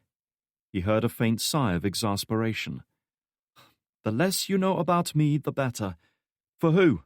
For both of us. If you're captured again, it will only make things worse for you." Alex sighed and looked up at the sky. Through the dense canopy overhead, he was able to make out a faint speckling of stars. "That's really comforting. Thanks." Suddenly, Anya stopped in her tracks, her head cocked to one side as she listened intently. "Down!" she hissed. Alex dropped to the damp, cold ground beside her. He too strained to listen, but could detect nothing out of the ordinary. Just the creaking and groaning of the spruce trees swaying in the night breeze, and the faint roar of a river down the slope to his right. Moments later, though, a pair of headlight beams cruised by on the road below, the low hum of a vehicle engine carrying towards them. Anya kept her eyes on it the whole time, a hand on the automatic inside her jacket, as she watched for any sign that it was anything other than a random civilian on his way home after a late night. To her relief, the car carried on its way, neither stopping nor slowing, and her grip on the weapon relaxed. Alex, too, was watching the car, though from an entirely different perspective. Crouched on the forest floor with cold and damp seeping into his legs, his mind was tormented by thoughts of comfortable leather seats, heaters turned up to maximum, and perhaps even thermos mugs of coffee. "Remind me again why we don't just flag down a lift?" he asked as Anya rose to her feet and resumed her march. "Is this some kind of punishment? Like you're still pissed off with me because I messed things up?" "I have no interest in making you suffer," she assured him without turning around. "And to answer your question, this is not a tourist area. Two foreigners trying to hitchhike in the middle of the night will attract attention. And attention is the one thing we don't want." "So, what are we supposed to do? Keep walking until we reach the fucking North Pole?" "If I'm right, the town of Egersund is only 3 or 4 miles from here," she explained with terse patience. "We wait until dawn, and then I will go into town and try to find us a car. Things will be easier after that. For you, maybe," he complained with bitter resentment. "I'll be freezing my arse off in some godforsaken forest while you're scoffing down eggs and bacon." Stopping abruptly, she whirled around and took a step towards him. Instinctively, he backed off a pace, alarmed by her sudden change in demeanor. "You whine like a mule, Alex," she said with cold, repressed anger. "If walking through the woods at night is the hardest thing you've had to do in your life, you should be very grateful for that. Now shut up and follow me." As she turned away and resumed her walk, he stomped right past her, determined to take the lead. It was nothing more than petty resentment driving him on now, but he didn't care. He was frustrated, as much with himself as with her, and it was blinding him to everything else. "I said follow, not run away," he heard her warning. "The ground is uneven here." "Fuck off!" Alex fired back over his shoulder, beyond caring now. "You're right, I haven't lived your life. I sell TVs for a living. I don't murder people or jump between buildings or do any of that spy game bullshit. I'm not like you. I'm normal. And you know what? That's a good thing. Anything's better than being like you." What happened next was as sudden as it was inevitable. Ducking down to avoid an overhanging branch, he failed to notice the patch of rocky scree ahead, didn't veer left to avoid it like he should have done. Only when his foot slid out from under him did he snap back to awareness. But by then it was too late. Caught off balance, he slipped, pitched sideways and tumbled down the steep slope with a startled cry. There was nothing he could do to control his descent. Sharp rocks and barbed bushes tore at his clothes, while heavy impacts hammered his body with bruising force. Then, suddenly, the gnarled, twisted trunk of a pine rushed up to meet him. Alex let out a scream of pain as he hit hard, the collision feeling as if it had crushed his ribcage. Winded and stunned by the impact, He could only flail desperately at the trunk as he slid backward and tumbled down the last section of slope. Then something strange happened. The muddy, rock-strewn ground beneath him vanished, replaced by nothing at all. He was weightless, as if suspended in mid-air, his sense of orientation replaced by an odd feeling of confusion. It lasted only a second or so before he tumbled right into the fast-flowing river at the base of the slope. The freezing water closed about his head in an instant of foam and confusion. All at once, a million tiny pinpricks of ice drove themselves into every inch of his body, the sudden shock and agony of it unbearable. Instinctively, his body recoiled against it. He opened his mouth to scream in pain and alarm, and instead inhaled a lungful of river water. Fighting with the wild strength of a dying man, he clawed his way upward and broke the surface, coughing and spluttering and trying desperately to draw air into his lungs. He went under again before he could get much air down. The flow of the current seemed to be rolling and spinning him around, turning him head over heels, so that he was no longer even certain which way was up. When he eventually broke the surface again, he was feeling lightheaded and dizzy. His limbs felt like lumps of lead, and he was rapidly losing the feeling in his extremities, but in some part of his mind he realized he had to get to the shore. The river's current was carrying him downstream, but it was also trying to pull him out into the main channel. If that happened, he knew he'd quickly succumb to hypothermia. He looked around, trying to get his bearings in the darkness. The left bank of the river which he'd just tumbled down was too steep for him to climb.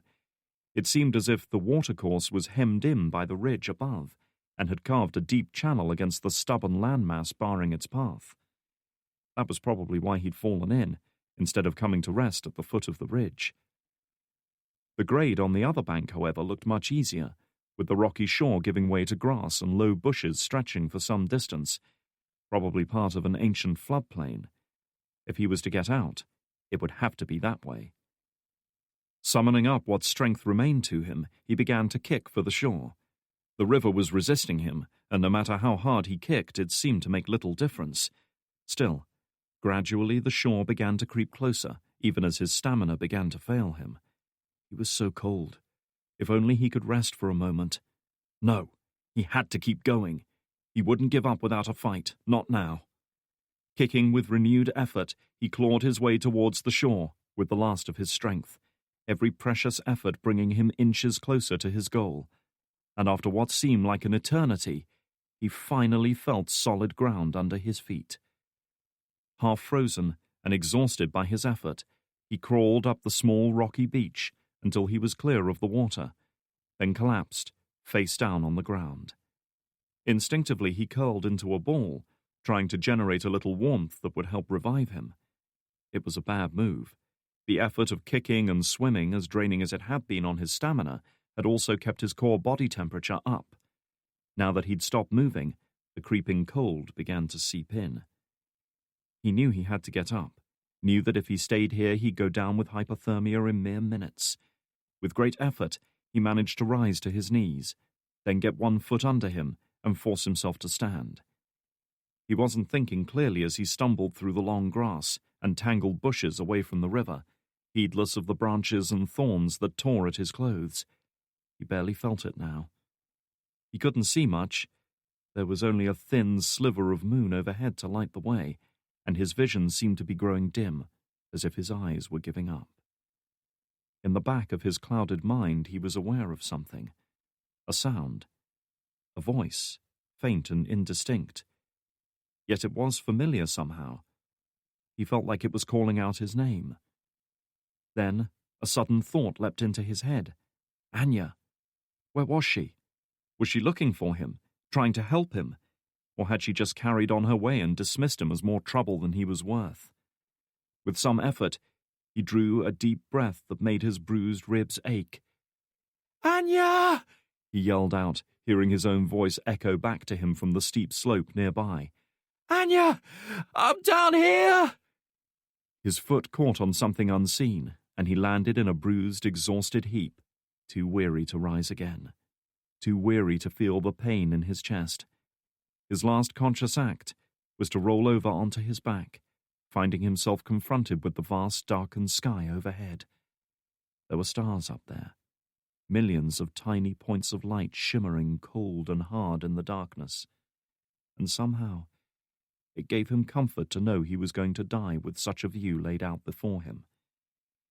He should have been afraid, knowing that this could very well be his last sight. But he wasn't. He felt strangely light and free, as if none of it really mattered. His last thought, as his vision blurred and his consciousness began to fade, was that, on the whole, he was disappointed with how his life had panned out. Most of all, he was disappointed in himself. Then his eyes fell shut, and he knew no more. Chapter 17. "We got something," Argento said, striding into the center of the barn with his cell phone in hand. "Scottish police just reported a fishing trawler stolen from its mooring this morning." Hawkins, in the midst of a cup of coffee, was on it in an instant. "Where?" "A small village on the east coast near Edinburgh. And get this, they found a rental car abandoned nearby, a late-model Ford Focus." Mitchell, too, was quick to see the importance of the discovery. "Have they run a trace on the rental company?" "Way ahead of you." Grinning, Argento held up his phone. Displayed across the screen was a scanned image of the driver's license used to hire out the Focus. The driver in question was the spitting image of the woman Hawkins had shown them. Abandoning his coffee, Hawkins rose to his feet. "If she hauled ass 400 miles north, I'll bet she wasn't planning on a cross-channel trip. Anyway, there aren't many places she could put ashore in France without being seen." Argento could see his reasoning. "So that leaves Denmark, Germany, or—" "Norway," Mitchell finished for him. She had to admit the idea wasn't entirely without merit. With a large coastal area and low population density, and an easy trip across the North Sea, Norway was a logical place to retreat to. Hawkins jabbed a finger at Argento. "Contact Langley and have them plot the shortest route from Edinburgh to the Norwegian mainland. Then concentrate all available surveillance assets on that area. Satellite, drones, whatever. Look for any vessel matching the one stolen in Scotland. And tell them to have an aircraft standing by for us at Menwith Hill. Everyone else get ready to move. We're heading north." As the rest of the field team loaded their remaining gear into the vehicles on standby, Mitchell approached the officer who had so abruptly assumed command of the operation. Hawkins was about to make a call on his cell phone, no doubt to report in on his findings, but paused for a moment to regard her. "Something I can help you with, Mitchell?" "I'd like a word." Her voice was calm enough, but the look in her eyes was quite different. "Now." "You're in my good graces right now," he said, though it sounded like more of a threat than a compliment. "Be ashamed to ruin that." "I'm not here to make friends." His smile was one of amusement and, she thought, faint mockery. Slipping his cell phone in his pocket, he folded his arms and looked at her for a long moment. "Okay. You have 30 seconds. Talk." That was more than she needed. "Let's be clear about one thing. Just because I'm cooperating with you doesn't mean we have the same agenda. I'm here to make sure that whoever killed 3 of our men last night is brought to justice." Hawkins raised an eyebrow. "And that's different from me. How?" "Because I'm not out to settle old scores or become an executioner. This woman you threw into the mix earlier, the one with no name, she might be everything you say she is, or she might not. Either way, she deserves a chance to tell her side of the story. So does Yates. So I'll help you catch them and bring them in. But we bring them in alive." Hawkins regarded her in thoughtful silence, as if trying to get the measure of her. "People have tried to capture her alive before. Didn't work out too well." "That was then, this is now. And my point still stands. I'm a cop, not an assassin. We clear on that?" The smile was back. It was the smile of a man who knew a hell of a lot more about what they were up against than she did. A man who knew she was going to fail. "Crystal." Saying nothing more, Mitchell turned and walked away, her back straight and her chin up. She could feel Hawkins's eyes on her the whole time. Chapter 18. Vaguely, Alex became aware of a voice. A woman's voice calling out to him. saying something he couldn't quite make out. Curious, he began to rouse from the darkness that seemed to be swallowing him up. What? He mumbled, forcing his eyes open with great effort. Straight away he found himself staring into the face of a woman with short blonde hair and intense, haunting blue eyes, a woman who was hard, cold, beautiful, and terrible all at once. Anya. He watched as her right hand was drawn back, and frowned for a moment in confusion as it swung down towards him. The sudden impact as her open hand collided with his cheek sent shockwaves of pain reverberating through his head. The effect was akin to being doused with cold water in the midst of deep sleep, and he let out a gasp as his eyes snapped wide open. What the fuck? He began. Quiet, she hissed. You fell down the slope and into the river. Are you hurt? How did you find me? Are you hurt? She repeated, shaking him. He thought for a moment, trying to collect his wits. The slap had temporarily jolted his brain back into action, but his body felt heavy and numb. Still, even in this condition, he could feel the waves of pain radiating outwards from his ribcage. My chest, he said, sounding unsure. I think I hit a tree. She nodded, her expression grave. You may have cracked a rib. Your breathing seems unaffected, so I don't think you punctured a lung. I'll look at it properly later, but first we have to get you out of here before you freeze to death. What about a fire? He asked, having to focus hard on each word. Anya shook her head. There's no deadfall nearby, and no time to strip tree branches. You have 5 or 10 minutes at most before hypothermia sets in. Leaning forward, she unzipped the heavy waterlogged jacket he was wearing and pulled it off, though she left the woolen sweater in place. Even wet, it would still retain some body heat. This done, she took off her own jacket and helped him into it. It was a little small for him, but it was warm and dry, and straight away he began to feel the difference. This will help, for now at least, she said. Can you walk? I think so. Good. Hold on to me. Placing his arm around her neck, she pushed herself up off the ground with some difficulty, having to support most of his weight as well. With awkward, unsteady steps, they started forward through the long grass. I can't make it across that river again, Alex gasped, knowing how close he'd come to drowning last time. Attempting to swim it again would be suicidal, though if his mind had been in better order he might have questioned how Anya had made it to him without getting wet herself. No need, she assured him. There is a crossing point nearby. That's how I got to you. The slope on the other side looks like an easy climb. Easy? For you to say? He said, managing a weak laugh. The physical exertion of walking combined with the warm and dry jacket around his torso was helping to generate a little body heat, but it was a temporary reprieve at most. Sure enough, a couple of minutes of unsteady walking, with Anya doing most of the work, brought them to the edge of the river, where a bridge of sorts crossed the narrow waterway. Little more than several felled tree trunks lashed together, it looked unstable and slippery, but it was an awful lot better than the other option. Hold on to me, Anya said, helping him across. The logs creaked and sagged visibly beneath their weight, the swirling water beneath seemingly eager to engulf them, but nonetheless, the improvised bridge held firm. Once across, they started up the far bank. As she'd described, the terrain here was much easier than upstream, and there was even a rough path winding its way through the trees. It seemed this area was used from time to time, perhaps by hikers. I'm sorry, Anya, Alex mumbled as they trudged step by step up the hill. His chest was tightening, making it hard to draw breath.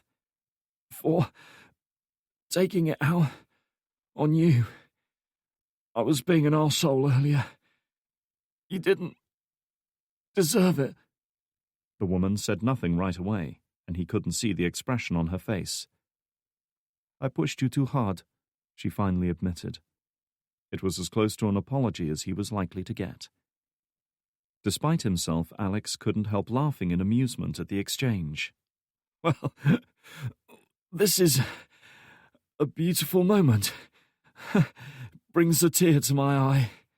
Just concentrate on getting over this ridge. Alex couldn't rightly say how long it took them to ascend that slope, since all concept of time quickly became irrelevant to him.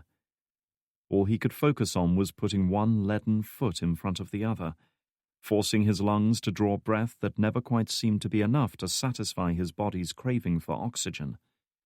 In reality, the path they were following was probably an easy 5-minute walk for anyone of moderate fitness, but in his battered and exhausted condition, it felt like trying to scale Mount Everest.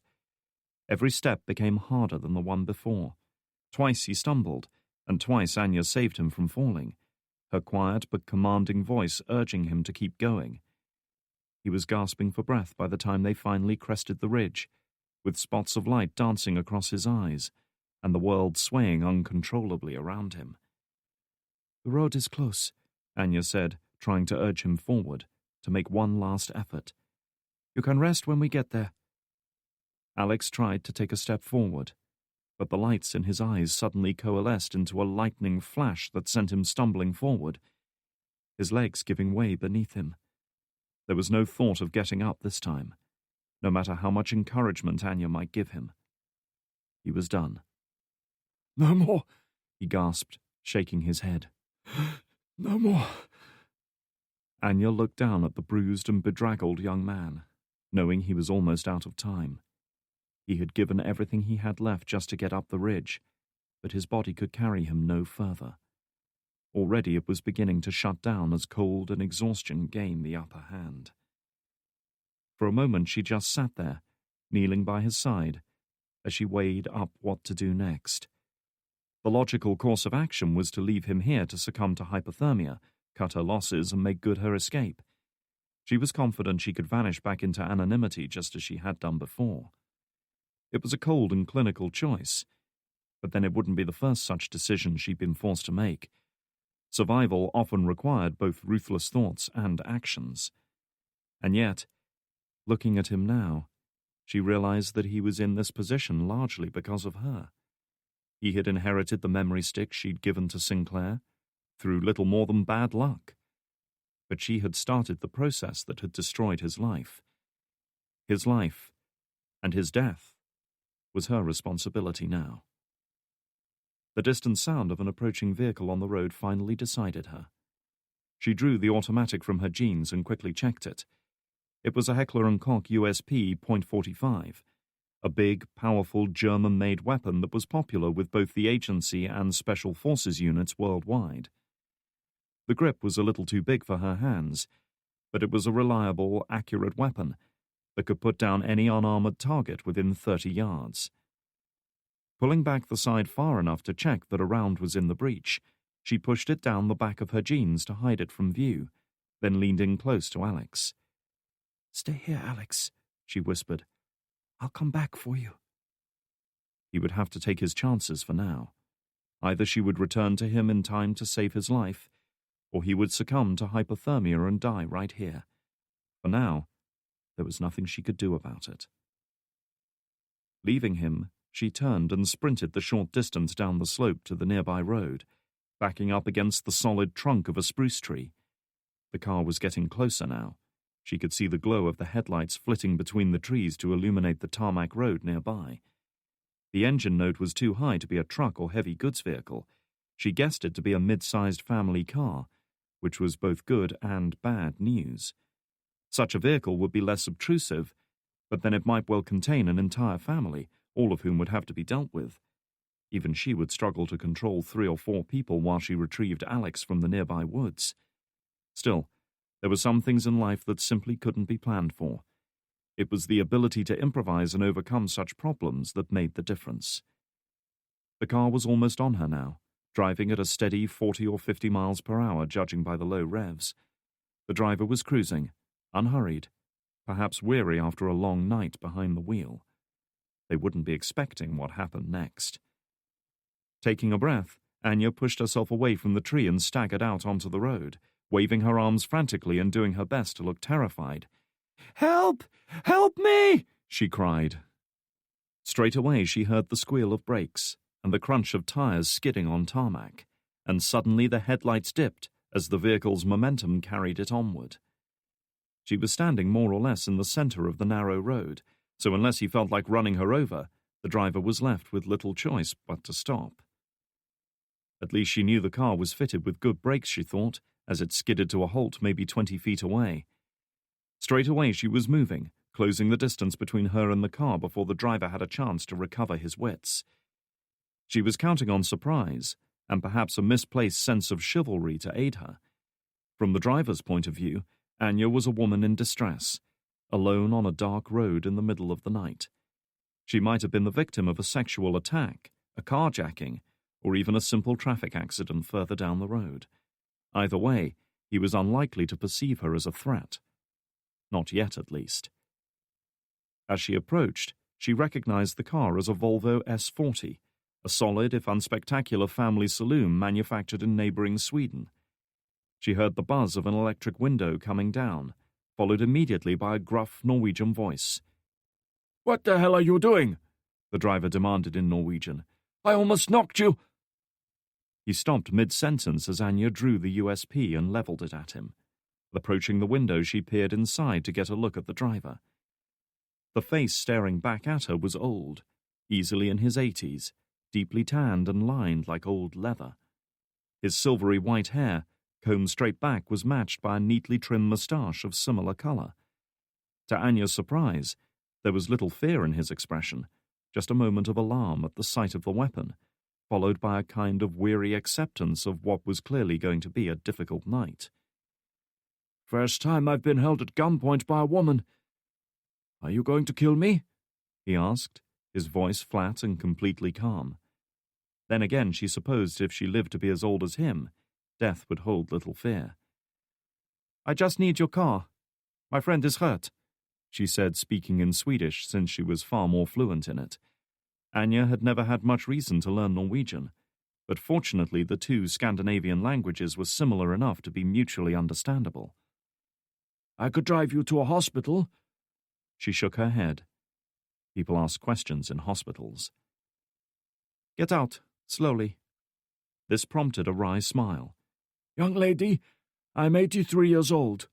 Slow is the best I can hope for these days." Anya might have smiled too if her situation had been less serious. It had been a long time since anyone had referred to her as young lady. With surprising dignity, given the duress he was under, he unbuckled his seatbelt, eased himself out of the car, and backed off a couple of paces. Despite his age, he was still a big man, easily standing 6 feet tall, and with the broad shoulders of a man accustomed to physical activity. Only an expanding midriff betrayed his advancing years. Anya kept him covered the whole time, more out of professional habit than because she expected him to try anything. He was old enough and wise enough to know better, and he certainly wasn't going to die over a car that was insured anyway. Moving forward, she quickly patted him down, making sure he didn't have a cell phone or weapon on him. The last thing she needed was for him to call the police the moment she left the scene. As expected, he made no effort to resist. Satisfied he posed no immediate threat, she removed the keys from the car's ignition, hit the remote fob to lock the doors, then slipped them into her pocket. "What's your name?" she asked. "Jostein?" "Jostein, I want you to turn around and go back the way you came. Don't look back or try to return in your car. I don't want to shoot you, but I will if you disobey. Do you understand?"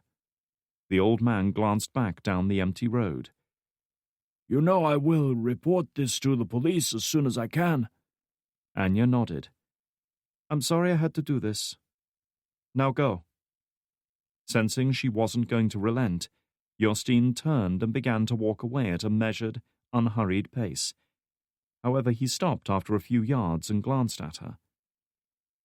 "I hope your friend is all right." With that, he turned away and resumed his walk. Anya waited until he was about 30 yards down the road, before shoving the USP down the back of her jeans and sprinting into the woods, leaping over tangled brush and gnarled roots just waiting to trip her. Every second she left her companion alone increased the chances of death by exposure. Alex was lying exactly where she had left him, his eyes closed and his face deathly pale. His soaking hair was plastered to his head, his body a limp weight in her arms when she tried to lift him. "I'm here, Alex. I came back for you," Anya said, trying to rouse him. "There is a car waiting for us on the road." There was no response. The young man didn't stir. Anya felt an unfamiliar knot of fear tighten in her stomach at the realization that she might be too late.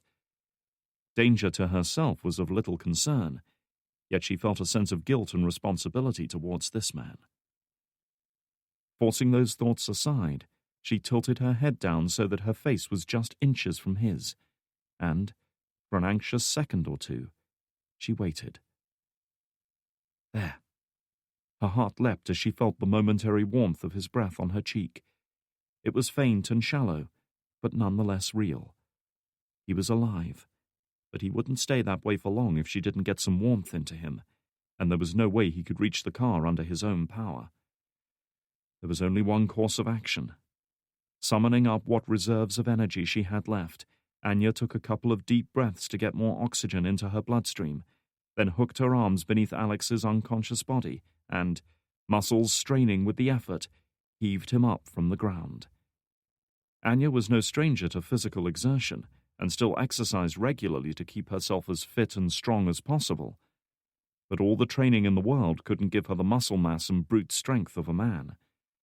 That fact weighed heavily on her mind as she struggled through the dense forest, doing her best to sidestep the obstacles she had leapt over with such ease mere seconds earlier.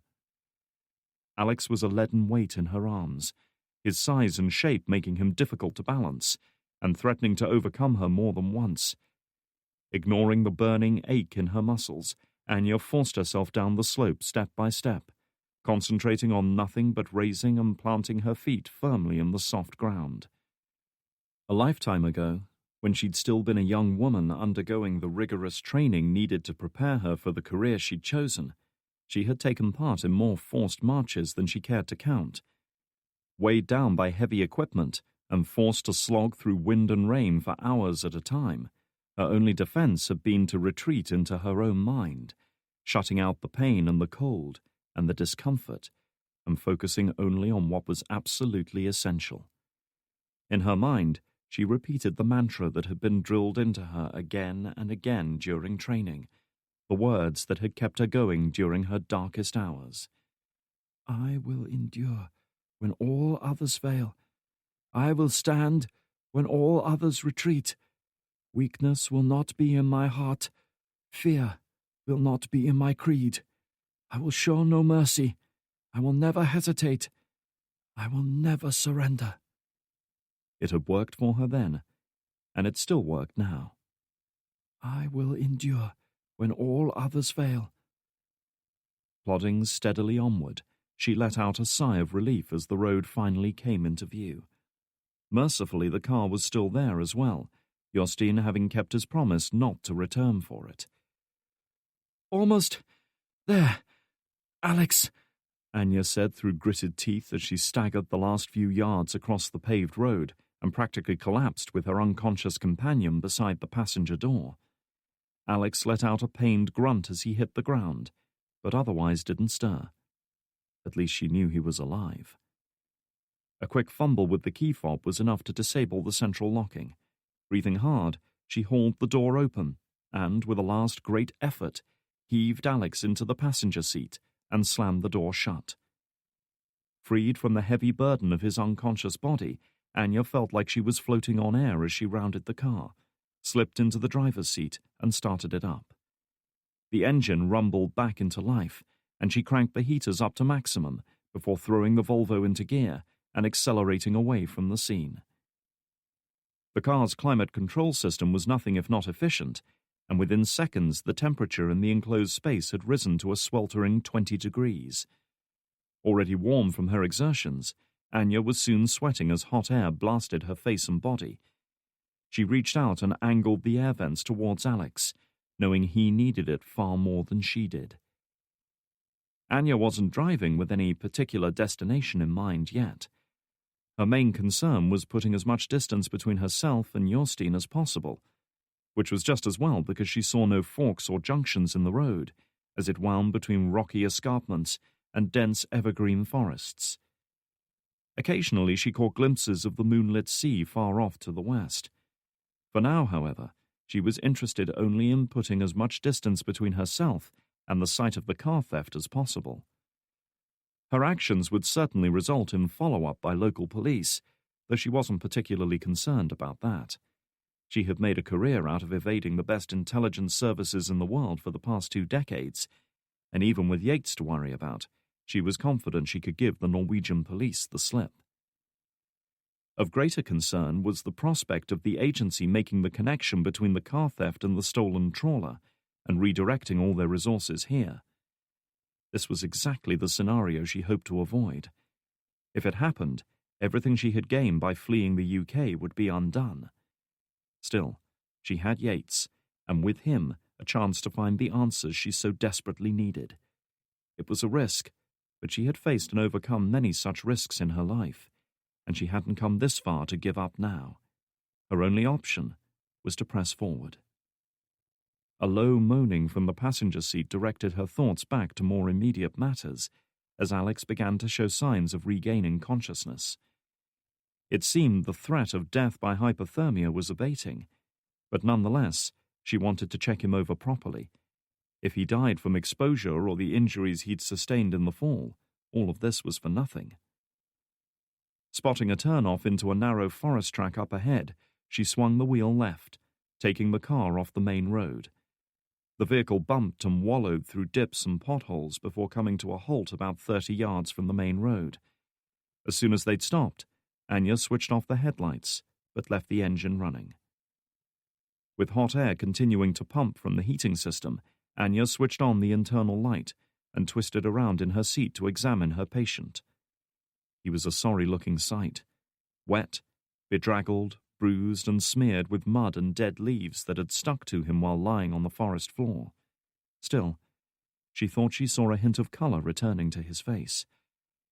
Even if his clothes were still damp, the warmth would be seeping through to the skin beneath, helping to raise his core temperature above the critical level needed to maintain his vital functions. At least he didn't look as deathly pale as before. His breathing was shallow and laboured, reminding her of the injury he'd sustained during his fall down the hill. Reaching out, she unzipped his jacket and pulled up the thick jumper beneath.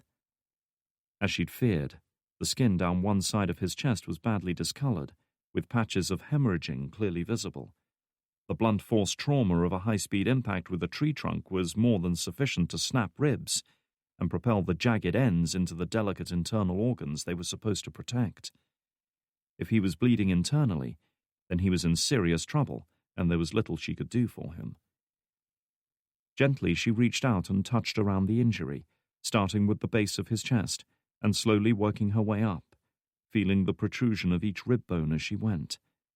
There were no obvious breaks or fractures that she could detect, but her examination certainly prompted a reaction from the patient. His eyes fluttered once, opened a crack, and seemed to falter, then finally flew open as his consciousness returned, and the first wave of pain hit him. "Oh, Jesus Christ!" he groaned, clutching his chest and blindly pushing her away as his mind struggled to reassert itself. "What the hell are you doing?" "Trying to find out if you've broken any ribs," Anya explained, sounding more patient and understanding than she felt at that moment. He pulled the jumper back in place, covering his chest. "And?" She shrugged. "You will live, I think. How does it feel?" "Like Mike Tyson's been wailing on it for 15 rounds. He tried to sit up straighter in his seat, but immediately thought better of it. "Remind me not to go picking fights with pine trees anytime soon."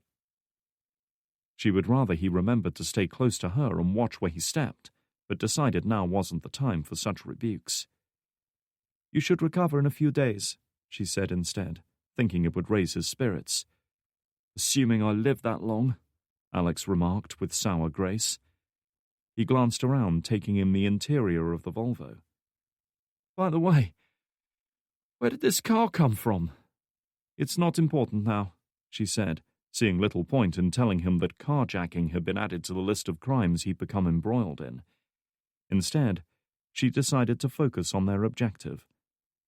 What matters is I'm getting you to a computer so you can finish what Loki started. Tell me, what do you need to make this happen? I need you to head east, he said simply, to Drammen, near Oslo. And what will we find there? She could have sworn she saw a faint, knowing smile. A man who knows about these things. That wasn't making her any happier. Do you trust him? I don't trust anyone, including you, he said truthfully. But we need his help, and his computers. Well, mostly his computers. And if you find this man, then you can break the agency's firewall. She needed to know for certain that he wasn't stalling for time or trying to mislead her. If so, she wouldn't hesitate to dump him here and let him take his chances. If it's possible, I'll find a way. Anya said nothing further. In matters like this, she had little choice but to defer to his experience. Drammen it was, then.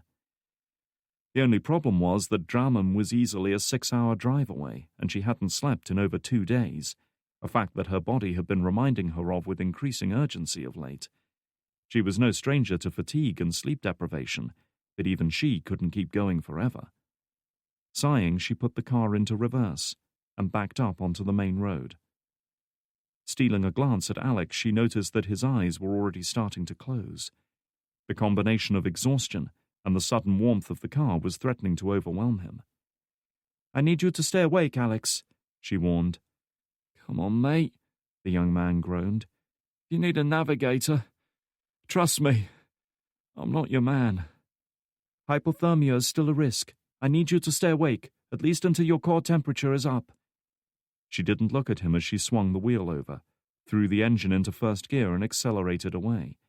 In truth, she could use something to focus her attention on beside the sleep-inducing monotony of a dark and winding road. Talk to me. About what? Anything. She paused a moment, struck by how difficult she found it to think of a conversation starter. She'd never had much interest in making small talk, and that situation hadn't been helped by 4 years spent in solitary confinement in a Russian jail. Tell me your favorite movie. At this, Alex laughed in amusement, though it ended in a painful wince as his bruised ribs reminded him of the fall he'd taken earlier. Are we really having this conversation? Come on, tell me, she pressed him. She wasn't really interested, but if it kept him awake, then it was good enough. Alex was silent for the next few seconds. Clearly he was giving it more thought than the situation really warranted. Well, Flash Gordon is up there for sure. But I'd have to say, Big Trouble in Little China, he decided at last. That's the best film ever. Why? She asked, feigning interest. Tell me about it. Well, it's about a truck driver who stumbles into the middle of a gang war in Chinatown. I like it because it's not what it appears to be. Most people assume he's the main character because the story's told from his point of view, but he's not. He's just the sidekick. It's his mate who does all the work and the fighting, and who gets the girl at the end. Anya said nothing to this, content to let him talk now that he seemed to be on a roll. Pushing a lock of blonde hair back from her face and doing her best to focus on the darkened road ahead, she settled down for a long night behind the wheel. Chapter 19. RAF Memwith Hill, North Yorkshire. Although technically classed as a Royal Air Force base, RAF Memwith Hill was British in name only. In reality, the sprawling facility was America's biggest electronic surveillance hub in Western Europe. A key element of the Echelon global monitoring system, its distinctive white radomes worked ceaselessly to intercept electronic signals of all kinds, from emails to telephone calls and coded radio messages. Operations there had started during the dark days of the Cold War, when the Soviet Union had been the main enemy of the West.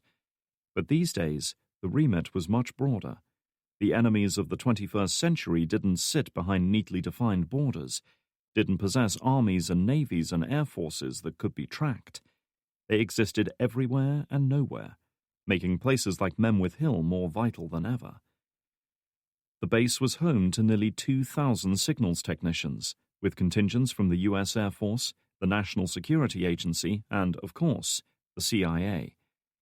Mitchell had been based here for the past 6 months, and although the damp and windy climate on the Yorkshire moors was a far cry from the Arizona sun she'd grown up in, it had become a home of sorts. At least, it was about as close a thing to a home as she needed right now.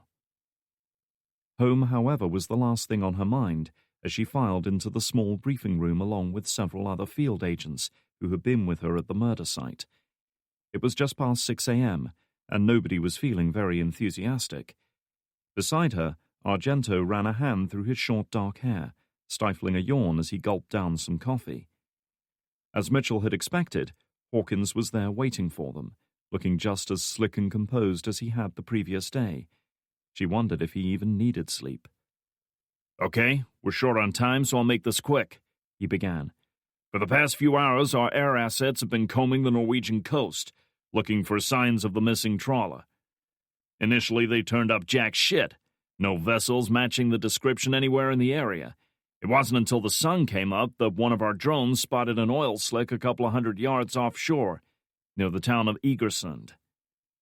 Hitting a couple of keys on the laptop in front of him, he brought up a satellite image of what looked like a remote stretch of rocky, jagged coastline, fringed by dense forest. Sure enough, a slick was visible in the choppy waters offshore. "Satellite radar imaging confirmed the wreck of a fishing boat lying in shallow water nearby, matching the one stolen in Scotland. Looks like they scuttled it and made their way ashore in a small boat or life raft." Mitchell glanced at Argento, sharing a look of surprise at this revelation. Whatever she might have thought of him, Hawkins was ruthlessly efficient when it came to pursuing his goal. He must also have wielded some serious clout with the agency to have such high-value assets tasked to this operation. Another sign, if it were needed, but this was far more than just a hunt for a murder suspect. "It seems things didn't go according to plan, though," he carried on.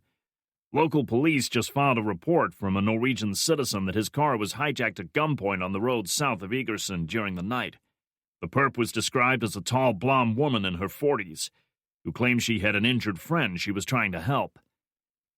Mitchell sat back in her chair, amazed by this sudden turn of events. Yesterday, Alex Yates and his mysterious companion had been a dead end, any clues to their whereabouts and intentions rapidly drying up. Now they not only had a location, but a possible insight into the man's state of health. "So, if we're assuming Yates was hurt as they made their way ashore, what about local doctors and hospitals?" Argento suggested. It was an obvious enough idea, but their line of work was all about covering the bases. Hawkins shook his head.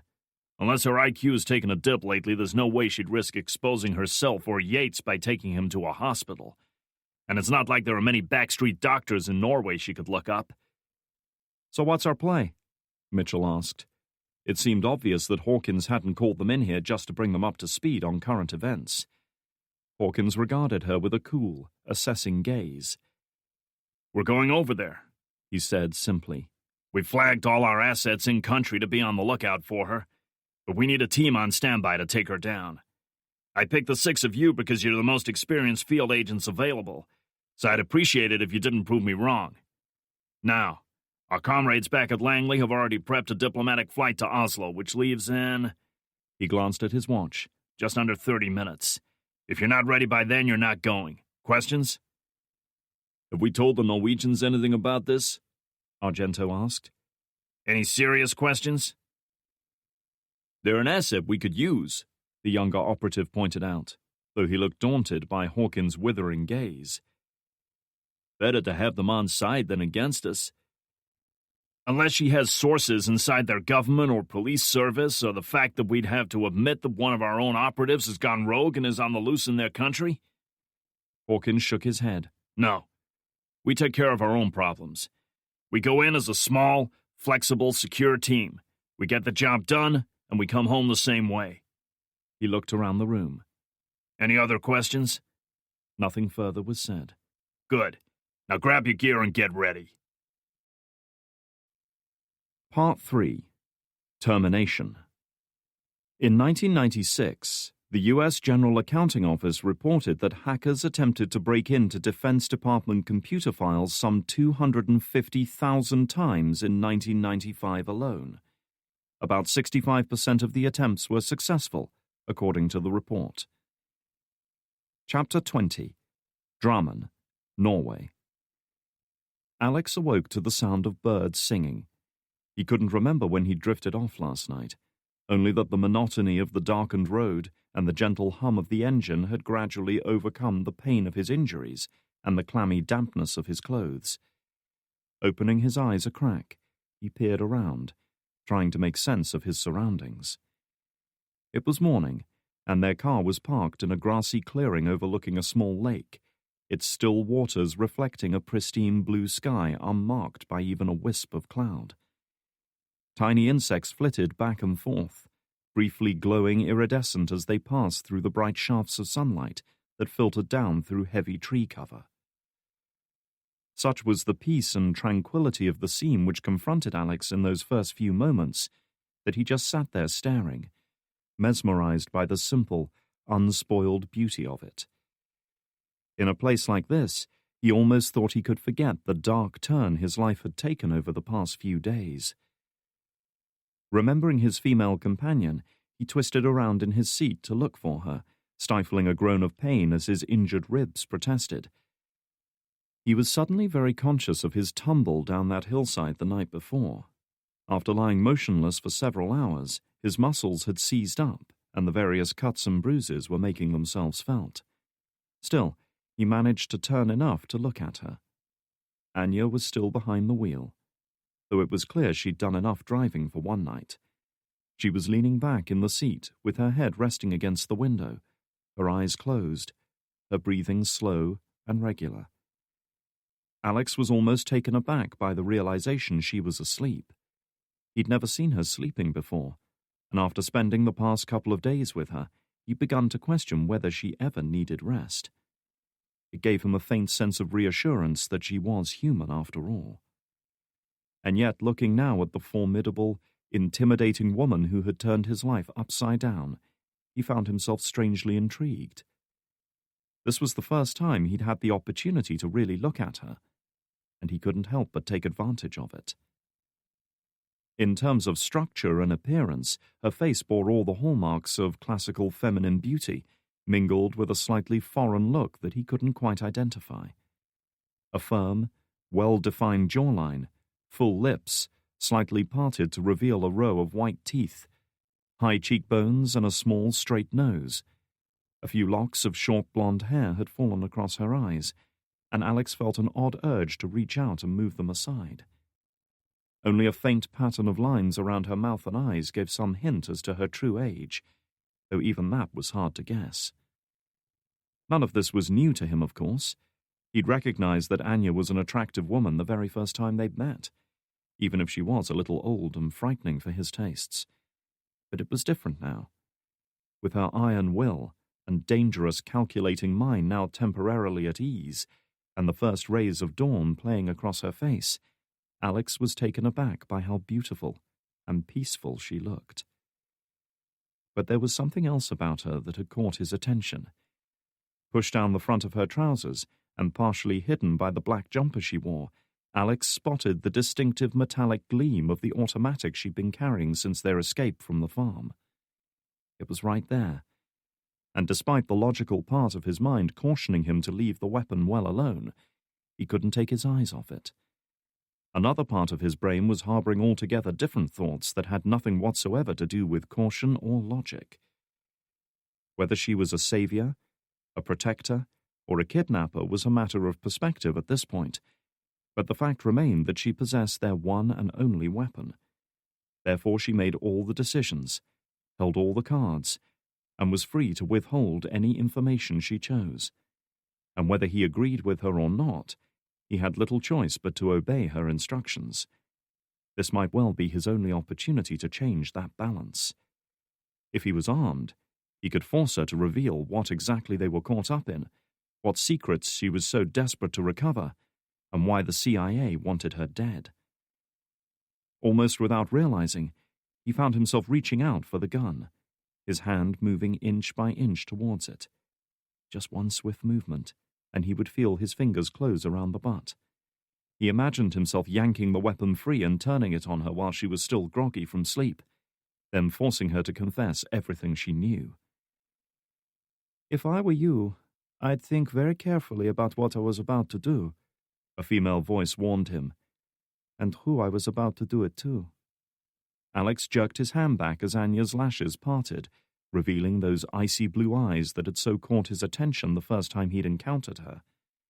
They were clear and focused, betraying no hint of tiredness, and staring right at him. "Don't flatter yourself," he said, hoping to hide his embarrassment with a scathing put-down. "You're not my type. I was just checking if you were awake." "You should always assume I'm awake," Anya said, sitting up and stretching. Alex heard the muted pop as stiff joints and muscles eased up. "Do you ever sleep?" She glanced at him. "When I can. Otherwise, I rest and keep watch." He decided to let that one pass. Whatever experiences and hardships had molded her into the woman she was today, they were far beyond his own understanding. "So, where are we?" he asked instead. "I assume you didn't stop to admire the view." Anya ran a hand through her hair. "We are a mile or two west of Drummond. I thought it best to wait until dawn before we make contact with your friend." The disdain in her voice was obvious. "Probably a good call," he allowed. "We shouldn't make contact until after 9. "Why?" "That's when his parents go out to work," he explained. "I've got an idea, but I'll need you to play along." Before she could respond to that, Alex opened his door and stepped out into the cool morning air. He had some other business to attend to first. Chapter 21. "No point in running, my friend," Gregor Landvik said through his radio headset as he leveled his weapon at a distant target. The unfortunate soldier believed himself hidden behind cover, but hadn't counted on Landvik's outflanking move. "I can see you." A single burst of fire was enough to end it, scoring him a long-range kill that added another 50 points to his on-screen tally. He was only 100 points away from the top of the leaderboard in what was proving to be a fiercely contested online battle. "Better luck next time, noob," he taunted, moving off in search of another target. "Fuck you, Pliskin," the opposing player retorted, using Landvik's Xbox username. Landvik laughed at the reaction he had provoked. In games like this, making other players lose their cool was almost as important as gaining the top score. "Only in your dreams, my friend." However, his game was rudely interrupted by a sudden banging at the front door. Landvik ignored it, struggling to stay focused on the game as he sprayed a burst of automatic fire at a player who was wildly evading and returning fire. More than likely it was some lost delivery man. The houses out here were pretty remote, and often lay at the end of long, winding driveways that proved a nightmare for postal workers and delivery trucks. The rural location was also a pain in the arse for him, since decent internet connections were as rare as rocking horse shit in this part of the world. But the alternative was to move out, find a permanent job, and buy his own place. And that didn't bear thinking about. "Got you!" Landvik smiled in satisfaction as another 50 points were added to his tally. The knocking at the front door continued, loud and urgent. "Go away! I'm busy!" the young man yelled, trying to focus on his game. Much to his irritation, however, that only seemed to encourage whoever was out there to hammer on the door even harder. The distraction was starting to impact his concentration. His next burst of gunfire missed his target, and the opposing player responded with a shotgun blast at point-blank range that put him down for good. "God damn it!" he snapped. Exiting the game, he tossed the controller onto a nearby beanbag and hauled his considerable bulk out of his favorite gaming chair. He'd already learned the value of restraint after breaking 2 previous controller units against the hardwood floor in frustration. "All right, I'm coming!" Barefoot, he padded through the expensive, minimally furnished hallway towards the front door. It was supposed to be sleek and modern, but it looked like a pretentious art gallery instead of a house. Landvik didn't care too much, though. As long as the decorators left his room alone, they could do what they wanted with the rest of the house. The banging had at last eased up. Mindful that the door was still barred and locked, Landvik leaned in close and surveyed the scene through the spy hole. Straight away his anger vanished, replaced by uncomprehending surprise. What the fuck? All thoughts of caution now abandoned, he undid the security latch, unlocked the front door, and swung it open to reveal a young man of slender build, light brown hair, and the kind of pale, even-featured, nondescript face that could only belong to an Englishman. Unshaven, cut and bruised, and dressed in tattered clothing that looked like it had been stolen from a penniless fisherman, Alex gave the appearance of a man who had been sleeping rough for the past couple of days. Alex! What are you— He never got a chance to finish. Alex's fist leapt out, striking him square on the nose and jerking his head back with the force of the impact. Shocked by the sudden and unprovoked attack, he stumbled backwards, bumping into the wall behind and falling to his knees. Ah! What was that for? He asked, clutching his nose. He could already feel the wetness of blood on his hands. 2 years, Gregor! Alex shouted, taking a step towards him with his fists clenched, eyes alight with long-building rage. 2 years I spent in prison because of you, you stupid fat bastard! I lost everything because of you! Everything! That's not true! Landvik protested, looking up at him fearfully. No doubt he sensed, correctly, that he was about to get a real kicking instead of just a bloodied nose. I'd never betray anyone in the group. You know that! Shut the fuck up! Alex snarled, trembling visibly as he tried to hold his anger back. I'm not interested in your bullshit excuses, Gregor. You should think yourself lucky. The only reason I never came here to kick the shit out of you before was because they took my passport away. This wasn't the Alex Yates he used to know. The laid-back, easy-going young man who would agree to just about anything was gone now. Landvik had no idea who this person was. He knew only that he was afraid of him. Alex, if it's money you want, I can— He was cut off when Alex drew back his fist to strike him again, prompting him to curl up in an effort to protect himself. No, don't, please! Money, Alex repeated, his tone laced with disgust. That's what it always came down to with you, isn't it? Fucking money! He shook his head. No, this isn't about money, you prick. Landvik could feel his heart pounding. If Alex didn't want money, then why was he here?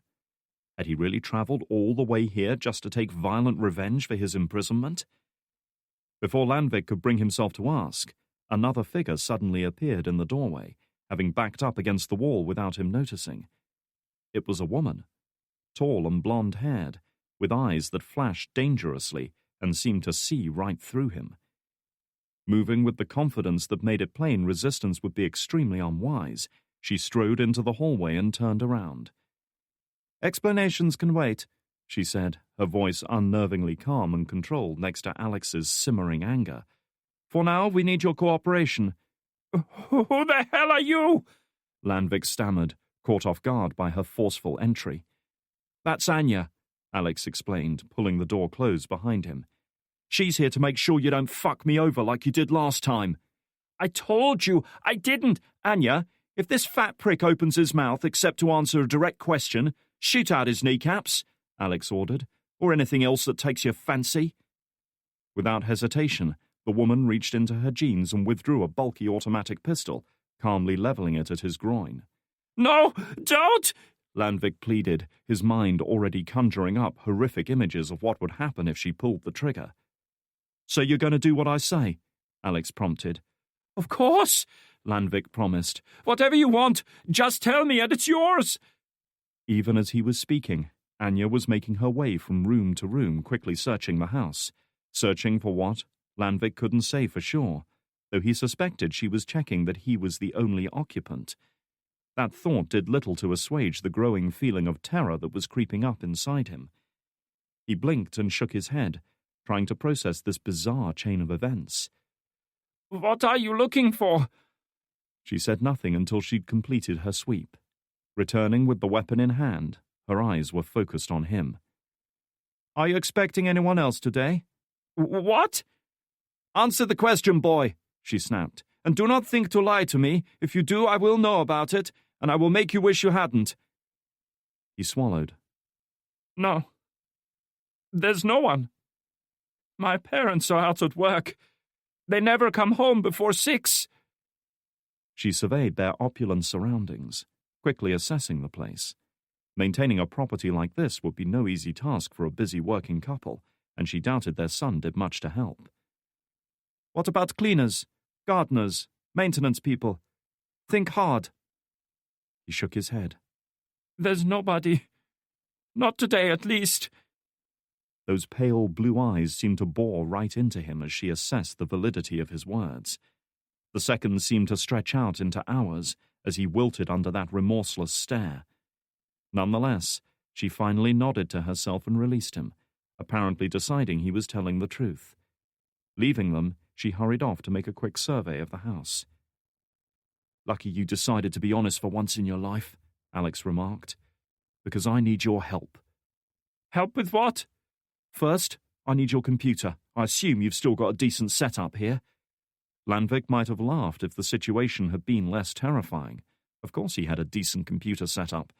Out here in the middle of nowhere with nothing but time on his hands, particularly during the long, dark winters, he'd immersed himself in the online world to escape the real one. As a result, he made sure he stayed up to date with the latest hardware.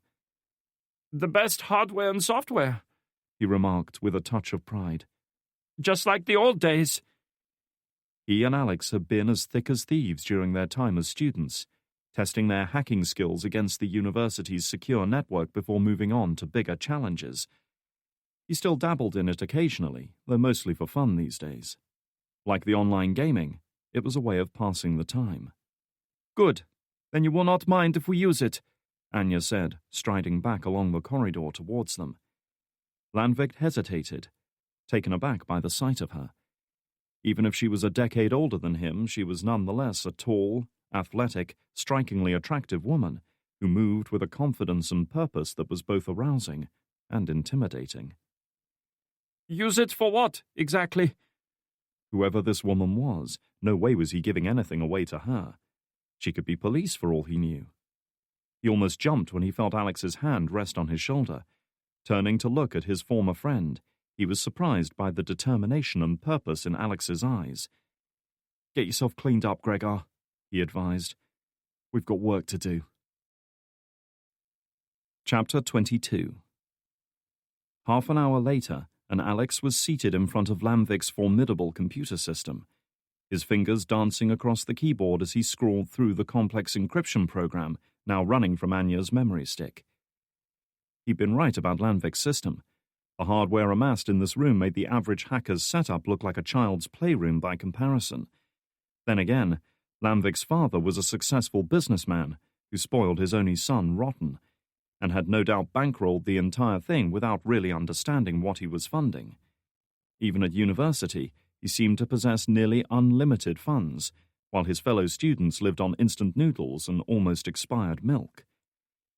Before starting it up, Alex had taken the precaution of disabling the system's internet access, and had even physically disconnected the network cables as an added safeguard, ensuring there was no way the program could send out its digital cry for help again. No way would he trust it with internet access until he was certain he had it under control. And he knew he could master it. No matter how clever or complex it might be, sooner or later he'd crack it and bend it to his will. He might not know anything about survival or navigation, or any of the 100 other skills that Anya apparently possessed, but when it came to computers, he was unmatched. Pausing a moment in his work, Alex tore into the tuna and cheese sandwich sitting on the desk in front of him, washing it down with a can of Red Bull.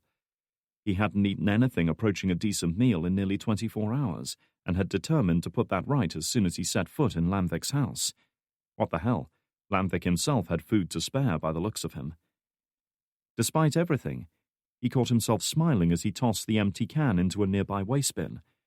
Marcel Proust might have found his childhood rushing back to him with the simple taste of Madeleine cake, but for Alex, the combination of sugar, taurine, and God only knew what other chemicals went into the energy drink was enough to evoke the world he'd once been part of.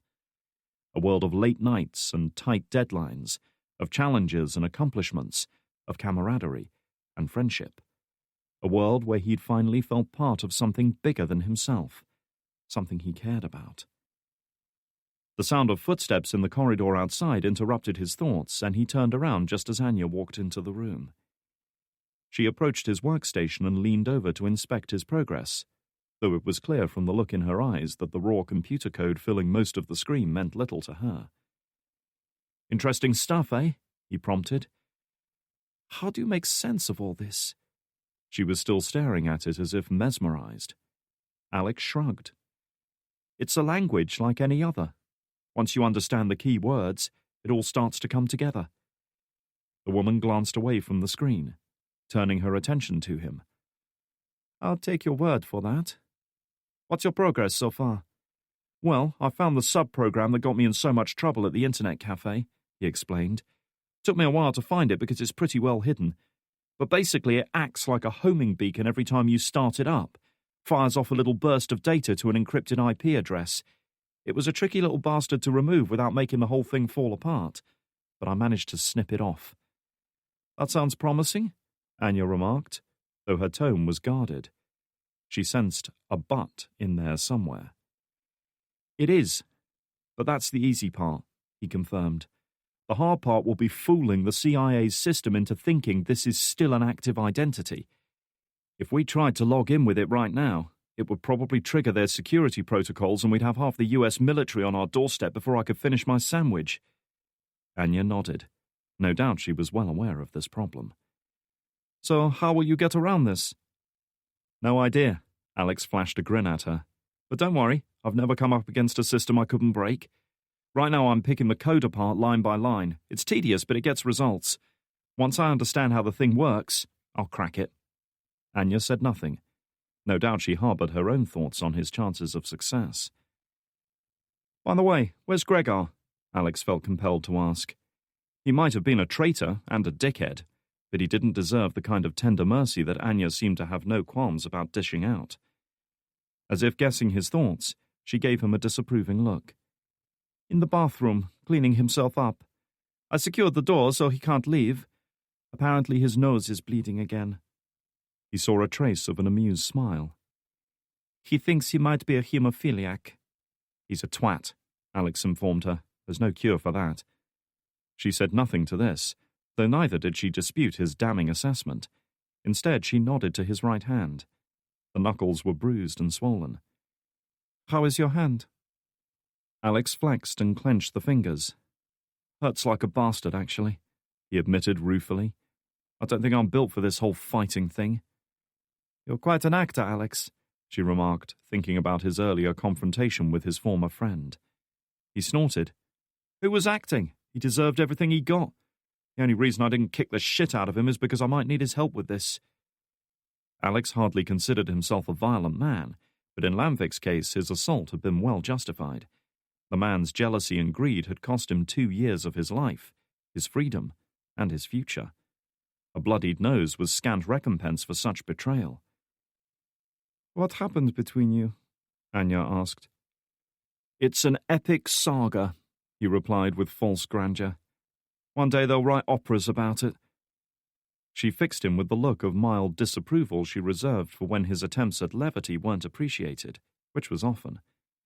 "I'm serious, Alex. You wouldn't tell me before, and I can understand if it was difficult. But I need to know now." Alex sighed. She was right, of course.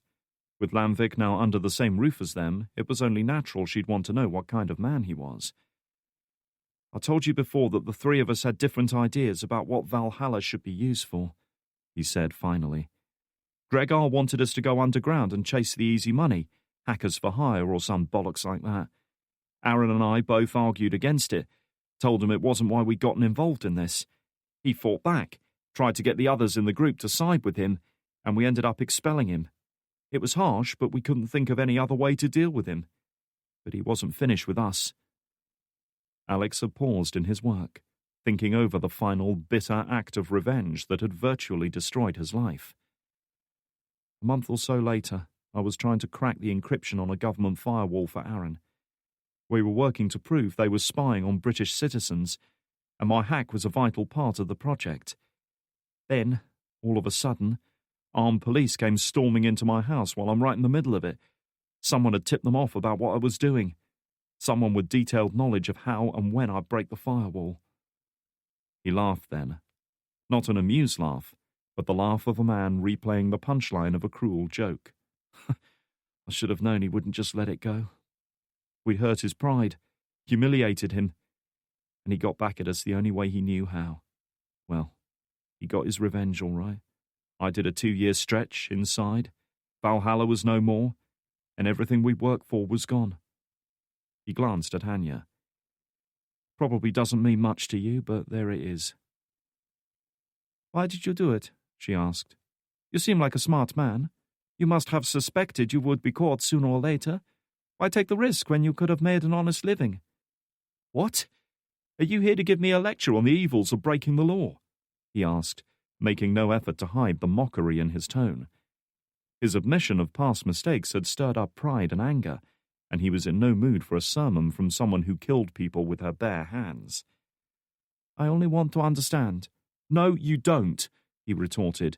You just want something else you can use against me in case I get out of line. That's what you do, isn't it? Find a weakness in people, use it against them. Those eyes were focused on him again, cold and clear and dangerous. Alex, it's because it was the only thing I was ever good at, okay? He snapped, blurting it out before he could stop himself.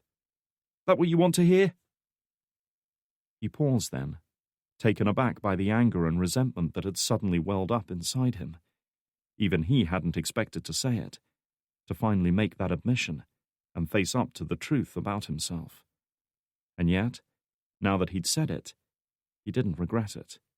If anything, he wanted to give her more, to finally let out everything he'd been holding inside for so long. Guess what? I'm not pretty, and I can't sing. I wasn't in the football team at school, and my chat-up lines suck. In fact, generally, I'm pretty shit at most things. But not this. This is something I'm good at. He gestured to the computer hardware all around him. It's illegal and dangerous and probably stupid, but it's all I had. And it made me feel good to know I could do things that other people couldn't. That's what you want to hear, isn't it? Well, I admit it. I did this because it made me feel better about being me. I did it because I wanted to belong to something. I wanted to be with people who understood me and respected me for what I could do. He sighed and shook his head. But don't worry. I don't expect someone like you to get it. He might have expected casual dismissal, or even a scathing reprimand from a woman who had clearly put her life on the line more times than she could count, who had seen and done things he could scarcely imagine. Strangely, however, Anya seemed almost taken aback, as if his outburst had struck a chord with her. You're wrong about that, she said, her voice uncharacteristically soft and quiet. I do understand. And if it means anything, I wasn't looking for weakness. Alex let out a breath, realizing to his embarrassment that he'd gone too far. Simple curiosity didn't warrant such an outburst, and considering her behavior so far, he was more than a little surprised she hadn't threatened to kill him for it. Take it you found enough weaknesses already, eh? He remarked, hoping she would take it as a gesture of reconciliation. Instead, however, she opted to keep her thoughts to herself. Anyway, now you know my dirty little secrets, he said, turning his eyes back to the monitor in front of him. Shame I don't know yours. She said nothing to this. Instead, she did a slow circuit of the dimly lit room, eyeing the unmade bed, the posters of video game characters on the walls, most of which were female and scantily dressed, and the rubbish scattered around the overflowing waste paper bin. There were a lot of used tissues in there, and Landvik didn't look like he had a cold. Most people would take that as a hint to give something back, Alex prompted. Maybe tell me something about yourself that I don't know? Like anything? What would you like to know? Anya asked, without meeting his gaze. We could start with how you're involved with the CIA. She sighed faintly, as if she had been asked that question many times before, and was weary of giving the same answer. I used to work for them. Hardly earth-shattering news, but fair enough, he conceded. How did that come about? You sound about as American as I do. She gave him a look that he'd come to recognize when he said something that was plainly idiotic. They employ people from many countries, Alex. Even yours. She let that one hang for a moment or two before going on. In my case, they recruited me after I defected from the Soviet Union. Alex stared at her, his work temporarily forgotten. This was the first time she'd revealed anything substantial about herself, and he was intrigued by this strange, enigmatic woman who had been his sole companion for the past couple of days. You're Russian. She gave him what he could only describe as the look. The kind of look his friend Danny, a Glaswegian native, had once given an Australian bartender who'd mistakenly called him English. Lithuanian, she corrected him. If Danny was anything to go by, it would be very unwise to question that one further. So, what did they want with you? The look in her eyes was difficult to read, but for some reason he was reminded of himself when he'd been talking about Lamvik's betrayal. We each have our talents, Alex. Mine didn't start with killing people. That only came later. So you were some kind of super spy? She shook her head. A soldier. That's what I believed, at least. A warrior fighting for a noble cause. And I was very good at what I did. Alex rubbed his jaw, feeling the bristles of a couple of days' growth. So how come you're working against them now? For a moment he saw the muscles in her shoulders tighten beneath the skin, saw her head lower, and her hands curl into fists. 'Cause I was wrong, she said, her voice strained and tense. I wasn't a soldier. I wasn't fighting for a noble cause. And I wasn't serving worthy masters. I was exactly what they needed me to be. But by the time I realized how wrong I was, it was too late. Now I'm an outcast. A dirty secret to be covered up. They want me gone so they can pretend I never existed. She looked at him, then, her eyes shining in the dim light. The look of grief and betrayal, and barely suppressed rage in them, was enough to make the breath catch in his throat.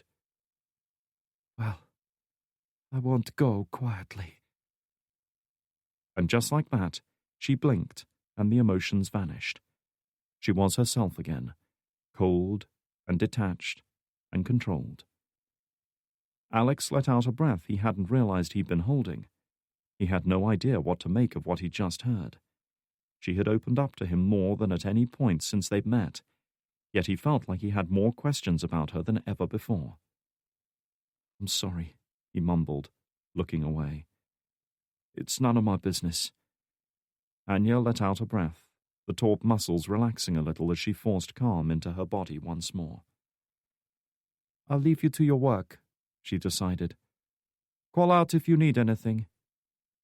Saying nothing further, she turned and left the room. The big open-plan living room down the corridor was just as expensive and tastefully furnished as the rest of the house, with high-quality furniture and a kitchen that looked as if it had just come out of a showroom. The room's floor-to-ceiling windows had been designed to showcase the impressive views out over the lake and rolling woodland beyond. A set of sliding doors led out onto a tiled balcony, probably for dining and socializing during the summer months. Making her way outside, Anya gripped the steel railings that encircled the balcony, closed her eyes and bowed her head. She could hear the gentle lapping of water at the lake shore below, the chirp of birdsong, and the rustle of tree branches nearby. A faint breeze sighed past, stirring a few locks of hair and raising goosebumps on her exposed skin. She exhaled, listening to the sound of her own breathing. Normally she would have found such an idyllic location very much to her liking, but not today. Today her thoughts were turned inward. Her career had often required her to take emotion out of the equation, to shut it down and lock it away in some dark corner of her mind, so she could focus clearly on the tasks at hand. It was this ability to be clinical and decisive that had saved her life more times than she could count. And yet her conversation with Alex had stirred up long-buried feelings that she was having trouble locking away again. Feelings that threatened to overwhelm the barrier of cold detachment that she had erected. Even now, the depth of her betrayal staggered her, enraged her, tortured her. It was a betrayal all the more difficult to bear because of the man at the heart of it all, a man she had put her faith in, a man she had once believed could do great things, a man she had risked and sacrificed everything for. A man named Cain. Anya, once the loyal soldier, so easily manipulated and deceived by men who had made careers out of lying. Just another pawn to be used and sacrificed when she'd served her purpose. Now she was a ghost, a sad relic of another age lingering on in this world. Sooner or later her time would be over, but not yet. Not yet. She still had one more battle to fight. This had started with Cain, and it would end with him. She would make sure of it. The bathroom down the hall from Landvik's office was just as pristine and sterile as the rest of the house. Spotless white tiles, an ultra-modern shower unit, and a sink cut from a single block of marble. Even the picture hanging on the wall by the door was some piece of modern art nonsense that his parents had bought simply because they could. The small ventilation window above the toilet was hinged and locked, so that it only opened a few inches. Even if the mechanism could be broken, the frame was scarcely big enough for a small child to clamber through, never mind a man of Landvik's size. Neither could he open the door which Anya had barred from the other side when she led him in here. He was trapped here, imprisoned, until she decided to let him out. Throwing the bloodied wad of tissue in the toilet, the young man let out a sigh and looked up at his reflection in the mirror. It wasn't a heartening sight. His nose was swollen and red, his unshaven face marked by splashes of dried blood, his eyes glassy and unfocused. But in truth, the superficial injury meant little to him. A bloodied nose would heal up soon enough, and it wasn't as if he was well known for his dashing good looks anyway. What concerned him now was Alex, and more importantly the woman he'd apparently taken to associating with. What the hell had his former friend become involved in? And who had he become involved with? Landvik himself had crossed the line of legality plenty of times during his online forays, and had dealt with a few unsavory characters as a result, but always from behind the safe, controlled anonymity that his digital identity afforded him. Never up close and personal like this, and certainly not with people like Anya. She was a killer, if ever he'd seen one. Cold, clinical, unflinching. Less of a criminal, and more of an assassin. Alex had barked orders at her earlier as if she was his to command, yet even Landvik could sense from her body language that she took instructions from no one. Had it been a ruse? Was she in fact the one in control of this situation? If so, that didn't bode well for him. He'd seen her face and could identify her with ease if it came to it. If she was as ruthless as she appeared, she'd have no qualms about executing him once she had whatever she needed here. The thought was almost enough to make him throw up in that expensive marble sink. "Get a hold of yourself, shithead," he whispered at his reflection. "Think." Splashing water on his face with trembling hands, he took a deep breath, forcing some semblance of calm into his mind. One way or another, he had to figure a way out of this situation, and fast. That meant getting the hell out of this bathroom and finding a way to call for help without being noticed. And since any attempt to force his way out would be suicidal, the only option was to get them to release him. That meant earning their trust. Well, perhaps not Anya's. He doubted she trusted anyone. But at least Alex's. Alex was his friend. Or had been. That was his way out. Chapter 23. "Fuck!" Alex growled, hurling his second empty can of Red Bull into the corner of the room, without even bothering to aim at the wastebasket. A combination of frustration, growing impatience, and high doses of caffeine was making him jittery and filled with energy he couldn't expel. The fact that he'd hit a brick wall hadn't helped matters either. His patient dissection of the encryption program had uncovered a possible loophole that he could exploit, a means of bypassing the security lockdown that had been tagged against Anya's identity. The problem, however, was turning theory into practice. The encryption scheme was unlike any he'd ever seen before, and was proving stubbornly resistant to his attempts at breaking in. Time was marching on, and he was increasingly aware that he needed to make the breakthrough now, before Lanvik's parents returned home. It was a stupid fucking problem to have when the man was pushing 30, but it was there all the same. "Alex?" "What?" he snapped, turning to face the doorway. Anya was standing at the threshold, and beside her, much to his dismay, was Lanvik. "He insisted on speaking with you," Anya said by way of explanation. "What do you want, Gregor?" Alex demanded, eyeing him in much the same way he might have regarded a dog turd stuck to his shoe. "To help you," the Norwegian replied, looking surprisingly contrite now. "And to apologize." Alex's eyes narrowed. "For what?" for what happened to you, for all the shit you've been through." He swallowed, searching for the right words. "I didn't do it, Alex. I know you don't believe that, but it's the truth. For a while I wished I had thought of it. I was so pissed at you and Aaron for shutting me out, and I wanted to get back at you, but I'd never take it that far. We're friends, Alex. Or we were friends once. No matter how angry I was with you, I wouldn't turn you into the police."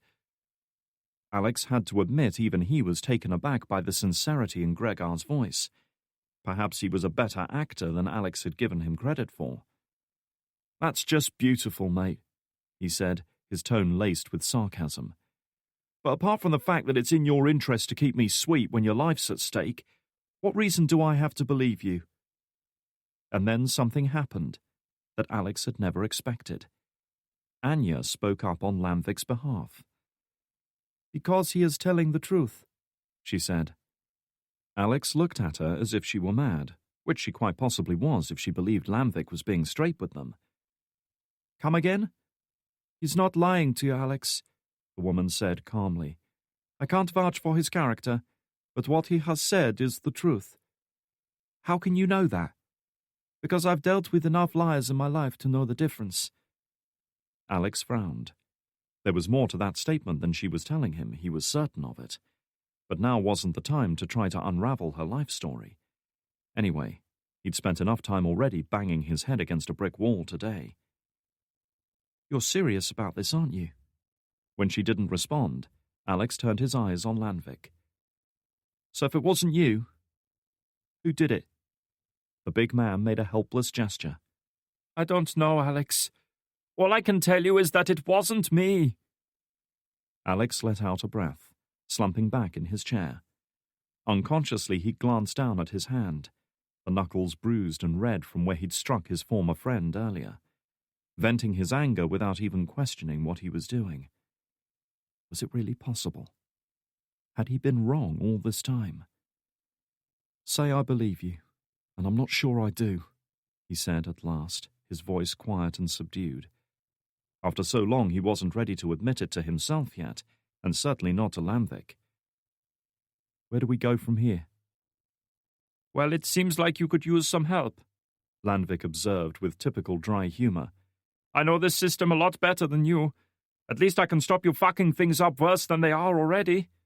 "I kind of doubt that." "If you think he can help, then say so now," Anya prompted. "Otherwise he's going back where he came from."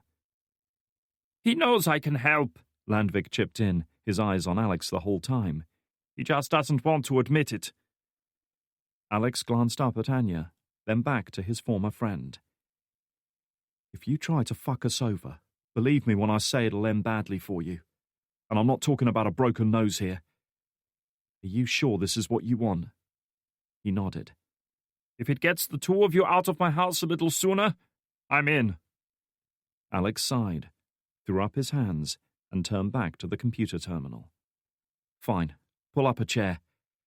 Let's just hope you're better at coding than I remember." Chapter 24. U.S. Embassy, Oslo. The United States Embassy building in which Mitchell now found herself was about as nondescript as they come. A big, monolithic glass block that seemed to have been dropped without warning on the centre of Oslo.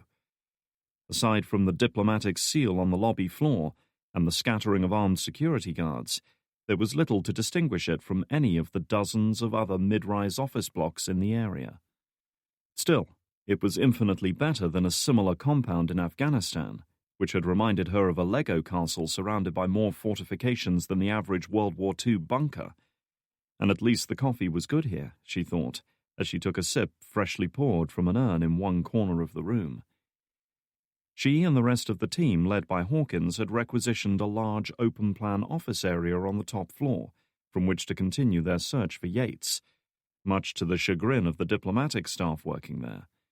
However, a few terse orders from Hawkins had been enough to get them moving. The man was nothing if not driven. She could see him from where she stood. Unsurprisingly, he was on the phone to someone while the rest of the team worked to tie in with local police and follow up possible leads. He seemed to spend much of his time on the phone, though who he was talking to was a mystery. One thing was certain. They were higher in the food chain than he was. She could tell from the tension in his shoulders, the set of his jaw, the look in his eyes that he was intimidated by whoever he was conversing with. That certainly gave her pause for thought. Whoever could intimidate a man like Hawkins must have been powerful indeed. "Penny for your thoughts?" a voice beside her prompted.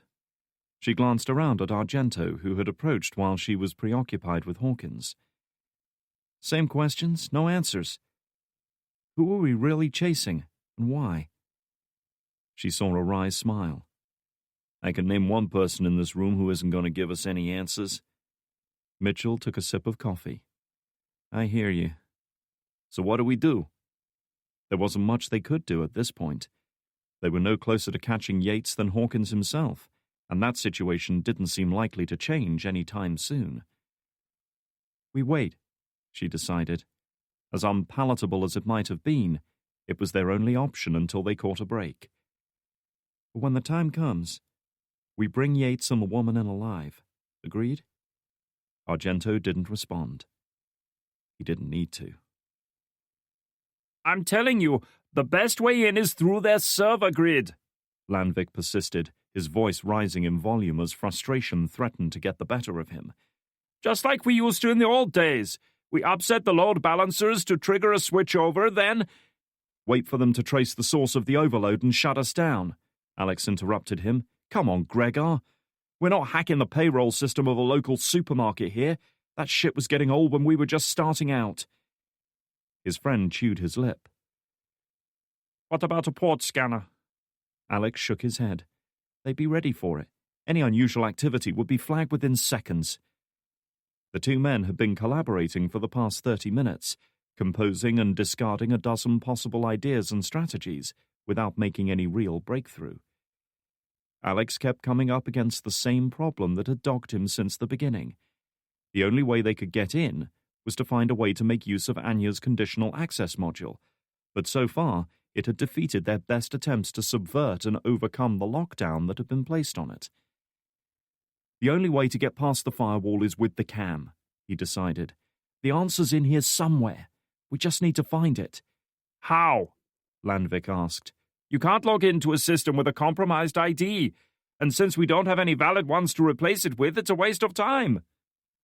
Alex closed his eyes for a moment, rubbing the bridge of his nose as fatigue, pain from his injured ribs, and a growing headache pressed down on him like a physical weight. He felt like shit, plain and simple, and his failure to deliver on his promise to Anya wasn't helping his mood. "I need a smoke," he decided. Nicotine, and often something a little stronger, always used to help him sort through complex problems like this. Landvik shook his head. "Not in here. If my dad smells smoke in the house, he will literally take his rifle and hunt us both down." Just my luck, Alex thought with grim humor. It wasn't bad enough that the CIA wanted him dead. Now he'd have to contend with a mad Norwegian with a cleanliness fetish. "I'm sorry, Alex," his friend went on, his voice quieter now. "We gave it a good shot, but I don't think we can win this one." "This isn't school sports day, man. They don't give marks for effort. So what? We've had failures before. You pick yourself up and move on. Why is this one so important? Unable to help himself, Alex slammed his fist down on the table, sending a shiver of pain up his arm. Because I don't want to end up like Aaron, he snapped. At this, Lamvik frowned. What do you mean? What happened to Aaron? Alex winced, wishing he'd never spoken. Forget it. You'll live longer. Fuck that! We might have had our differences, but Aaron was still a friend.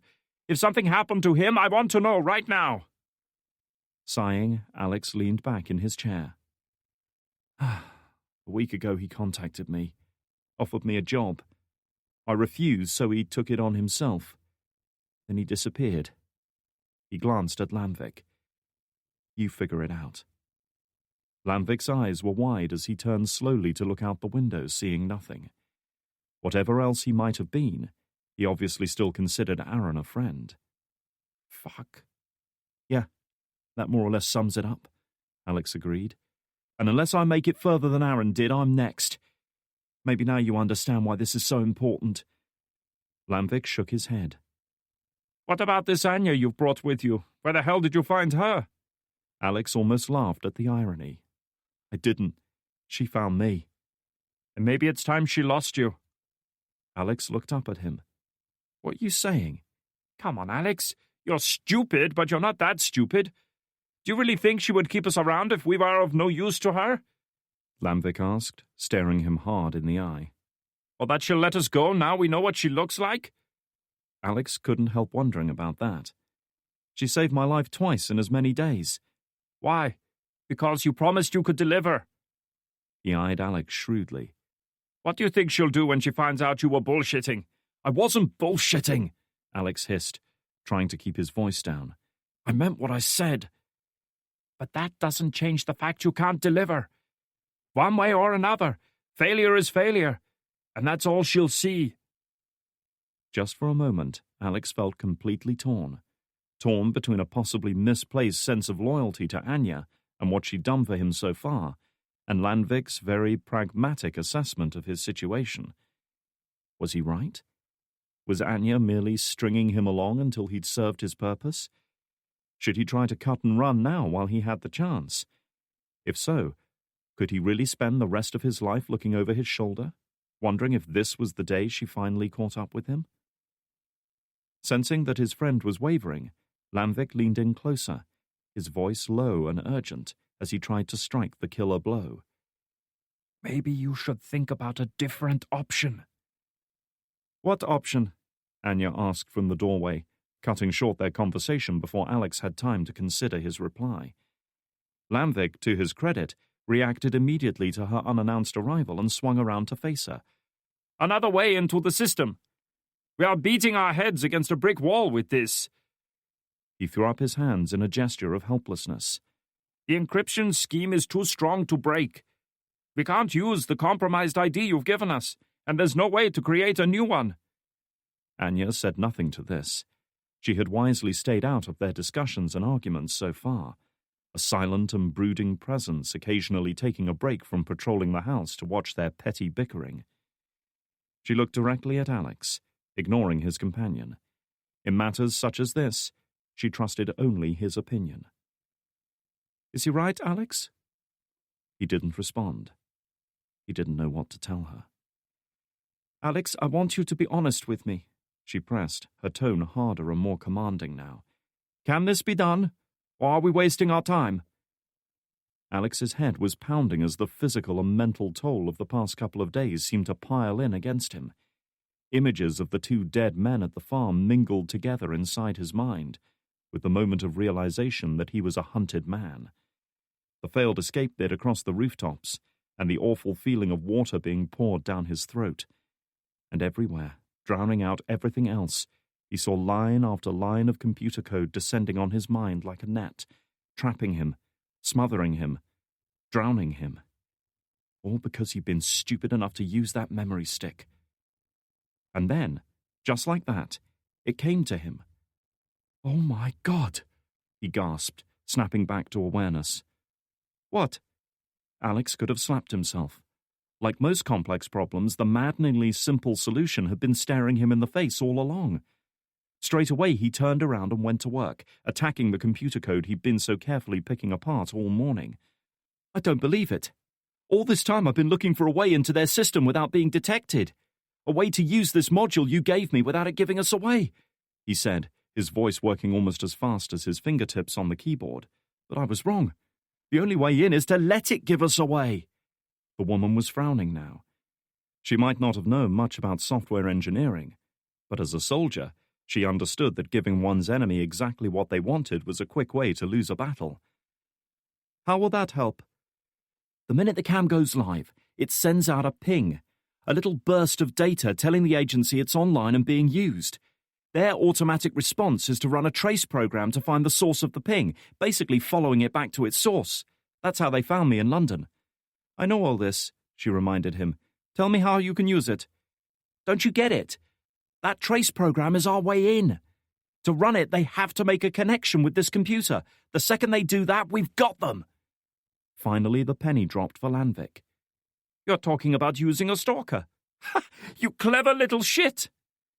Anticipating Anya's question, Alex decided to offer an explanation. A stalker is a special program we normally use to hack corporate networks. It's not exactly designed for this, but if it does its job, it'll hijack their connection and give us a backdoor through their firewall, kind of like a trace in reverse. Their system won't know anything's wrong because the trace was activated at their end, Landvik carried on. Once we're inside, we'll have the run of the entire network. Fucking genius! Anya, however, was less interested in massaging egos. Will it work? Well, that depends on your point of view, Alex said without taking his eyes off the screen. The stalker will get us inside. The problem is that I'll have to find and shut down the alert before they break into our own system. Gregor's firewalls should buy us the time we need, but there are no guarantees. It's a calculated risk. At this, he paused a moment and turned to look at her. It's up to you, Anya. Do you want to go for it? Anya said nothing for several seconds. For perhaps the first time, she looked genuinely undecided about what to do, and he could understand why. He was asking her to trust him, to put her faith in him, and know he wouldn't let her down. It was a big ask. Taking a breath, she nodded, the decision made.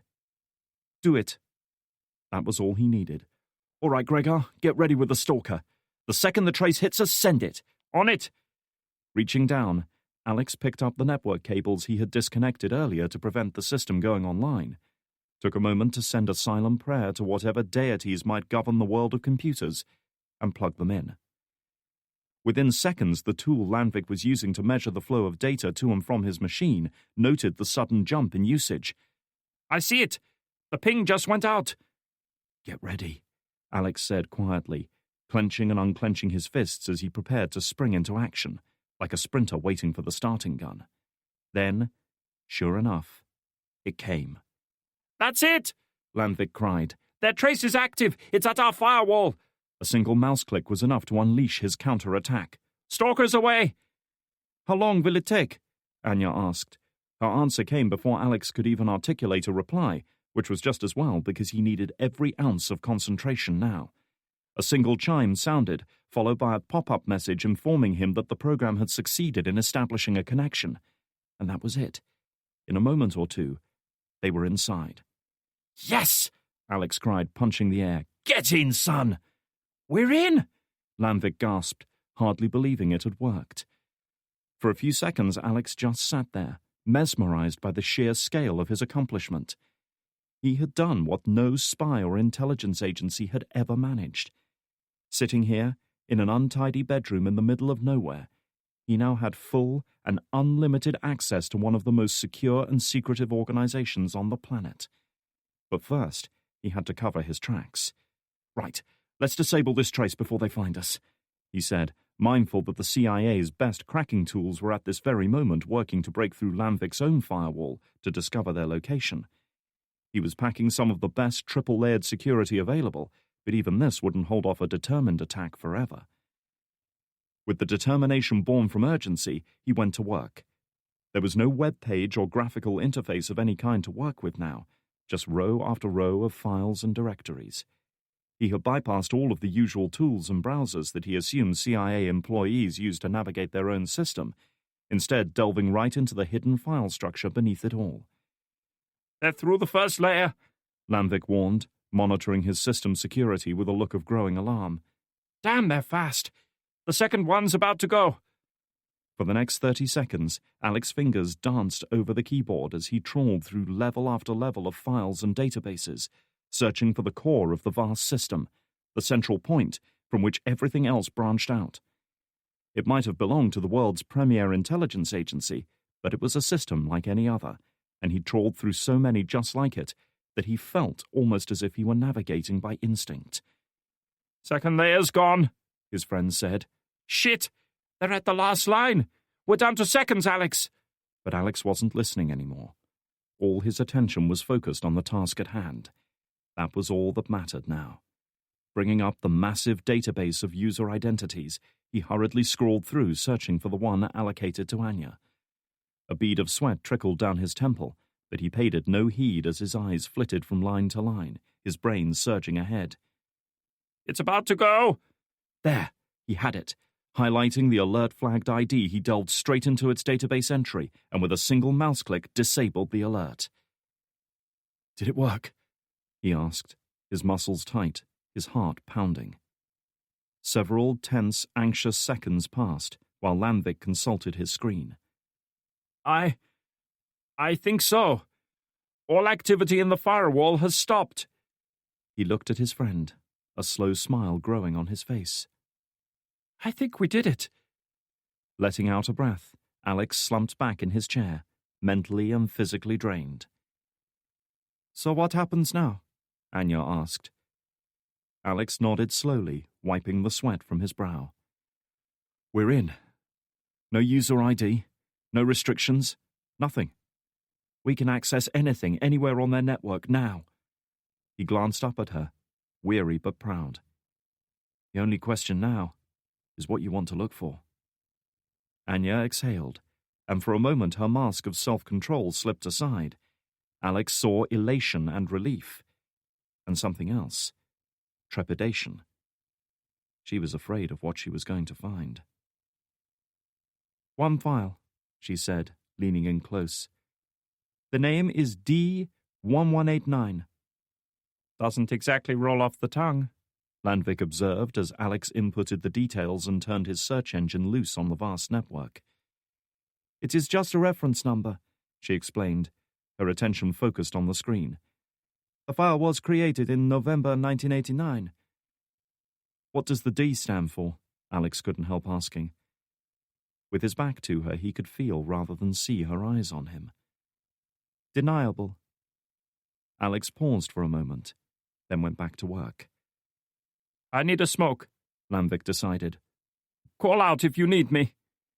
Neither Anya nor Alex looked up, which Lanvik took as tacit acknowledgement of his intentions. Saying nothing more, the young man backed out of the room and left them to it. "It's about you, isn't it?" Alex said, once his friend's footsteps had disappeared down the corridor. "This file you're looking for. It's yours. What are you expecting to find?" "Just concentrate on your work," Anya advised him, the tension in her voice unmistakable. Alex knew better than to argue. In the open-plan living room nearby, Lanvik was pacing back and forth as he wondered what to do next. The stunning views that the room's full-length windows commanded over the nearby lake and woodland beyond were lost on him. All his thoughts were now focused on finding a way out of this situation. He may have been willing to give Alex the benefit of the doubt, but the woman was another matter entirely. He'd seen the look in her eyes, the way she carried herself, the constant wariness. She was a stone-cold killer, as sure as day. He had to do something now before it was too late. For all he knew, he might end up as a hostage once Anya had gotten what she wanted here. Or a suicide. His mind was racing, desperately considering his options. All the doors and windows in the house were locked. Anya had confiscated all cell phones and disabled the landlines, making it impossible for him to escape or call for help, even if he'd harbored such thoughts. He could try to take her down first. His father kept a hunting rifle and a supply of ammunition in a cupboard under the stairs. But a heavy rifle wasn't much of a weapon for fighting in a confined space like this, and with only a couple of half-hearted shooting lessons under his belt, he was barely competent in its use. Even if he was somehow able to retrieve it from its storage cabinet and load it without attracting her attention, he doubted a fat computer hacker with an old bolt-action rifle would present much of a threat to someone like her. No, confrontation was out of the question. Another option was to summon help. Anya might have taken his phones, but there was another way to make contact with the outside world. His father, keen to protect the house he'd invested so much money in, had made sure the place was fitted with a top-of-the-line security system, motion sensors, concealed video entry system, and, most importantly for him, a silent alarm. There were hidden triggers in every room, meaning they were always within easy reach in the event an intruder made it inside. One press of the button would trigger an automated phone call to the security company managing the system, who would in turn contact the police. The drawbacks to this were obvious, however. The moment Anya saw police cars approaching, she'd know what he had done. She might take him hostage or panic and kill him. Either way, he had no desire to be caught in the crossfire. In his mind, the best option was simply to get the hell out of here. But he certainly wouldn't make it far on foot, even if he could find a way out. He was a good 60 pounds overweight, and he hadn't done anything approaching strenuous exercise in nearly a decade. Someone like her could run him down before he'd made it 100 yards. If he was going to do this, he needed a vehicle. His father's weekend car, a Mitsubishi Outlander, was safely parked in the house's integrated garage. Anya had made sure to take the keys, but she had missed the spare set hidden away in a metal tin in one of the kitchen drawers. With so many possible exits and escape routes to secure, he could only assume that she had simply overlooked it. That was his play. Almost before he was aware of it, he was heading toward the kitchen area. If he could get to the vehicle and force open the garage doors, he'd be out of here in under a minute. He felt bad for leaving Alex behind, but what else could he do? Playing hero was a quick way to get killed. The sound of soft footsteps in the hallway alerted him that Anya was on her way, probably to check on him. Cursing the bad timing, he abruptly turned around and recrossed the room, heading for the balcony that lay beyond the living room windows. His only thought was to get outside, away from her. "Are you all right?" he heard her ask. "Fine," he lied, without turning around. He was moving towards the glass door leading outside. "Just going onto the balcony for a smoke. My dad won't let me do it in here." He was just reaching for the handle when she called out to him again. "Gregor?" He closed his eyes as his stomach knotted with panic. What did she want? Had she guessed his intentions? Forcing himself to stay calm despite his wildly beating heart, he slowly turned to face her, wondering if he'd find himself staring down the barrel of a weapon. Instead, he saw Anya standing by the kitchen counter. She was holding out the lighter and a packet of cigarettes that he'd left lying there. "You will probably need these," she said. Gregor let out a nervous laugh. "Good point. My mind's been all over the place today," he said, which was certainly true. Quickly crossing the room, he reached out across the counter and took the packet, hoping she couldn't see the tremor in his hand as he reached beneath the counter and hit the silent alarm trigger. However, she tightened her grip on the packet as he tried to take it, her eyes locked with his. He froze, his body tensing up. He could almost feel the beads of sweat forming on his forehead. "You should try to cut down," she advised, glancing down at the cigarettes. "These are bad for you." Such was his relief, that it was all he could do to keep from bursting into nervous laughter. "Yes, but they keep the weight off." He managed to flash a wry grin. She didn't laugh. Instead, she eyed him a moment longer, leaving him with the impression she knew exactly what he was thinking, before finally releasing her grip on the packet. "The doors are locked. You smoke in here or not at all?" she instructed, turning away to go back to the bedroom. "We've got them," Argento said, having just taken a call from the National Security Agency monitoring station back at Memwith Hill. "NSA just intercepted a call from a Norwegian security company to local police. One of their clients near the town of Drammen Just hit the silent intruder alarm. Hawkins immediately looked up from his computer. Give me a reason to get excited about that. The house is fitted with a video entry system that logs all new arrivals. We were able to intercept the image the security company forwarded on to the police. Saying nothing more, he spun his laptop around, allowing Hawkins to view the slightly grainy black and white image that had been sent through. Sure enough, it showed a young man and a woman standing at the front door. Their features were unmistakable. It was Yates and Anya. You got a location? Drammen, about 30 miles southwest of here. By the sounds of things, local police have requested an armed response unit. Hawkins practically jumped out of his seat. Call NSA and have them put a false alarm call through to the Norwegian police, and have them vector in any drone or satellite assets we have in that location. I want a chopper fueled and ready to lift off in 3 minutes. Everyone else on me. Move! Chapter 25. A ping from the main terminal announced that the search engine had found a result. Swinging his chair back around, Alex stared at the screen. Yes!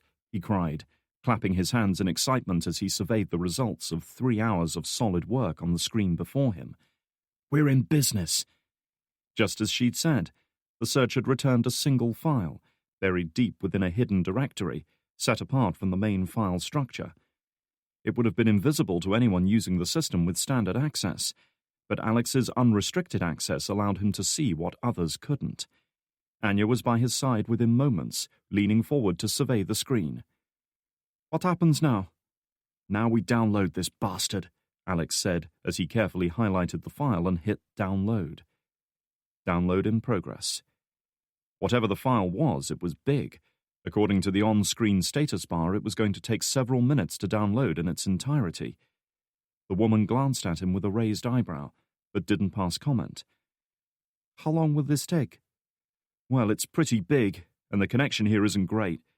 5 or 6 minutes at most. She nodded, her face a mask of tight self-control. She wouldn't crack open the champagne until the file was in her hands. Can the agency trace this? She asked. Alex shook his head. Nope. This one's below their radar. He grinned. See what I did there? Thought you might appreciate the military lingo. She didn't, and her expression made it clear. In search of a more appreciative audience, Alex turned towards the door. Hey, Gregor! Come here and take a look at this, mate! This is poetry in motion! There was no response. Gregor! Alex called out. Now's a bad time to be taking a shit! Still there was no reply. Frowning, Alex looked at his companion. Keep working, Anya instructed, drawing the automatic from the back of her jeans. Wait, what about... Just do it, she hissed. Let me know as soon as the file is downloaded. Saying nothing further, she turned and vanished from the room, leaving Alex to it. Swearing under his breath, Alex turned his attention back to the download taskbar, curious why the file seemed to be taking so long to download. A quick check of the system's network activity soon revealed the answer. The download was being directed to more than one place.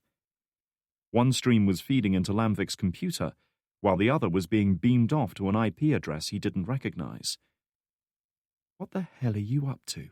He mumbled, clicking on the link.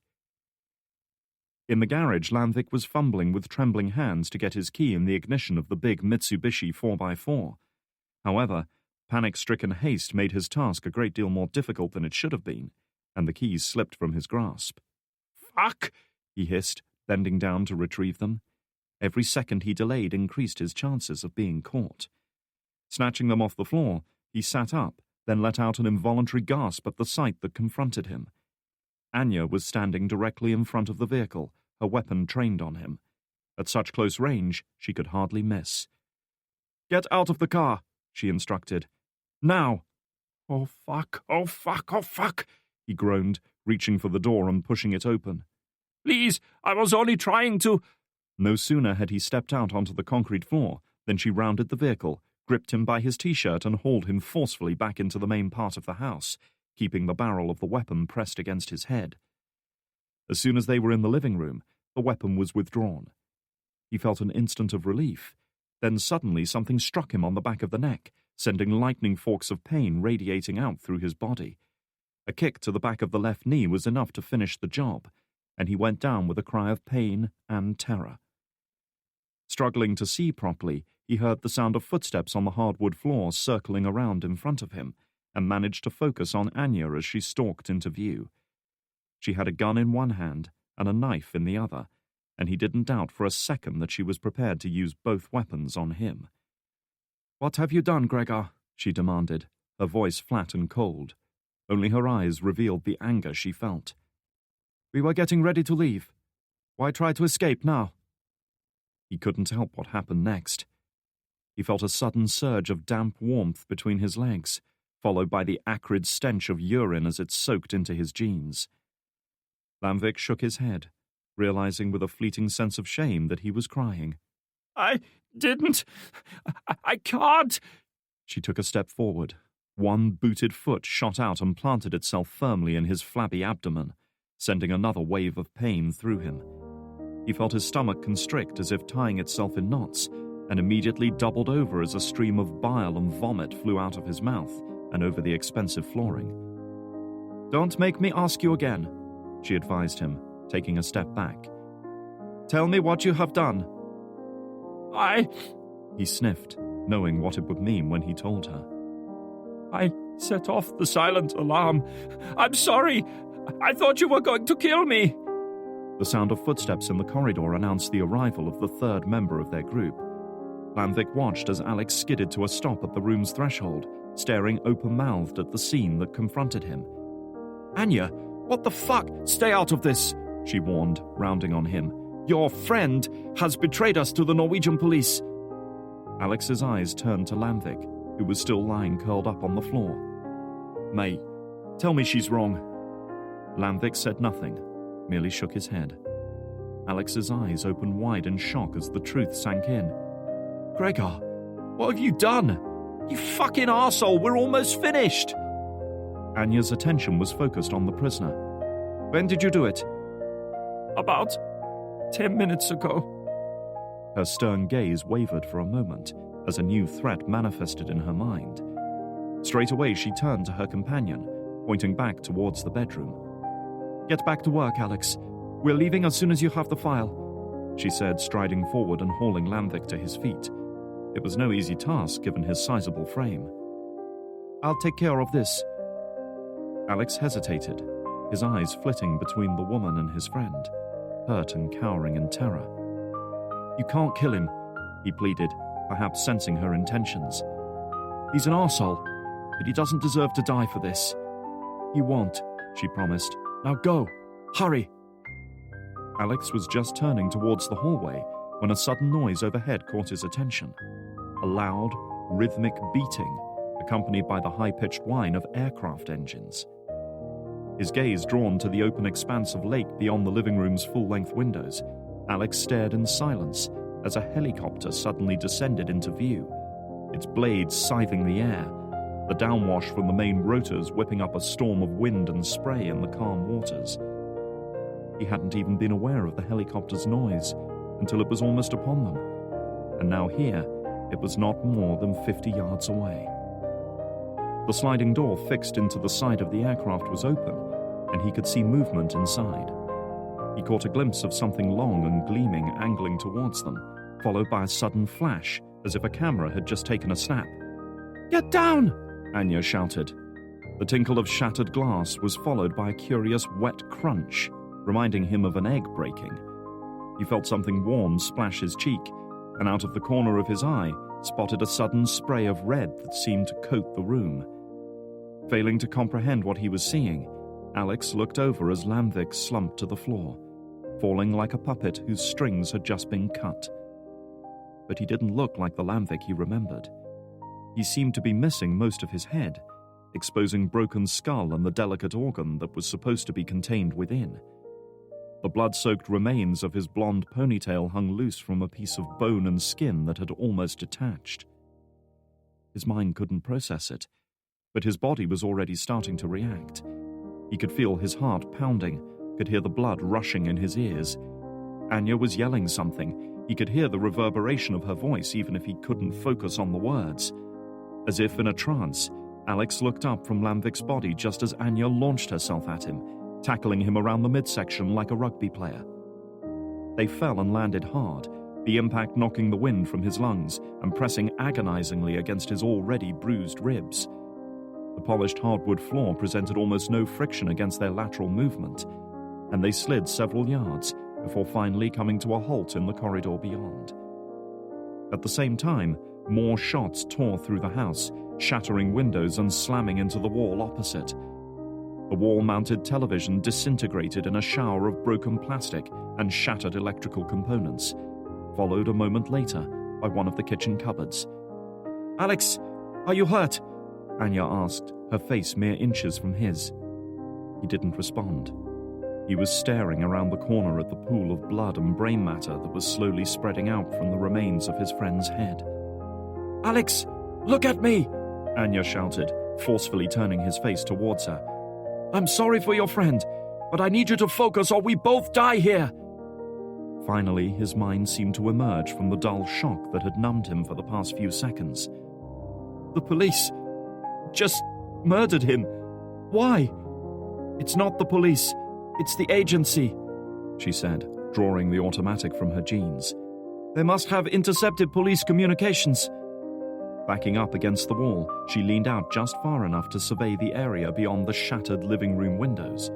Sure enough, the chopper was maintaining station about 50 feet above the surface of the lake, low enough to give the shooter an excellent field of fire over the house, but high enough that the aircraft's downwash wouldn't kick up surface spray and interfere with his aim. From her extensive knowledge of such aircraft, it looked like a variant of the Bell 206. Such choppers have been exported all over the world and were used in everything from traffic reports to police pursuits.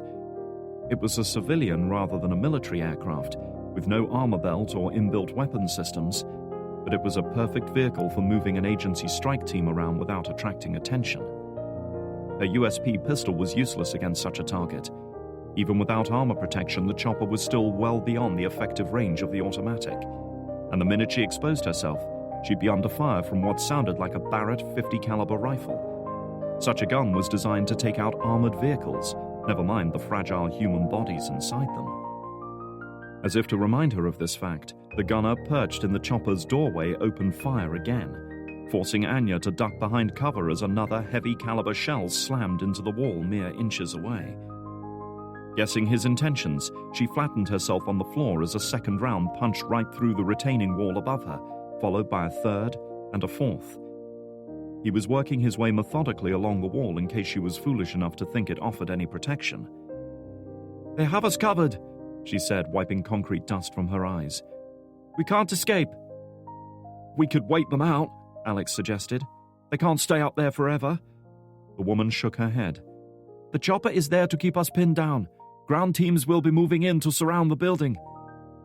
What she couldn't understand was why the chopper gunner had decided to move in and open fire on the building in the first place. It would have been far more prudent to wait and allow agents on the ground to surround and storm the place, taking them all by surprise and subduing them without a shot fired. Then again, perhaps he had an entirely different plan in mind, something that would ensure none of them lived to talk about what happened here. The aircraft outside was moving, doing a slow circuit of the building in search of a better shot. With such constant eyes in the sky, there was no chance of them escaping unseen. They were trapped here. Alex looked at her, sensing her unease. "What the fuck are we going to do?" They couldn't go anywhere with the chopper overhead. One way or another, it had to be dealt with. Anya chewed her lip for a moment or two, deep in thought, before finally nodding to herself.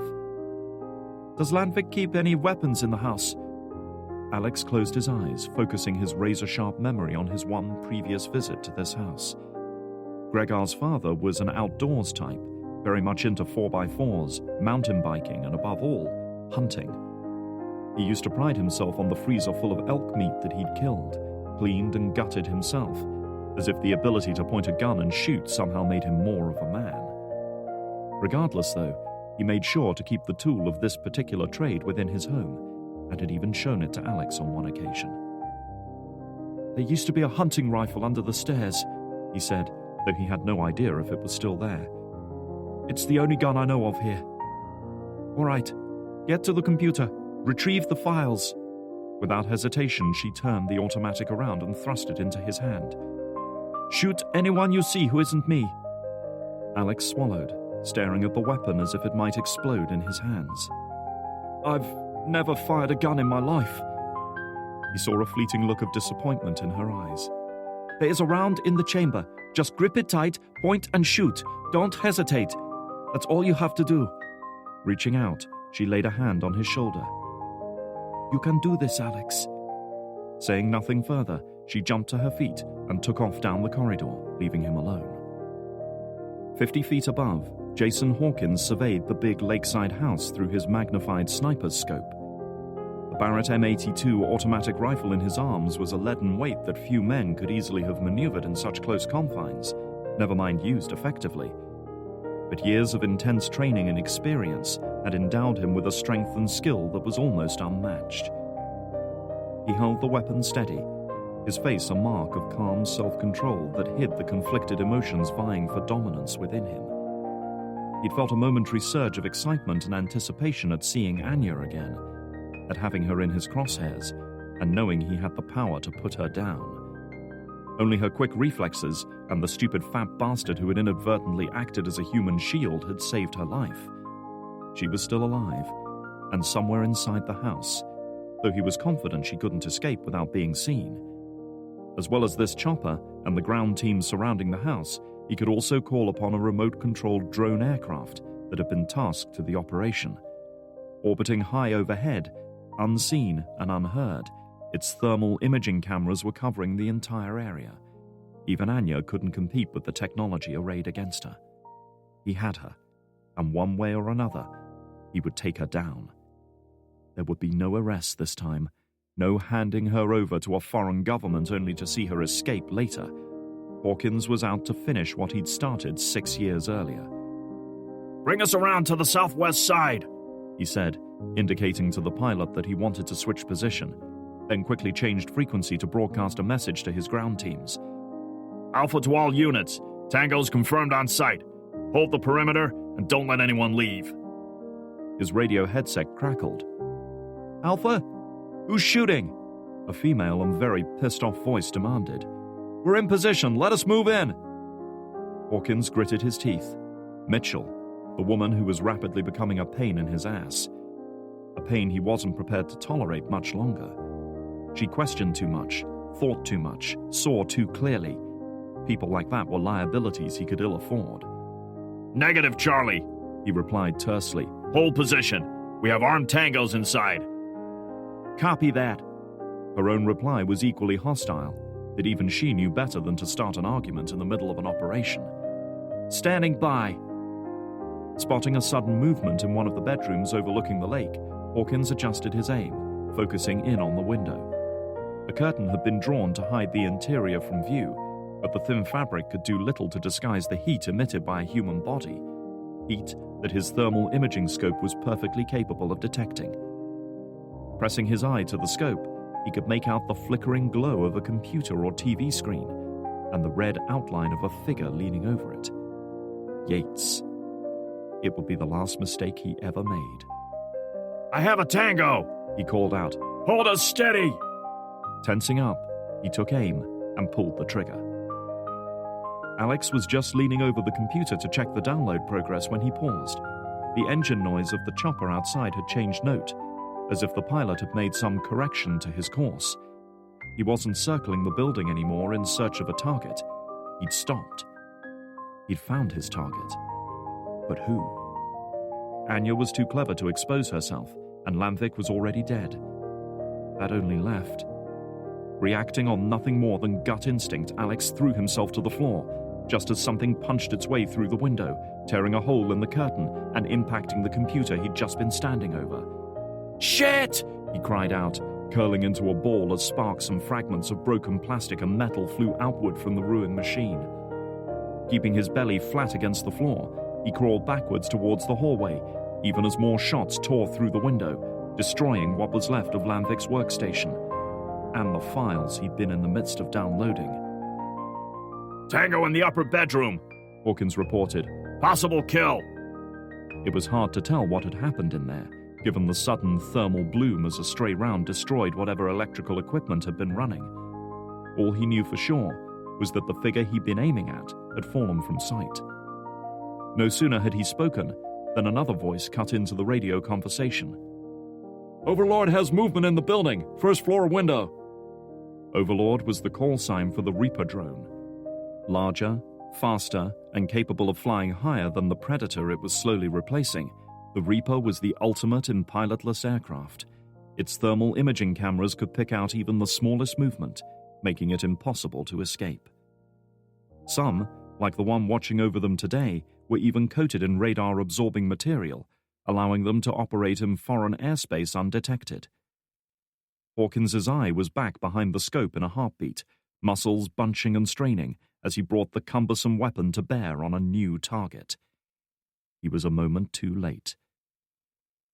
Below, Anya sat crouched by the window of the upstairs bedroom, watching the chopper as it slowly moved past her line of sight. The bolt-action rifle pressed against her shoulder was of a type unfamiliar to her, but seemed to have been designed with big game hunting in mind. The .270 Winchester cartridges it used, popular with hunters the world over, were lethal at up to 1,000 yards, and powerful enough to take down elk and moose with a single shot.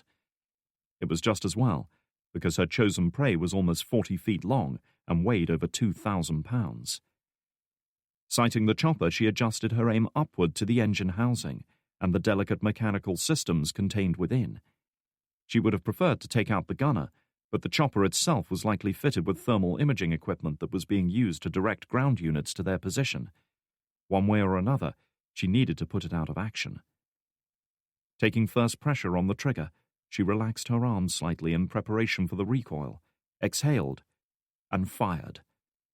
The report of the weapon in such a confined space was deafening, the blast reverberating off the walls until it left her ears ringing.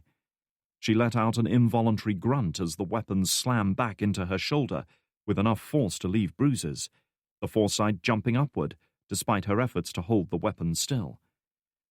Straight away her right hand was moving, working the bolt action to eject the spent cartridge and draw a fresh one into the breech. In just over a second she had chambered her second round, sighted the engine housing once more, and loosed another shot. Hawkins almost smiled as his sights came to rest on Anya's head. With the power of the Barrett 50 cal, a hit just about anywhere on the body would cause catastrophic damage and deal a disabling, if not fatal, injury. But he wanted a headshot. He wanted to look into her eyes in that final moment before her skull disintegrated. "Bang! You're dead," he whispered as his finger tightened on the trigger, taking first pressure. Suddenly the helicopter shuddered as the round impacted above him. Before he had time to react, the aircraft yawed violently to port, pulling the barrel of the gun upward just as he squeezed the trigger. The Barrett discharged with a thunderous boom, sending its projectile sailing harmlessly off into the woodland beyond the house. Abandoning the cumbersome weapon, Hawkins grabbed hold of a restraining harness to steady himself as the deck tilted beneath his feet, threatening to pitch him right out of the open doorway. "What the fuck's going on up there?" he snarled as the surface of the lake lurched and swayed dangerously beneath them. It was as if the chopper had become caught in the funnel of a tornado. "We've been hit," the pilot replied, fighting with the stick as if it had a mind of its own. "I'm losing hydraulic pressure." Hawkins ground his teeth. No way was he abandoning the attack now. "Bring us back around and get me another shot at this bitch." "Working on it, sir," he said, frantically trying to stabilize their erratic, lurching flight.